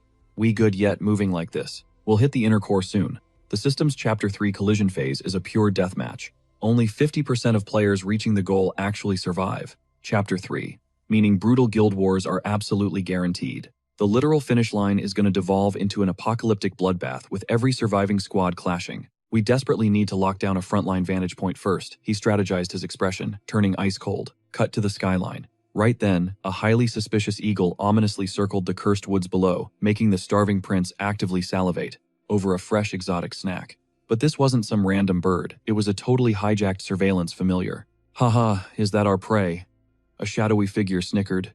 Yeah, these targets definitely earned the deity's gaze. The constellation Yangjin's strange rebellion flashed its dark approval, radiating a suffocating aura of wrath. That creepy goat-headed freak aggressively barked orders at his loyal beggar sect chief. The underlying motive remained super sketchy, yet the cultist blindly obeyed without skipping a beat. No idea why you loathe them, but when a divine boss makes demands, it's basically a guaranteed horror show. Smirking, he pressed the cursed flute to his lips, playing a bone-chilling melody. Instantly, endless mutated nightmares gathered around him, eagerly awaiting their master's twisted signal. Meanwhile, with Jongsu's squad surviving, 2 straight days of non-stop grinding finally pushed them halfway there. It wasn't just Jusio, the whole crew's combat stats had skyrocketed. Honestly, 0 Hour was basically here. Realizing this, he quickly popped open the greed treasure, syncing it with the Jobo's ear skill, a cave-dwelling mutant beast, rocking broken radar like hearing and tracking specs. Lore says their maxed-out perception tracks hidden loot by simply listening to the cavern walls. Right as the skill sync finished, our absolute unit of an MC caught the soul-leaving screech of his bro Park Jong-pil. Boss, help, he wildly sobbed, dragging an apocalyptic wave of mutants straight toward them. Shadow wolves and psycho owls were literally breathing down his neck. Jongsu visibly flinched. What the actual hell? This massive spawn rate isn't normal at all. Wait, is that Pan's cursed flute? Why is that psycho's death melody playing here? Jongsu mentally panicked, all color draining from his face. Fate really dragged me back into his crosshairs. Pan the demonic goat orchestrating pure chaos. In my past life, he was the very first cosmic entity to sponsor my pathetic struggle for survival. And to satisfy his sick amusement, I blindly executed every single twisted task, literally playing his fatal games. But I got absolutely scammed. I was nothing but a cheap, disposable pawn. The second that deity lost interest, he abandoned me. Remembering his past life naivety, white-hot fury practically boiled in Jongsun's veins. Forcing his racing heartbeat to steady, he strategized. Why target him in this timeline? He had not even crossed paths with Pan yet. Hold up, was it possible? Jongsun froze memories of the star being Pan's petty track record flashing through his mind, cutting off ties with every low-tier cosmic entity. The missing puzzle pieces violently smashed together. It all made perfect sense. Mammon completely shattered his fragile ego, so now that salty deity demanded absolute payback. Truth revealed, Jongsun instantly unleashed a devastating lightning storm entirely, vaporizing the monster swarm in a blinding flash. Still, the regression hero knew the brutal truth. This catastrophic nightmare was not even close to finishing. I have to obliterate the root cause, but will my squad survive my absence? He whipped his head around, anxiety spiking. Heavyweight Han Cheol triggered his war declaration skill, his massive frame detonating with a truly suffocating, unstoppable battle aura. Reading his leader's mind, the tank gave a fierce nod. I will lock down the vanguard, leave the slaughter to me. Refusing to be sidelined, Jo Seoa stepped up. You are not soloing this, Han Cheol. She immediately ignited her tarantula footwork's second phase. She blurred forward effortlessly, shredding through the demonic front line like a hot knife gliding through butter. You have got a master plan, right, Jongsun? Get moving, she yelled, flashing a dangerously confident smirk. Suddenly, the aggro bait Park Jong-pyo drifted his mount nearby. Take my ride, boss, wait, seriously. Jongsun blinked, totally stunned. Dude, just take it, my own legs are way faster anyway. Just warn me before dropping a magical nuke next time. Message received loud and clear. Gripping the reins, Jongsun spurred the undead beast forward, blitzing straight toward the sinister melody. Seconds later, he discovered the ragged cultist piping away perfectly shielded by a massive wall of elite Minotaur bodyguards. Jongsun violently halted his skeletal mount. 5 terrifying Minotaurs, each radiating the suffocating presence of boss-tier threats. Spotting his prey, the ragged flutist lowered his instrument. Well, look who crashed the party ahead of schedule. Figured you would entertain my pets a bit longer. Jongsun narrowed his eyes, noticing the fanatic's horrifically mutated physical state. Demonic horns violently pierced through his skull, while his ears had mutated into grotesque, goat-like appendages. One glance revealed the dark truth. This maniac had successfully triggered a full-blown constellation descent, channeling forbidden cosmic energy. The divine possession twisted his mortal vessel, granting him absolute dominion over these apocalyptic beasts. You totally sacrificed decades of your own lifespan to those greedy stars, did you not? Jongsun flashed a deeply menacing smirk, his gaze piercing through the puppet to stare down the celestial puppet master. The fanatic laughed crazily. If the heavens demand it, no cost is too high. Obliterate him, my faithful servants. With that chaotic battle cry, the monstrous vanguard stampeded forward, desperate to crush our hero into bloody paste. Adrenaline spiking, our protagonist seamlessly dropped into a lethal fighting stance, a full frontal assault. Time to snipe them down. Electricity crackled around his fingertips as he blasted a surging high-voltage barrage straight at them. The shockwave paralyzed the giant's mid-step. Yet watching his front line freeze, the deranged cultist merely chuckled with unsettling confidence. Come on, the final act has not even started. Smirking, the man aggressively pressed the sinister flute back to his lips. Rise from the abyss, great devourer. Instantly, the earth beneath Jongsun's boots began to quake with catastrophic force. An utterly colossal armor-plated leviathan erupted from the bedrock jaws, snapping wildly toward its prey. Reacting flawlessly, our hero ripped open the greed treasury, instantly downloading a legendary spell known as Earthwave. This foundational golden tower technique manipulates gravity itself, turning solid terrain into a lethal, flesh-consuming tidal wave. Jongsun viciously slammed his palm into the dirt, detonating a shockwave of raw mana that ripped across the battlefield. The instant that kinetic pulse slammed the subterranean beast, the sickening symphony of shattering exoskeleton echoed loudly. Observing from the stars, the goat-faced deity raged at the failed ambush. Meanwhile, Jongsun's lethal aura hit critical mass. The star-being debaucherous satyr demands your psychological destruction, the fanatic snickered. Your will is my command, almighty master. Playing a terrifying new melody, the sound waves mutated the minotaurs. Their massive muscles bulged skin, glowing a demonic blood-soaked crimson. Absolute frenzy. It was the dreaded rage mode, the exact same deadly buff that terrifying wolf boss popped back in Chapter 1. What is the optimal play here? Standard magic will not pierce that buff. Jongsun's mind raced, analyzing the threat. But just as the situation turned dire, his godly backer Mammon, spectating from above, decided it was time to intervene. The legendary constellation Mammon has initiated a temporary game-changing descent. The loaned artifact has arrived. The constellation Mammon demands you immediately obliterate that filthy horned trash. Instantly, the legendary blade Durandal materialized within Jongsun's grasp, igniting a fierce surge of absolute confidence. I will gladly put this masterpiece to work. Across the battlefield, the blood-crazed Minotaur bulldozed forward, launching a devastating hook. Jongsun did not flinch, rocketing straight ahead to butcher the massive beast. Supreme Polarity Sword Art redirect their momentum to crush them. He calculated this flawlessly while blurring past. Gliding his radiant blade against the incoming strike, he brilliantly redirected the massive fist into the neighboring monster's skull. Caught completely off guard by the friendly fire, the second Minotaur was launched across the arena like a broken toy. While the remaining brute stood paralyzed by shock, Jongsun exploded off the ground, vaulting high into the sky. Harnessing gravity's pull, he rained down a catastrophic slash designed to execute both towering monsters simultaneously. Game over, he whispered coldly. Instantly, both Minotaur bodies detonated into a bloody mist like triggered explosives, leaving the beggar chief completely petrified. Checkmate, Jongsun declared, pressing the razor-sharp edge of Durandal against the cultist's throat. Meanwhile, watching its chosen vessel fail so miserably, the goat-headed deity descended into absolute madness, shrieking furiously. The constellation debaucherous satyr shrieks in utter denial, commanding its broken servant to rise up immediately. The constellation Mammon demands you execute the monster instantly and reclaim the holy divine sword. Refocusing, Jongsun glared down at the defeated beggar chief who was currently convulsing and foaming at the mouth. Maintaining total vigilance, he mentally noted. Pan's pathetic puppet is crushed, but my mission is far from over. A deadly smirk crept across Jongsun's face as he openly started trash-talking the celestial watcher. Pathetic. A supposed god, desperately possessing a mortal, just to settle a petty grudge. His words dripped with such heavy venom that the furious goat deity froze in pure shock. The constellation debaucherous satyr is deeply rattled, questioning if you dare address its divine presence. Jongsun casually shrugged.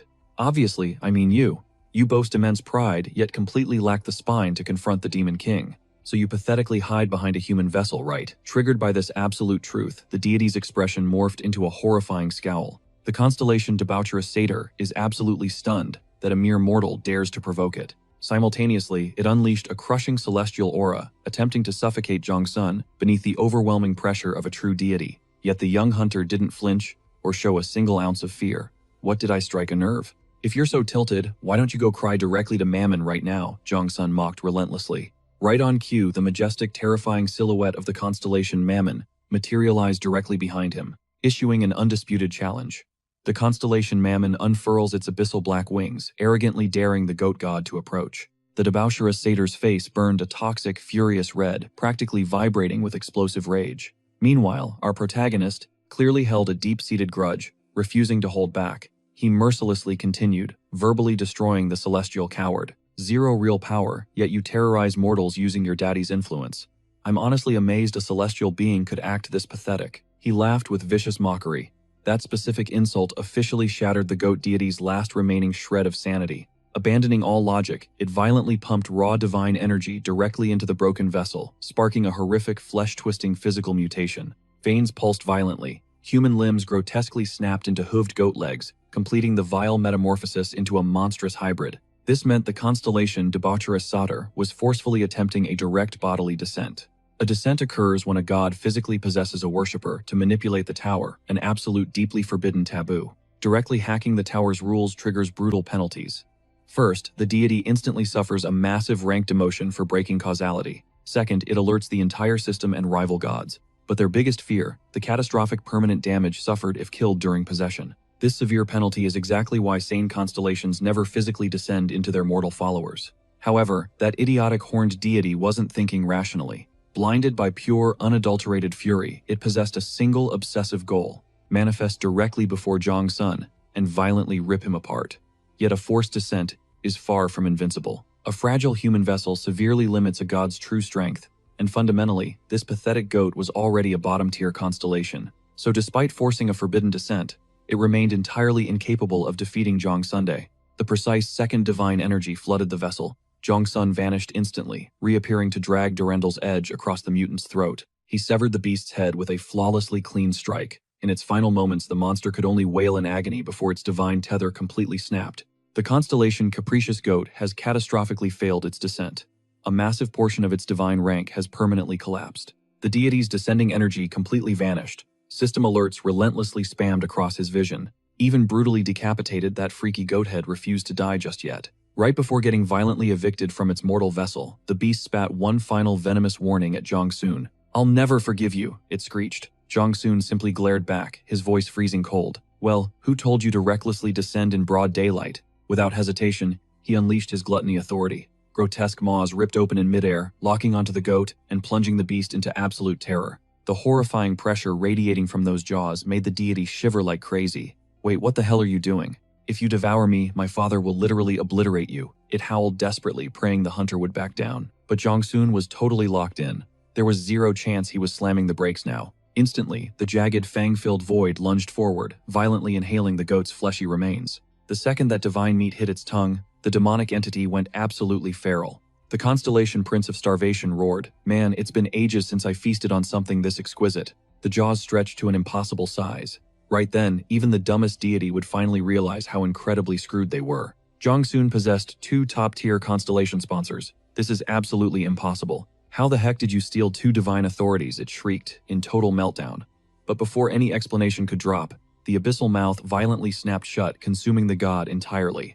The constellation Capricious Goat has officially plummeted below the minimum rank. Due to this catastrophic rank drop, the fallen star instantly lost all system privileges. The Prince of Starvation casually noted that while the texture was kinda weird, the rich god-tier flavor hit completely different. Satisfied, the demonic glutton unleashed a thunderous burp, leaving our main character standing there totally dumbfounded. Honestly, just a second ago when he triggered his gluttony authority to devour a literal god, Zhang Sun was secretly sweating bullets. He seriously doubted whether Beelzebub could stomach a divine entity's rank. But miraculously, this insane gamble perfectly paid off. Whoa. Watching nearby, the patron of wealth excitedly chimed in. "You're literally the first human to slaughter a deity right inside the tutorial phase." The god shook his head in absolute disbelief. Meanwhile, after literally eating a god, Zhang Sun felt slightly thrown off when 0 stat boost notifications popped up on his screen. "Hold up, why isn't the stat leeching kicking in?" he muttered. Glancing sideways, his eyes immediately locked onto the ancient pipes, abandoned by that defeated beggar sect leader earlier. Staring intensely at the relic, a holographic system window instantly materialized before him. Fairy's instrument. Type musical gear. Grade B. A mystical windpipe woven from magical reeds. Packed with the core energy of a holy relic, it pulses with the god Pan's essence. First skill, Seduction. Dominates beast-type monsters based on your actual playing skill. Second ability, Fear Resonance. Strikes absolute terror into enemies scaling with musical mastery. Third skill, Chaotic Cry. Plunges targets into severe psychological chaos based on performance stats. Reading these broken specs, Zhang Sun's eyes practically glowed with hype. Damn, this is super sick. It's a replica exactly like the legendary blade Durandal, though that performance skill requirement is kinda tricky. Whatever, it's definitely going to carry me later. Smirking, Zhang Sun safely tucked the mystical pipes inside his spatial inventory. The exact second it vanished, a massive system alert violently hijacked his vision. You have flawlessly consumed the God Pan's celestial rank. Divine nutrient digestion has permanently boosted all basic stats by 10. Assimilation of Pan, the god of shepherds, is fully complete. You have been granted the legendary stigma of the forest god. As that epic alert echoed, the back of Jungsoon's right hand suddenly erupted in blinding divine energy. Searing into his skin, it began manifesting, an incredibly badass demonic goat skull tattoo. Drawing on his massive webtoon knowledge, Jungsoon instantly recognized the sheer magnitude of this insane brand. A literal divine stigma, an overpowered mark gifted exclusively to heaven's chosen champions. It was pure godly energy, forcefully shattering human-level caps. I literally never expected to score a stigma this early. This gluttony authority is straight up broken. If I just keep snacking on other arrogant deities like this, the scaling will be infinite. Jungsoon smirked at his own crazy theory. Completely oblivious to his dark ambitions, the system rapidly bombarded him with more blue screens. Divine Stigma data unlocked. The Forest God sealed stigma. Classification, Divine Stigma. Current level unranked. A godly crest overflowing with the God Pan's wild energy. The undisputed ruler of nature and shepherds packing insane dormant potential. Skills 1, 2, and 3 remain currently locked. Currently processing rank assimilation. By devouring more celestial nutrients via the gluttony skill, or clearing hidden system quests, this stolen divine power will forcefully evolve. Honestly, the stigma being temporarily locked didn't even faze our main character. Whatever this is, totally fine. I'm just going to spam this gluttony power from now on. What began as petty payback against Pan had suddenly mutated into the ultimate jackpot. A cocky grin spread across his face. Time to head back. Especially since this loot was way beyond my wildest dreams. Meanwhile, COA's squad was fighting tooth and nail against an endless monster horde commanded by that goat freak. Despite the crushing pressure, the squad held their ground, executing their battle formation flawlessly. Damn it, another endless monster wave. A young fighter cursed. But hey, aren't we leagues stronger than before? Hell yeah we are, another warrior shouted. A teammate hollered back, plunging their blade deep into a charging beast's stomach. The real reason their defensive line hadn't collapsed. It was all thanks to Bake Gun and Lee Ha-eun's insane teamwork. Alongside Jung-sun's undead army, Ha-eun unlocked a terrifying new skill. A power that controlled blood itself, causing massive hemorrhaging. After shredding the beasts blocking her path, her loyal followers cheered together. Ha-eun just exhaled, catching her breath. She smiled brightly, glancing up to thank her divine patron. Thank you, Mr. Matt Bagel. The mighty Leo constellation awkwardly cleared his throat, looking away while muttering that she owed him nothing.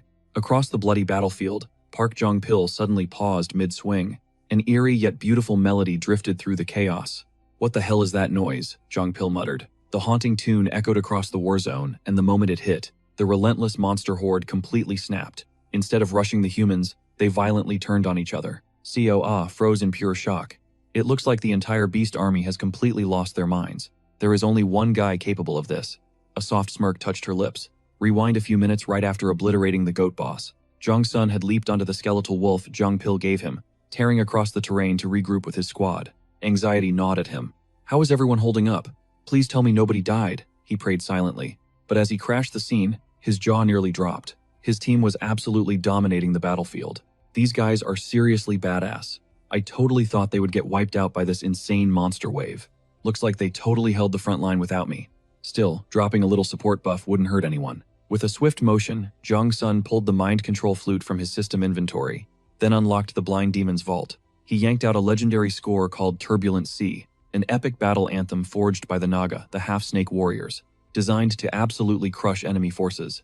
This divine melody ignites pure courage in allies, while terrifying foes. Instantly, his squad's morale blasted through the roof. Meanwhile, the monster front line completely collapsed into total chaos. The beast army was ruthlessly pushed back. Within seconds, the powerhouse Han Chul delivered a devastating lethal strike. He obliterated the final beast, charging them. Immediately, a glowing blue system prompt materialized in the air. Surprise quest cleared. Revenge of the Forest Spirit completely thwarted. Staring at the floating text, Jong-sun smirked, totally satisfied. That bastard Pan's master plan just went up in flames. Right on cue. COA spotted his grand return and sprinted over with bright eyes. Jong-sun, I knew that was you. Thanks for the insane assist. Jong-sun just shrugged off the praise. No big deal, you guys had it under control, he replied smoothly. Suddenly, his dramatic junior Jong-pil charged at him, looking desperate for a giant bear hug. Boss, I never doubted your absolute greatness. Seeing this cringe attack, Jong-sun swiftly shot his hand out, palming his subordinate's face to block the embarrassing hug. Seriously, before I regressed, this punk's attitude was garbage. I absolutely hated his guts. But in this second life, He is growing on me. Plus, he is a damn useful pawn. Shaking off the thought, Jong-sun nodded. Right, thanks for the ride. Here is your white wolf back. Hold up the white wolf. Why did the color change? Jong-pil stammered. The pristine bone wolf was now glowing a deep rusted crimson. And obviously, Jong-sun was the culprit behind this cursed paint job. My bad, I heavily abused a divine relic to turbo boost my speed. Because of that insane friction, the poor thing turned permanently red. Basically, he had pushed the undead mount so far past its absolute limits. It literally cooked its own bones. Just like the legendary red hare, the mythical steed of the mighty warlord Lubu, a phantom beast that charged into hell and claimed victory. Holy crap, it actually turned red. Jong-pil screamed, completely fanboying over his terrifying new ride. Meanwhile, the overpowered main character just rubbed his neck awkwardly. My bad, man. I probably pushed the poor guy way too hard. Boss, how did you know my aesthetic? Ha ha ha. From today on I dub thee the Blood Wolf, Jong-pil cheered. The guy was absolutely obsessed with his ride's new crimson glow. Jong-sun watched Park Jong-pil beaming with joy, totally hating to be the buzzkill. But reality called. He stepped up, warning him that the flashy aesthetic wasn't the problem. That beast was completely drained from pure exhaustion. One wrong move and it would crumble. Catching their chat, Baiken casually strolled over, offering to help. Want me to check it out? Park Jong-pil chuckled, hyping him up as their resident skeleton master. His eyes sparkled, praying. His epic mount wasn't doomed. Stepping into the spotlight, the newcomer kept it brief. The name is Baiken. Without missing a beat, his eyes scanned every inch of the crimson wolf, instantly dropping his expert analysis. The base stats dropped a bit, but that bone density way harder than before. However, zero muscle mass creates a massive flaw. Every single hit strikes straight to the bone core, the medic explained. Soaking in the info, the proud owner stood nearby. Park Jong-pil couldn't stop flexing his awesome beast. This crimson wolf is top tier. You gifted it to me, so I am guarding it with my life. Oh, absolutely. The flex is real. That skeletal frame is basically built like a tank, Baiken agreed. He gently patted the wolf's terrifying skull. Meanwhile, Jong-sun just stared. Two grown men, totally geeking out over walking skeletal remains. The sheer weirdness sent shivers down his spine, so he silently backed away. Time is ticking. Let us wrap this up. We need to keep pushing forward. Treat that crimson beast right, Jong-sun muttered. Scanning the harsh terrain, he locked eyes with their commander. Sayla, the second we are geared up, we march. Got it. Sayla gave a firm, reassuring nod. Just one more day until we hit the destination. With the squad reformed and energy bars slightly refilled, the crew mobilized, eventually hitting a massive vertically dropping gorge. Peering over the terrifying edge, our guy. Park Jong-pil stared into the abyss, literal ice in his veins. This drop is insane. The bottom is literally swallowed by darkness. Stepping up, Sayla broke the silence. We are claiming this spot as our stronghold, right? Catching her drift. The main character turned, confirming the strat. Exactly. With this massive drop protecting our six, holding the line becomes a breeze, he declared. His gaze shifted toward the horizon, mind racing with heavy calculations. This exact ridge acts as the ultimate border for the third phase. It does not matter how overpowered my stats are. Crossing this barrier is impossible, which perfectly guarantees zero backstabs from the rear. The vast majority of challengers will inevitably bleed out right at the entrance. Planting our flag here basically guarantees we survive this brutal trial. At least that was the master plan. But after Pan pulled that wild stunt, other cosmic gods probably want my head on a silver platter too. Those constellations might literally command their loyal pawns to hunt me down. Slipping up means death, Jong-sun mentally warned himself, his blood still boiling over that arrogant goat-faced deity's ridiculous stunt.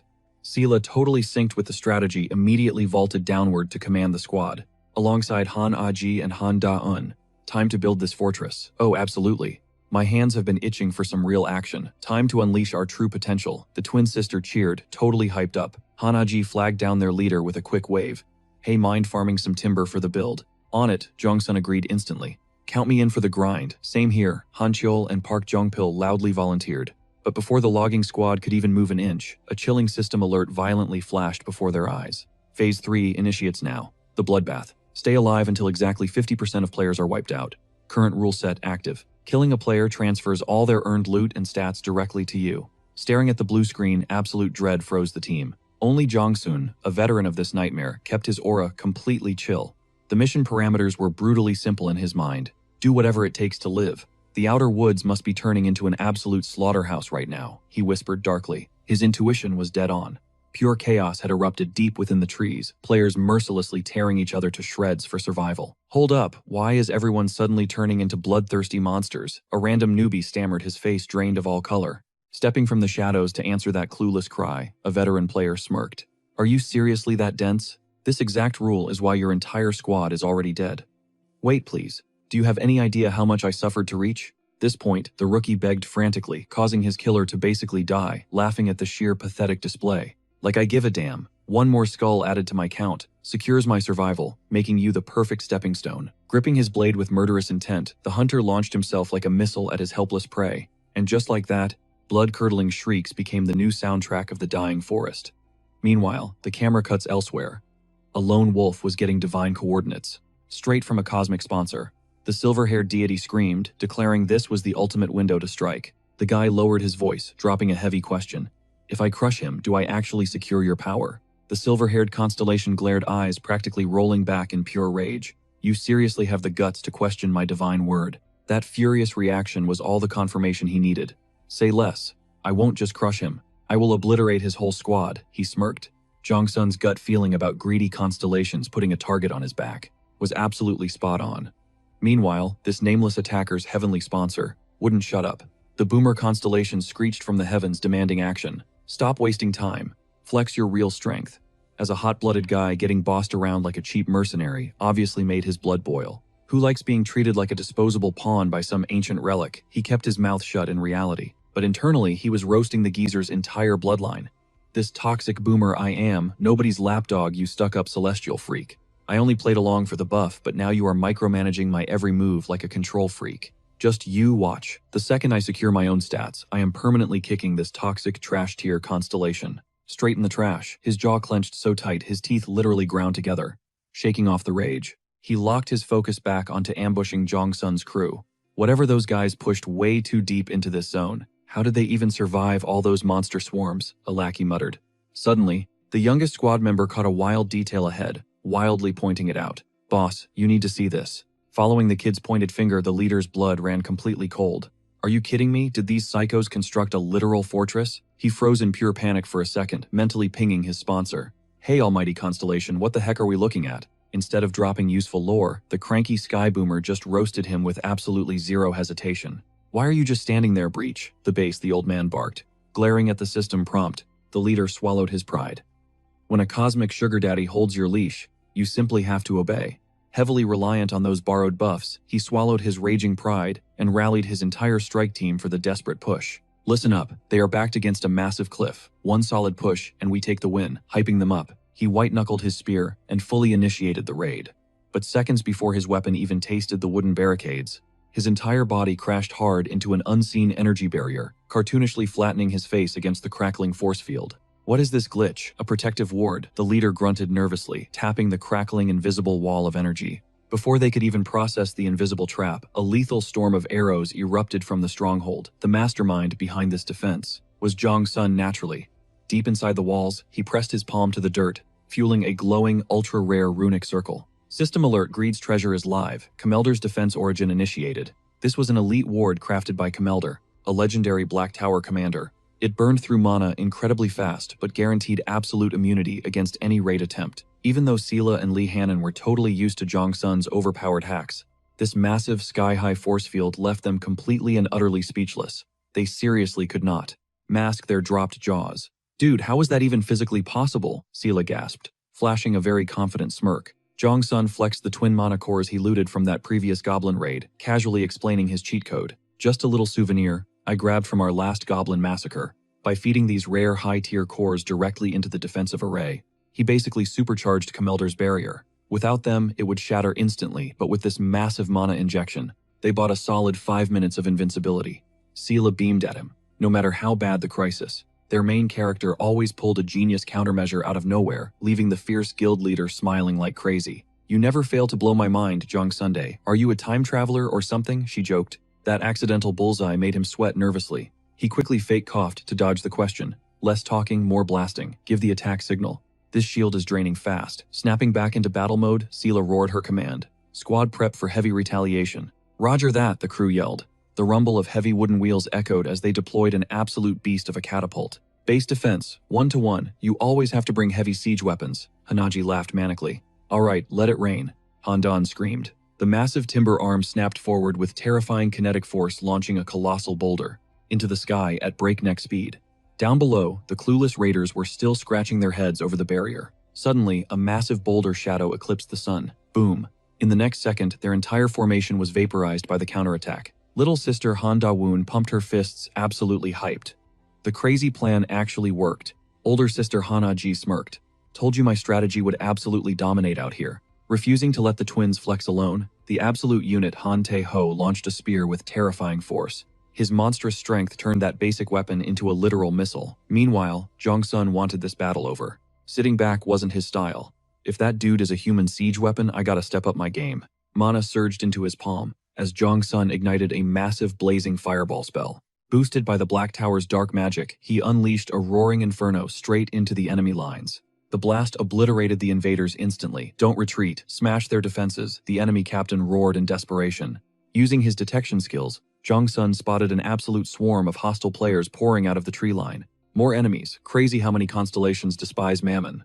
But hey, this just means infinite farming for my achievements, he muttered with a smirk. Accessing the treasure of greed, Jong-sun summoned a massive, intimidating bow.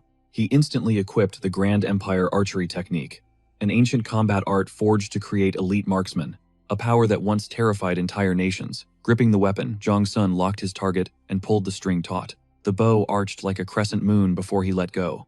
The arrow tore through the wind at blinding speed. It slammed right into the dirt near an enemy's boots.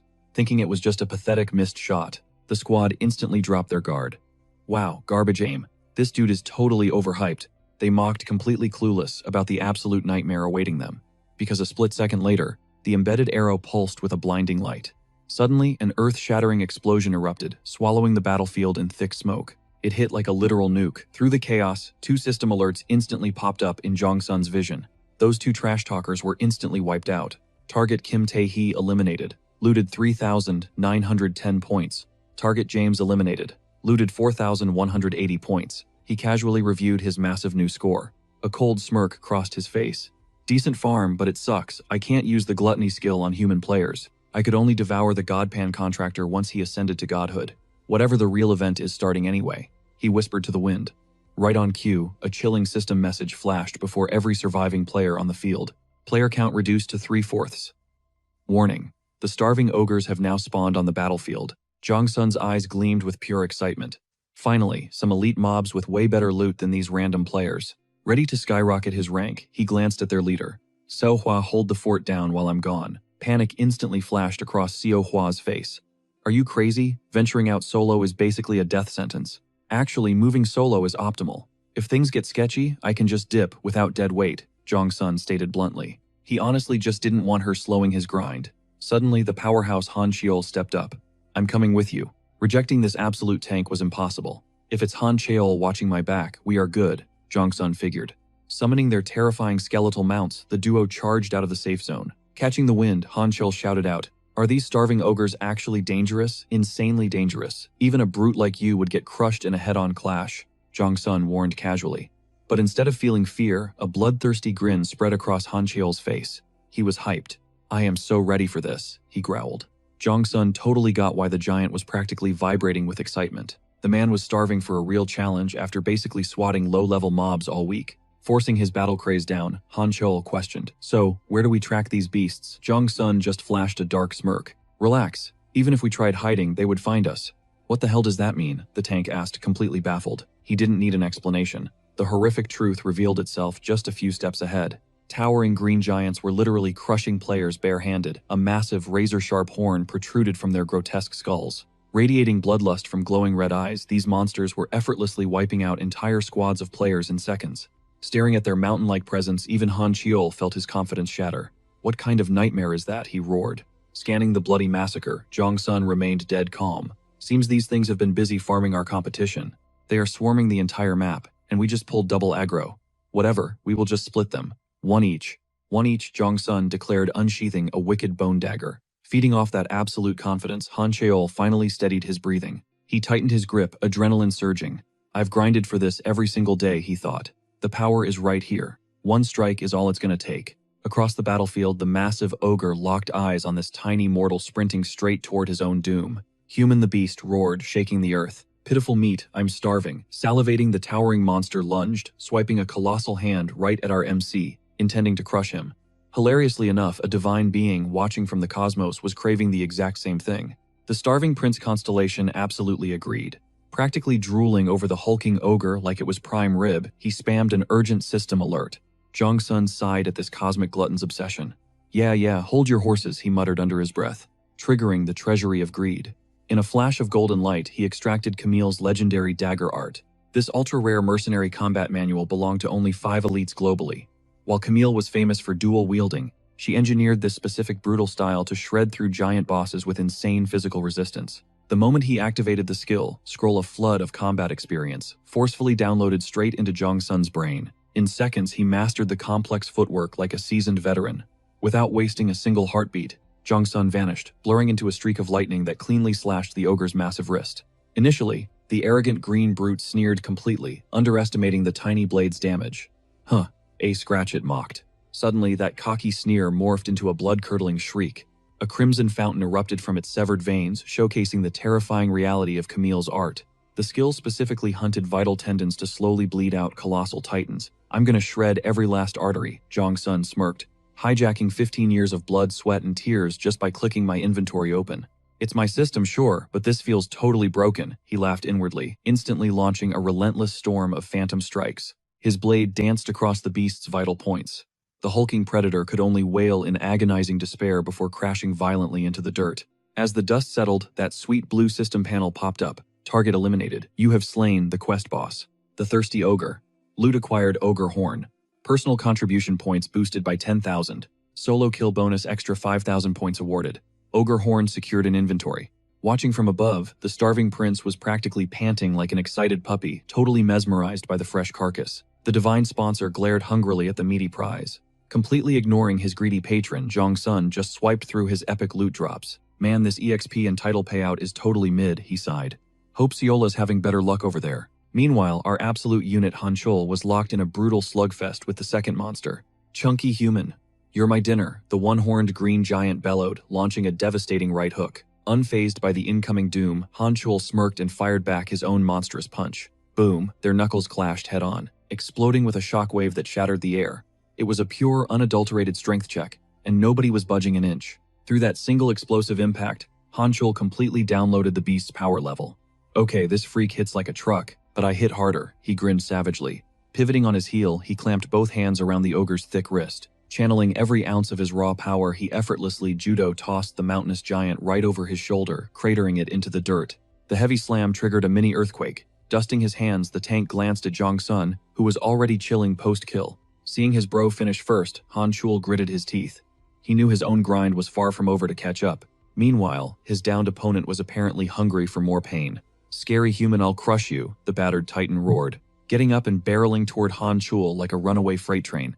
Staring down the stampede, Hanchul inhaled sharply.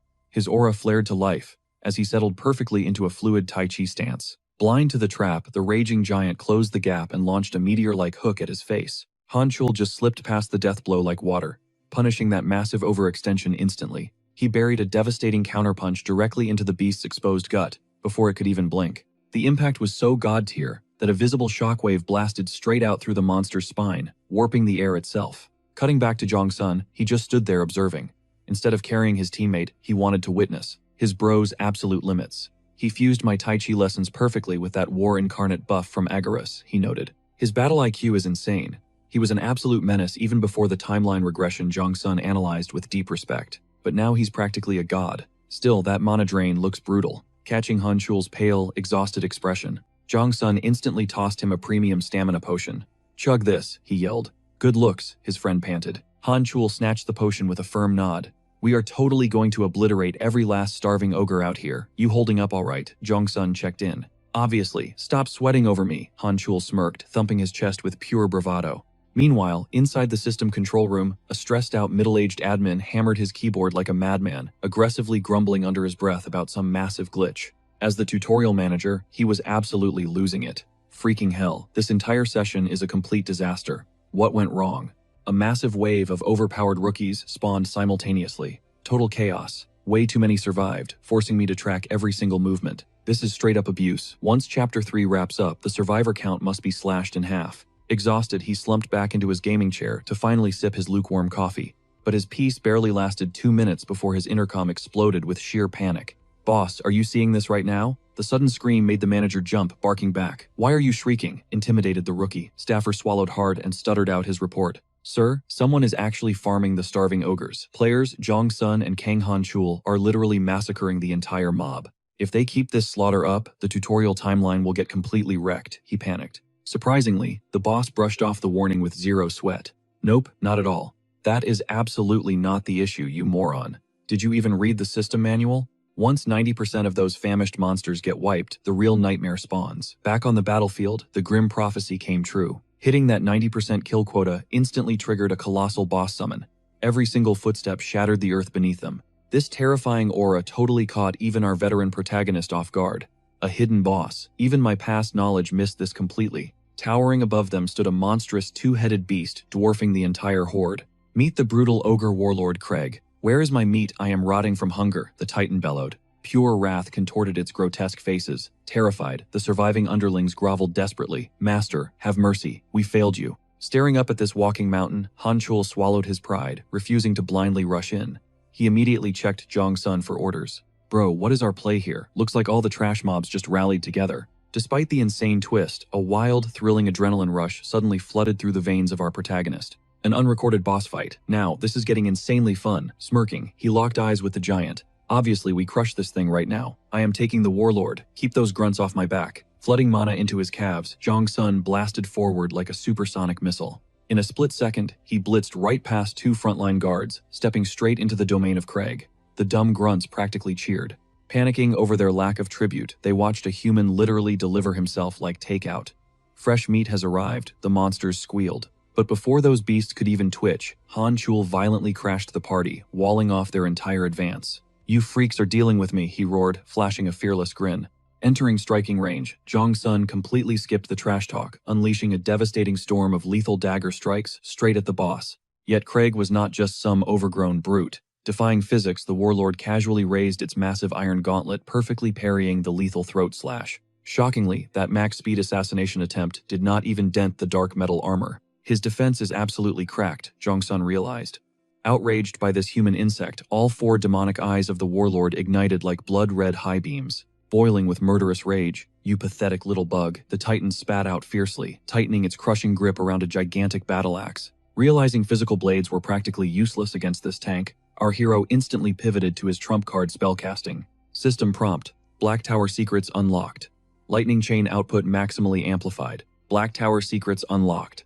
Ice wave perfectly boosted. Dual notifications popped as Jong Sun aggressively fused both elemental affinities together. The second his mana stabilized, he launched the devastating magic combo, straight into the monster. Savage thunderbolts and razor-sharp glaciers slammed into the colossal target flash, freezing the entire arm, holding its deadly weapon. Still, this barely phased the absolute unit. Simply flexing its massive bicep, the beast completely pulverized the heavy frost.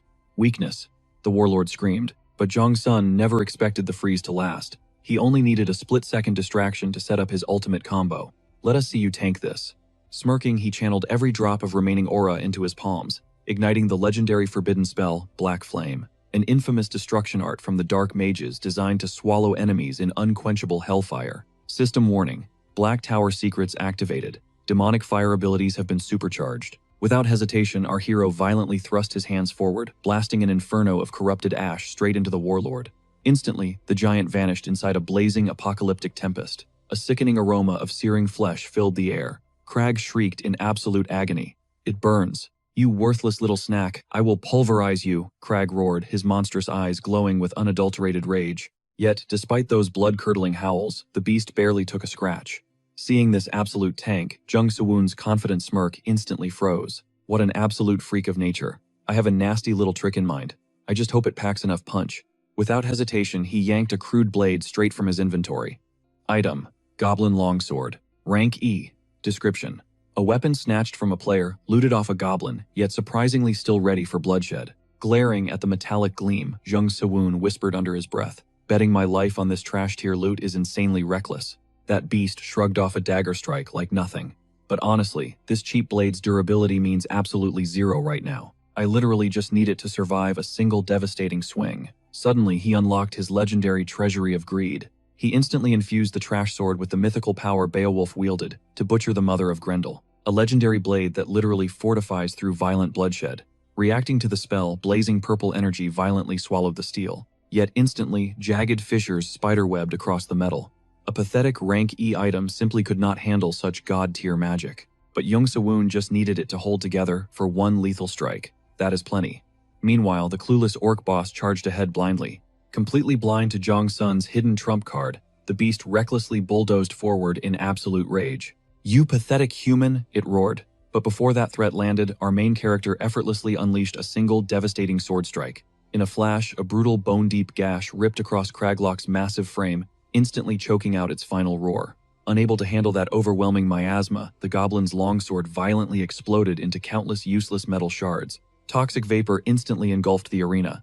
Smirking at the decapitated beast, Jong Sun tasted sweet absolute victory. Its thick hide was already roasted by dark magic. "No monster survives that toxic combo," he noted with a savage grin. Right on cue, the orc chieftain's colossal carcass crashed heavily into the bloody dirt. System alert, hidden boss Craglock eliminated. Level up. Your personal honor just skyrocketed by 100,000 massive points. Craglock devoured, nutrients absorbed, strength boosted by 30 points. The starving prince furiously snacks, his eyes practically bulging out. Calling it a gourmet feast, the starving prince greedily inhaled the remains, his face glowing with pure foodie bliss. Jong Sun seriously questioned if this dude actually possessed any taste standards whatsoever. Shaking it off, he turned around. Han Chul had completely wrecked the remaining orcs. Our main character was genuinely impressed by the clutch play. "Yo, not bad at all. Didn't think you could solo 2 of those freaks," he praised. Han Chul just totally muttered under his breath. "Yeah, well, I was still way slower than your crazy clear time. Obviously bro chugged this health potion then. Let's warp back to base," he smirked, tossing over the glowing red flask. Suddenly, a glaring system pop-up crashed his vision, leaving him absolutely speechless. Tower milestone unlocked. For the very first time ever, Orc Chieftain Craglock has fallen. As an epic bonus player, Jong Sun's squad receives a free skip pass to Chapter 3's test. Staring hard at the blue screen, our main character vigorously rubbed his eyes in sheer disbelief. He squinted hard. A Chapter 3 free pass. The system was acting way too generous. This massive head start meant perfect prep time for Chapter 4. Jong Sun let out a villainous chuckle. Meanwhile, inside the chaotic admin office, the main character's insane clear record was totally panicking the game masters. "Chief, are we seriously allowing this? A free stage skip has literally never been gifted before." The rookie dev panicked. Annoyed the head, admin quickly shut down his freaking out. "Use your brain, idiot. He literally soloed Craglock. Do the math." Next thing you know, he's actively hunting down rival players. If this anomaly slaughters our top-tier VIP rookies, the ruling constellations will absolutely lose their minds. The junior dev finally realized the massive crisis. The boss nodded darkly. "Exactly. This isn't some generous reward. We are purely quarantining a glitch. Plus, skipping them ahead barely breaks the upcoming balance. Anyway, Chapter 4 is an absolute siege warfare bloodbath.